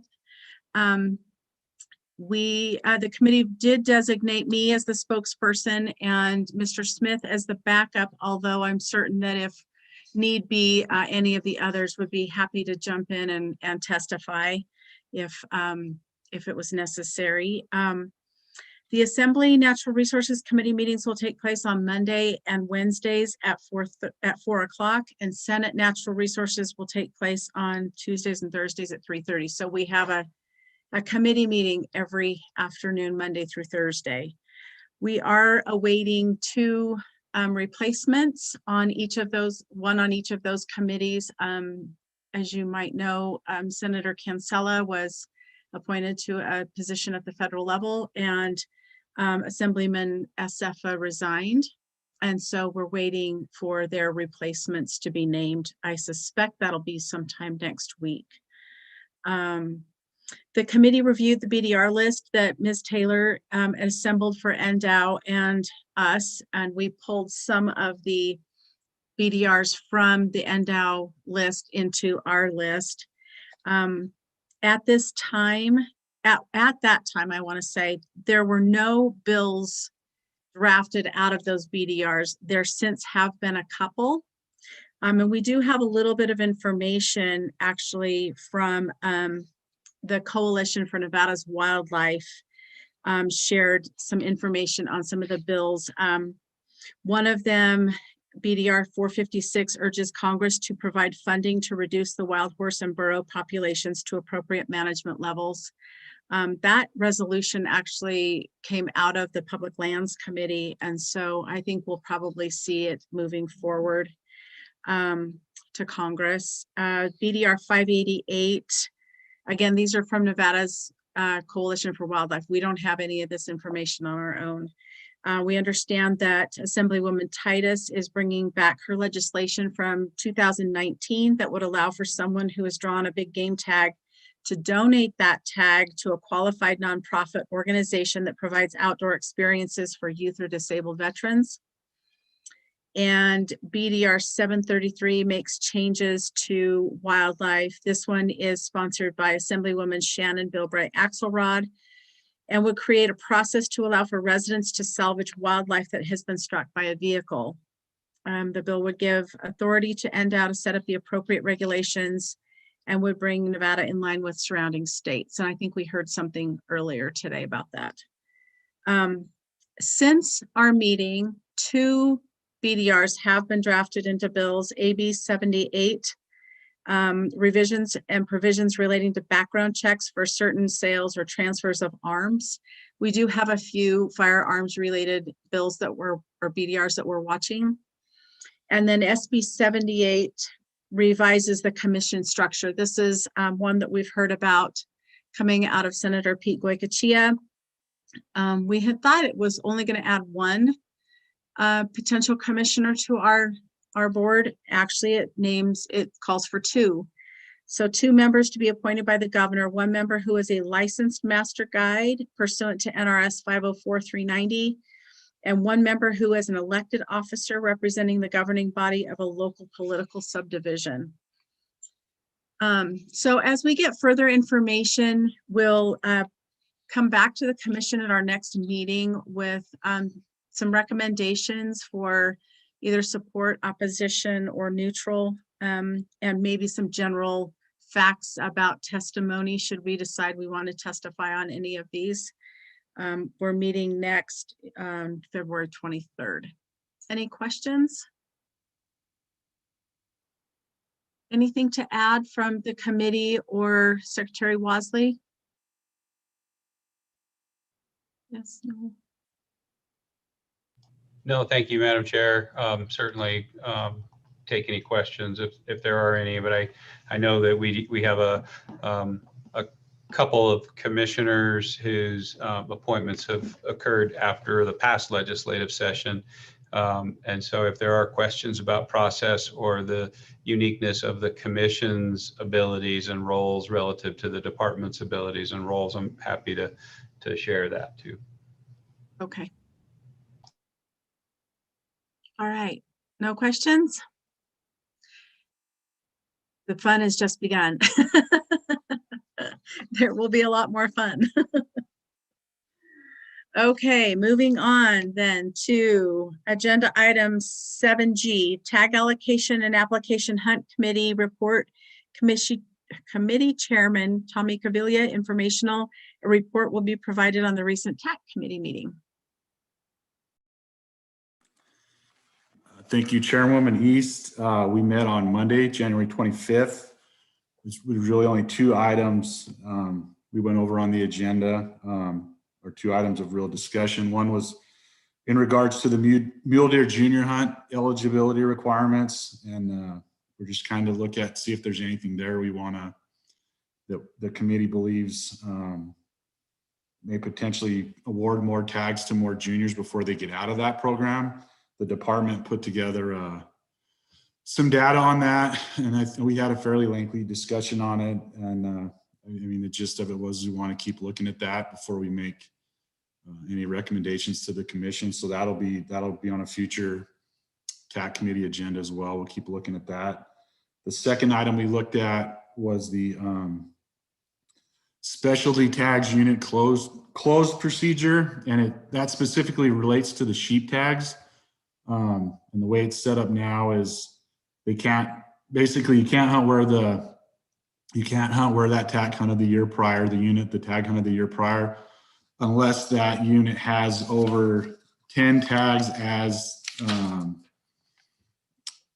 per the quota for that current year. The problem with that is those tags get sold prior to that quota being set. So we discussed that as well. The department, the game division was going to go kind of take a look at that and come back to us at our next committee meeting and see if they had any recommendations on how we can possibly maybe simplify that process, and we could have the units that are available to those specialty tags set up prior to those tags going for sale every year. So both of those items are going to be on the committee agenda next go around, and we'll see where they get out of the committee.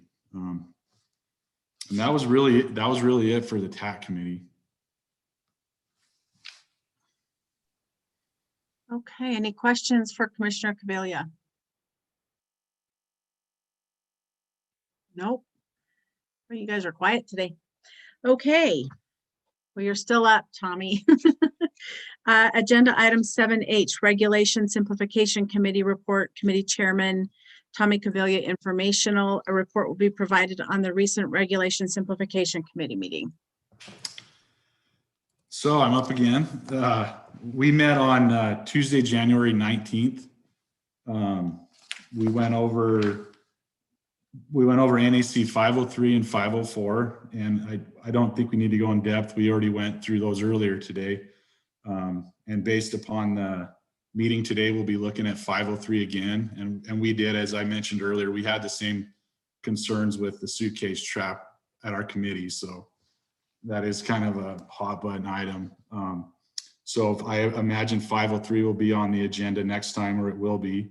And then really, I believe our list is pretty much dwindled other than that item. Kaylee could get on and reiterate, but there's not much more on the list that I believe NDOW is going to want us to take a look at this time.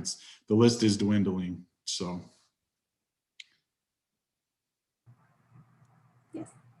Thank you, Commissioner Caviglia. I don't have much to add to that. The list is dwindling. Our department did sit down when we did the 504 review, and we didn't have any changes to 505 as of yet. So I did leave it open to the commissioners to bring anything from 505, but the department does not have anything. And then we only have one more chapter. I think it's 701 for the renewable energy program. And I do have staff looking into that currently. But if they don't find any changes to that program, then as far as department changes go, we'll be done after these regulations.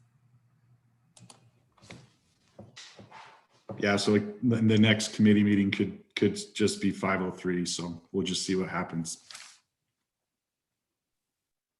Okay, super. Thank you. All right.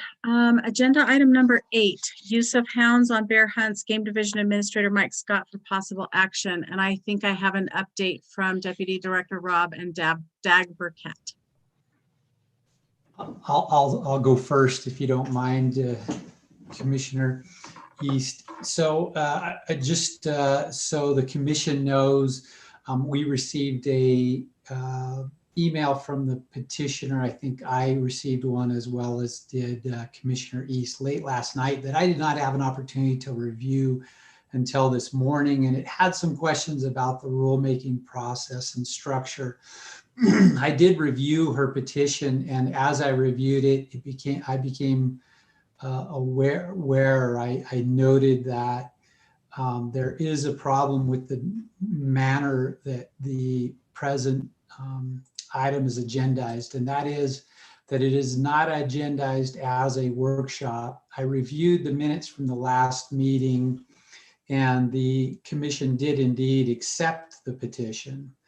After the petition is, and I also note that there was a discussion, a lengthy discussion about further information that the commission sought related to that. And so the presently agendized item certainly meant to accomplish that. That's clear that the department noticed it that way. But it is clear under NRS 233B.061 that following acceptance of a petition, the first thing that should happen is a workshop. And I would instruct the commission to move this item to the next commission meeting as a workshop item. You could certainly discuss all the items that you've identified under the agenda at that workshop, but I believe that rulemaking process, or the rulemaking process, compels you to conduct a workshop first. And that is, again, 233B.061. And I was reviewing the Attorney General's manual that informed me further about that. The petitioner asked some other questions about the process that I can't really answer right now. I want to give a more considered review of it. But for right now, it is my opinion that you should remove this item from the agenda, set it for the next meeting. You certainly have plenty of time to fully consider this before, as I understand, you wouldn't get something back from LCB until September anyway. So you would be able to fully consider this petition and get it back from the LCB if you decide to adopt it, revise it, amend it, whatever you want to do in time. So that is my instruction. Okay, thank you. Madam Deputy Chair, Director Rob. Jack Robb for the record. I just wanted to explain some of the commission's or the department's thought process and where the confusion lies, and I will take full blame for this. The department worked very diligent from the close of the last commission meeting to gather the information that Commissioner McNich said was pertinent to the conversation going forward when the commission accepted the petition. We have done that. We are prepared for today's discussion. I became aware of this question at 7:30 this morning. We went through it with Deputy Attorney General Burkett. At the start of the meeting, I still felt good about going forward because I reviewed the YouTube video. If anybody wants to review that, it's on our YouTube channel. And if you go to the 8-hour and 35-minute mark, that's where the discussion really takes place about the department direction. It's only about 13 minutes that it takes to view that portion. I think the department did exactly what we were asked. The confusion is, and it's my fault, and I'll take blame for it, with the direction of the commission, we were to discuss things further. And when we wanted to discuss things further, that's what the department gathered up. We did not look at the language. And as we had the workshops this morning that Kaylee went over for quite a length of time, and we had different language in there. In my mind, a workshop is when we have language in front of you to discuss the language. The direction of the commission and in the motion was to bring back more information about the use of hounds, what's going on with other states. There was a whole host of items that the department put together. Like I said, we were prepared for that, but I didn't agendize it that way. We had agendized it in a manner of not a workshop. And like I said, at 9 o'clock when the meeting started, I was very comfortable still going forward. It was in further discussions as the meeting went on with Dag Burkett that we found that it needs to be agendized as a workshop. And so I apologize. I know there's a lot of people watching today. A lot of people took time off. A lot of people put a lot of work into this. It is not because we don't want to go forward. It's probably legally prudent not to go forward at this time. So I apologize, and we will agendize it properly next time and bring back exactly what we did last time, unless we get more correspondence that we need to address at that time. So I apologize. Okay. So Commissioner McNinch. Thank you, Madam Chair. Well, wow, I had just made the assumption, the way we moved forward, that we were beginning that process, that we were getting information out on the table to consider changes. So I have to admit that I fall in the same boat that Jack did, where, I made an assumption myself. So I was comfortable moving into what we were today, just as an initial step. So with that in mind, Craig, when we doing a workshop, what are we working? What's presented at the workshop? What is it that we're talking about? The language as proposed by the petitioner, or do we need to provide guidance to the department on what we want to see to begin that rulemaking process? Good questions, and thanks for the question, Dave. So the workshop is intended to be a discussion of the petition and the regulation and all facets of it. You can, the intent of the rulemaking process is to allow for a wide scope of activities under the workshop idea. And so you could certainly talk about the regulation. You could talk about modifying it, revising it, amending it. You can talk about all of the things that you would consider in either going forward with the petition or otherwise. So that's what, and that's why I said, look, the items that you've identified in the agenda item itself, I think is appropriate for the workshop. We didn't identify it as a workshop, and I think the petitioner correctly pointed out that that there are issues with that. And when I looked at it, I agreed. Well, I took a little different viewpoint, but it doesn't matter. The point is that I think this should be properly agendized as a workshop item, and you could certainly discuss anything you want to, including data from the department, information from the department, and the regulation itself. So we don't have to have specific language to conduct the workshop. We would be compliant by a different posting, basically, and doing what we're headed to do. Yeah, but you do have language from the petitioner. Okay, all right, good. So we can bring that forward and use that as a starting point. So absolutely. For the discussion, okay. So do we need a motion then to move this to our next regular scheduled meeting in March? As that would probably be appropriate. I think so too. Okay. All right. Any other discussion before Commissioner Hubbs?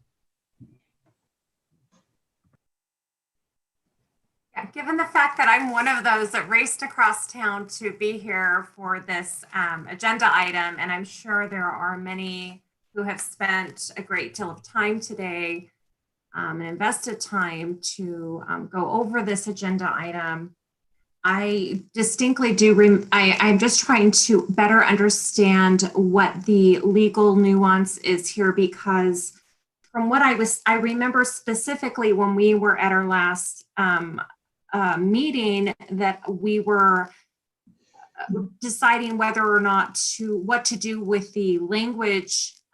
Did we have to initiate rulemaking? Did we not? And we went into this huge segue where we may not do anything. We just wanted to know more information. And so today, to me, was more informational, and we were going to talk about the use of hounds for bear hunting and information the department had before we even decided whether to continue to proceed with rulemaking or not. help us with that process. So I don't understand why that's not okay now when everyone was on board with it at the last commission meeting. I just would like to get that clarified.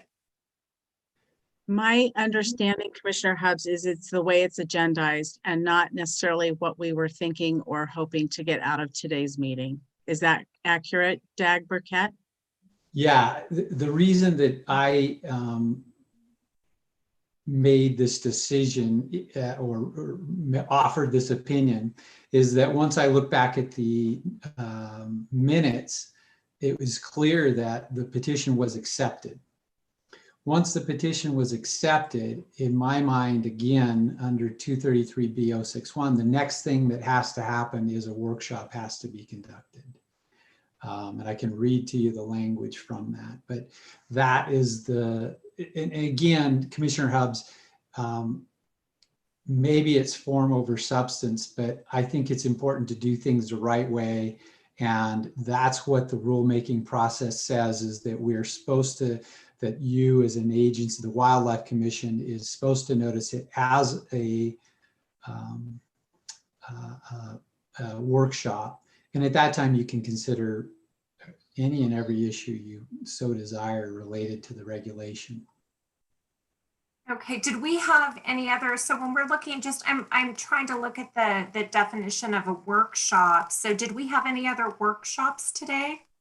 Or when we're going over our regulatory, like for our simplification committees, you know, changes to regulation, I don't see how those are titled a workshop, but I'm They assuming. are, yeah, if you look at 6, the title of 6, Commission General Regulation Workshop, Public Comment Allowed. Okay, and so That this is- here those is were- not titled a workshop, and that in and of itself, because it says it's titled, it doesn't really have a subtitle.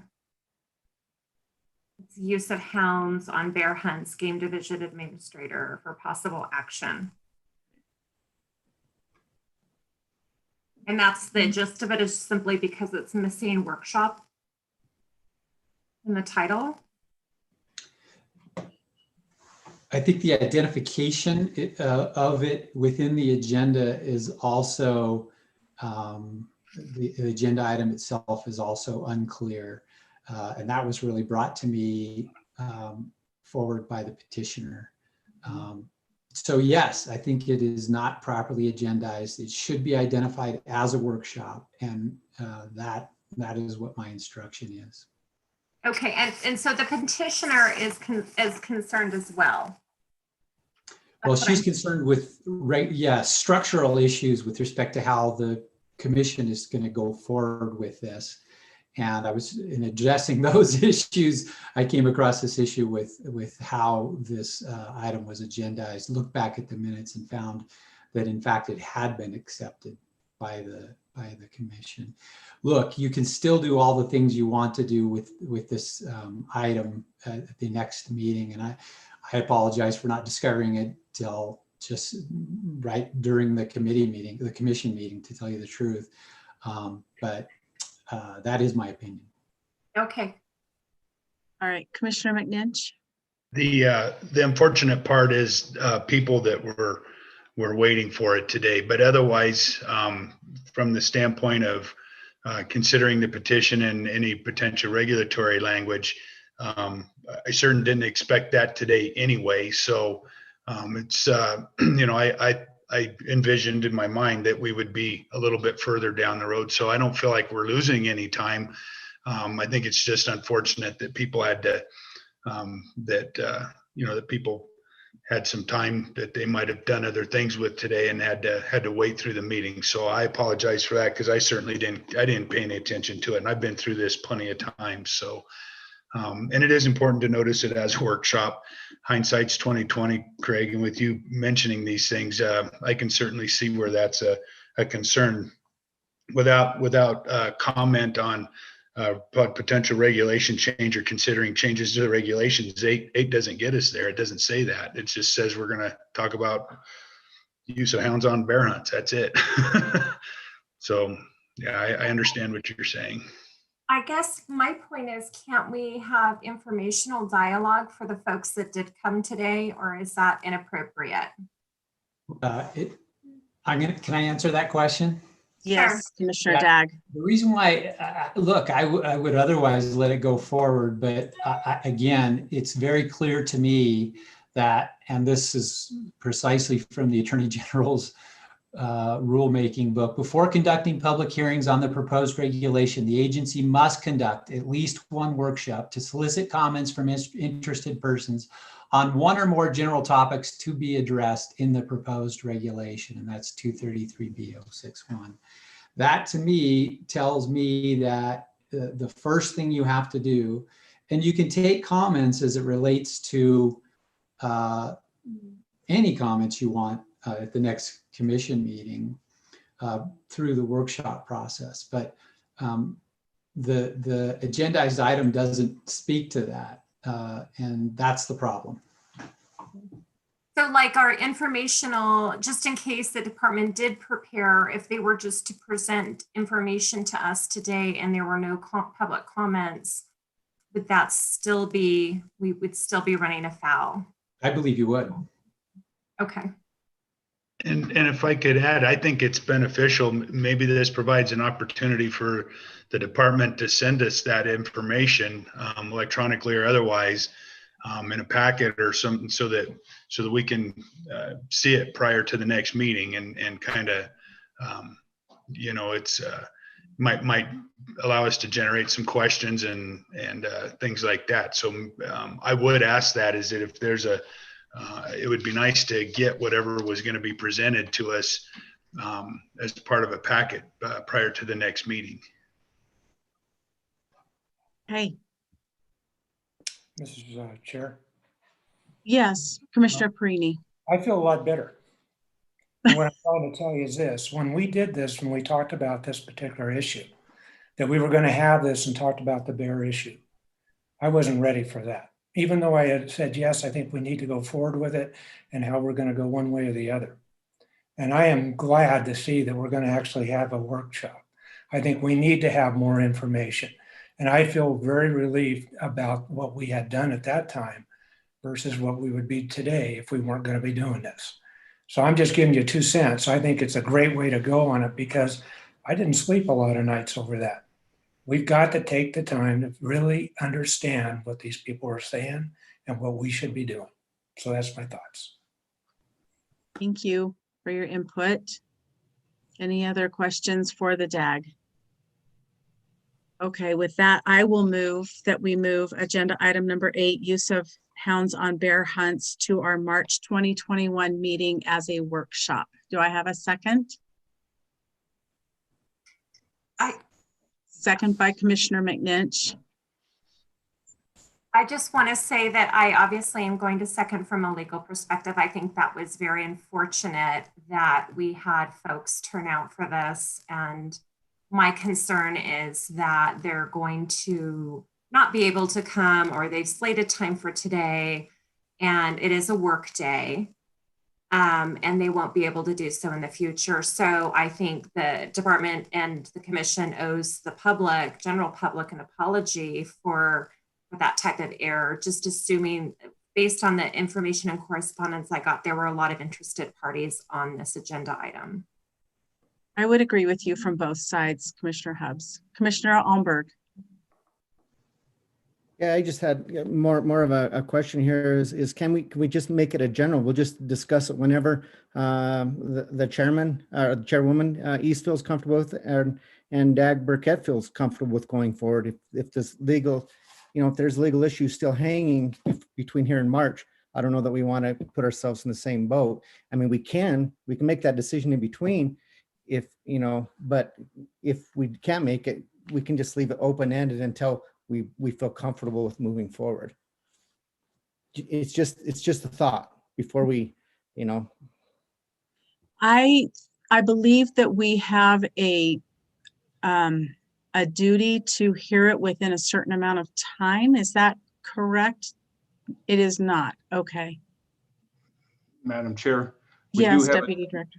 We do have a duty to hear the first petition in a certain amount of time unless we get consent from the petitioner to have it at a regularly scheduled meeting. So we're past that point. So there is a time frame during part of the petition process, and we're past that point.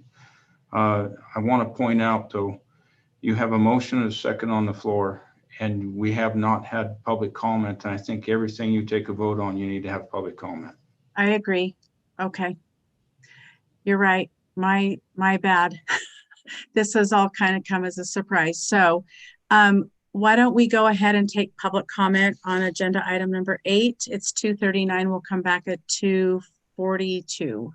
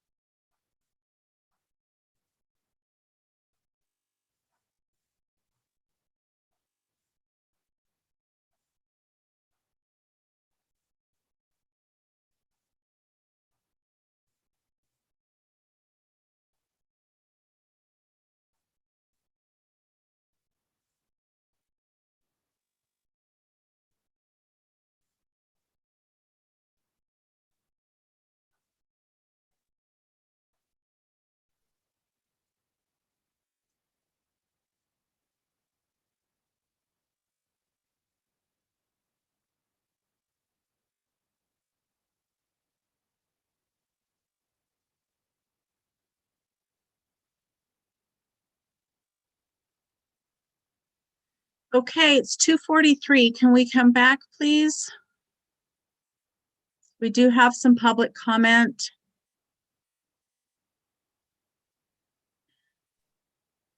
Once we get everybody back, I'll read through them.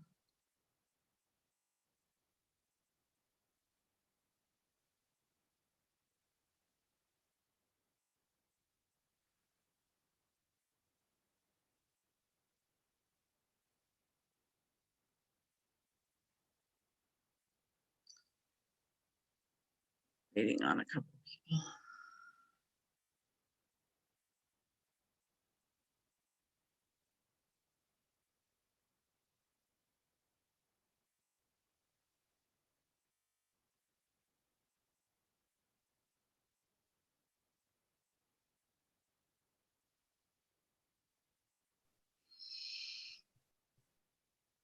Okay, I'm going to read through the public comment, even though we're still missing a couple of folks. I know they'll join us as quickly as they can. Will specific groups have an option to present their case in a professional manner during the next meeting rather than through email in opposition to the petition? Marshall Evertson. I appreciate the tabling of this agenda item until properly posted as a workshop. I would have enjoyed the informational update from the department, but look forward to the next commission meeting. Please consider the prior written correspondence sent on this item from NSDA, Western Bears Foundation, Coalition for Nevada's Wildlife, and BHA. Thank you, Jonathan Lesperance. Please take the necessary time to make informed decisions on this petition. Joe Crawford, Lion Cab. Major disappointment on holding this item until March. Please keep all correspondence so we don't have to resend emails and letters. Jana Clark County. I reiterate my previous email on this subject that bear hunting with hounds is an important practice. I further support a workshop. Elaine Carrick provided comments, but too long for chat, and will send out via email. Commissioners, please vote in favor of rescheduling the bear hunt with hounds agenda item as a workshop to be heard at your March meeting. The information compiled by the department to present to the commission should be made available to the public prior to that meeting. Thank you for your service and consideration of my remarks. The last comment is from Catherine Bricker. Okay. Yes, Deputy Director Rob. Jack Robb for the record. During the recess, I had conversation with multiple staff members that help us notice this information. And without having language, it's hard to notice a petition or to do a workshop. You need language change. So we are going to bring forward some language change in addition to our information we brought forward. But the only way to really notice a workshop is to have language. And that wasn't the direction that came out of the commission the last time. But to get all the steps in order, we are going to be presenting language to rulemaking change to get all of our ducks in a row, and then we're going to discuss all the things that we had prepared to bring. Okay. I see Dag Burkett nodding his head, so it sounds like I'm on the right page, but that was a quick discussion in the office at recess. Okay. And so that language will come from the department and then it would go to LCB? Or do we have to wait for that to come from LCB?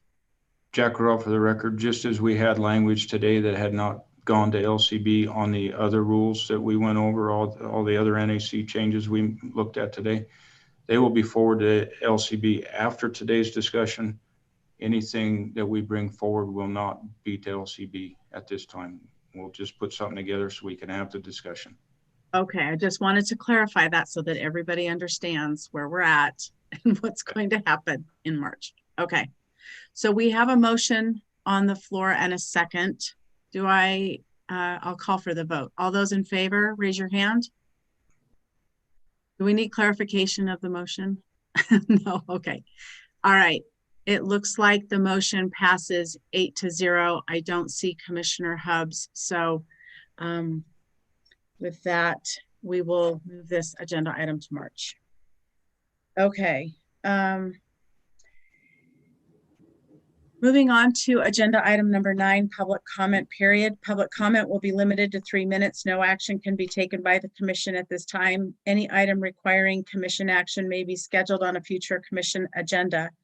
A recess of a specific duration will be taken in order for the public to provide input at the following email address: wildlifecommission@ndow.org. Upon reconvening the meeting, public comments will be shared with the commission. It's 2:48. We'll take a 3-minute recess for public comment and we'll come back.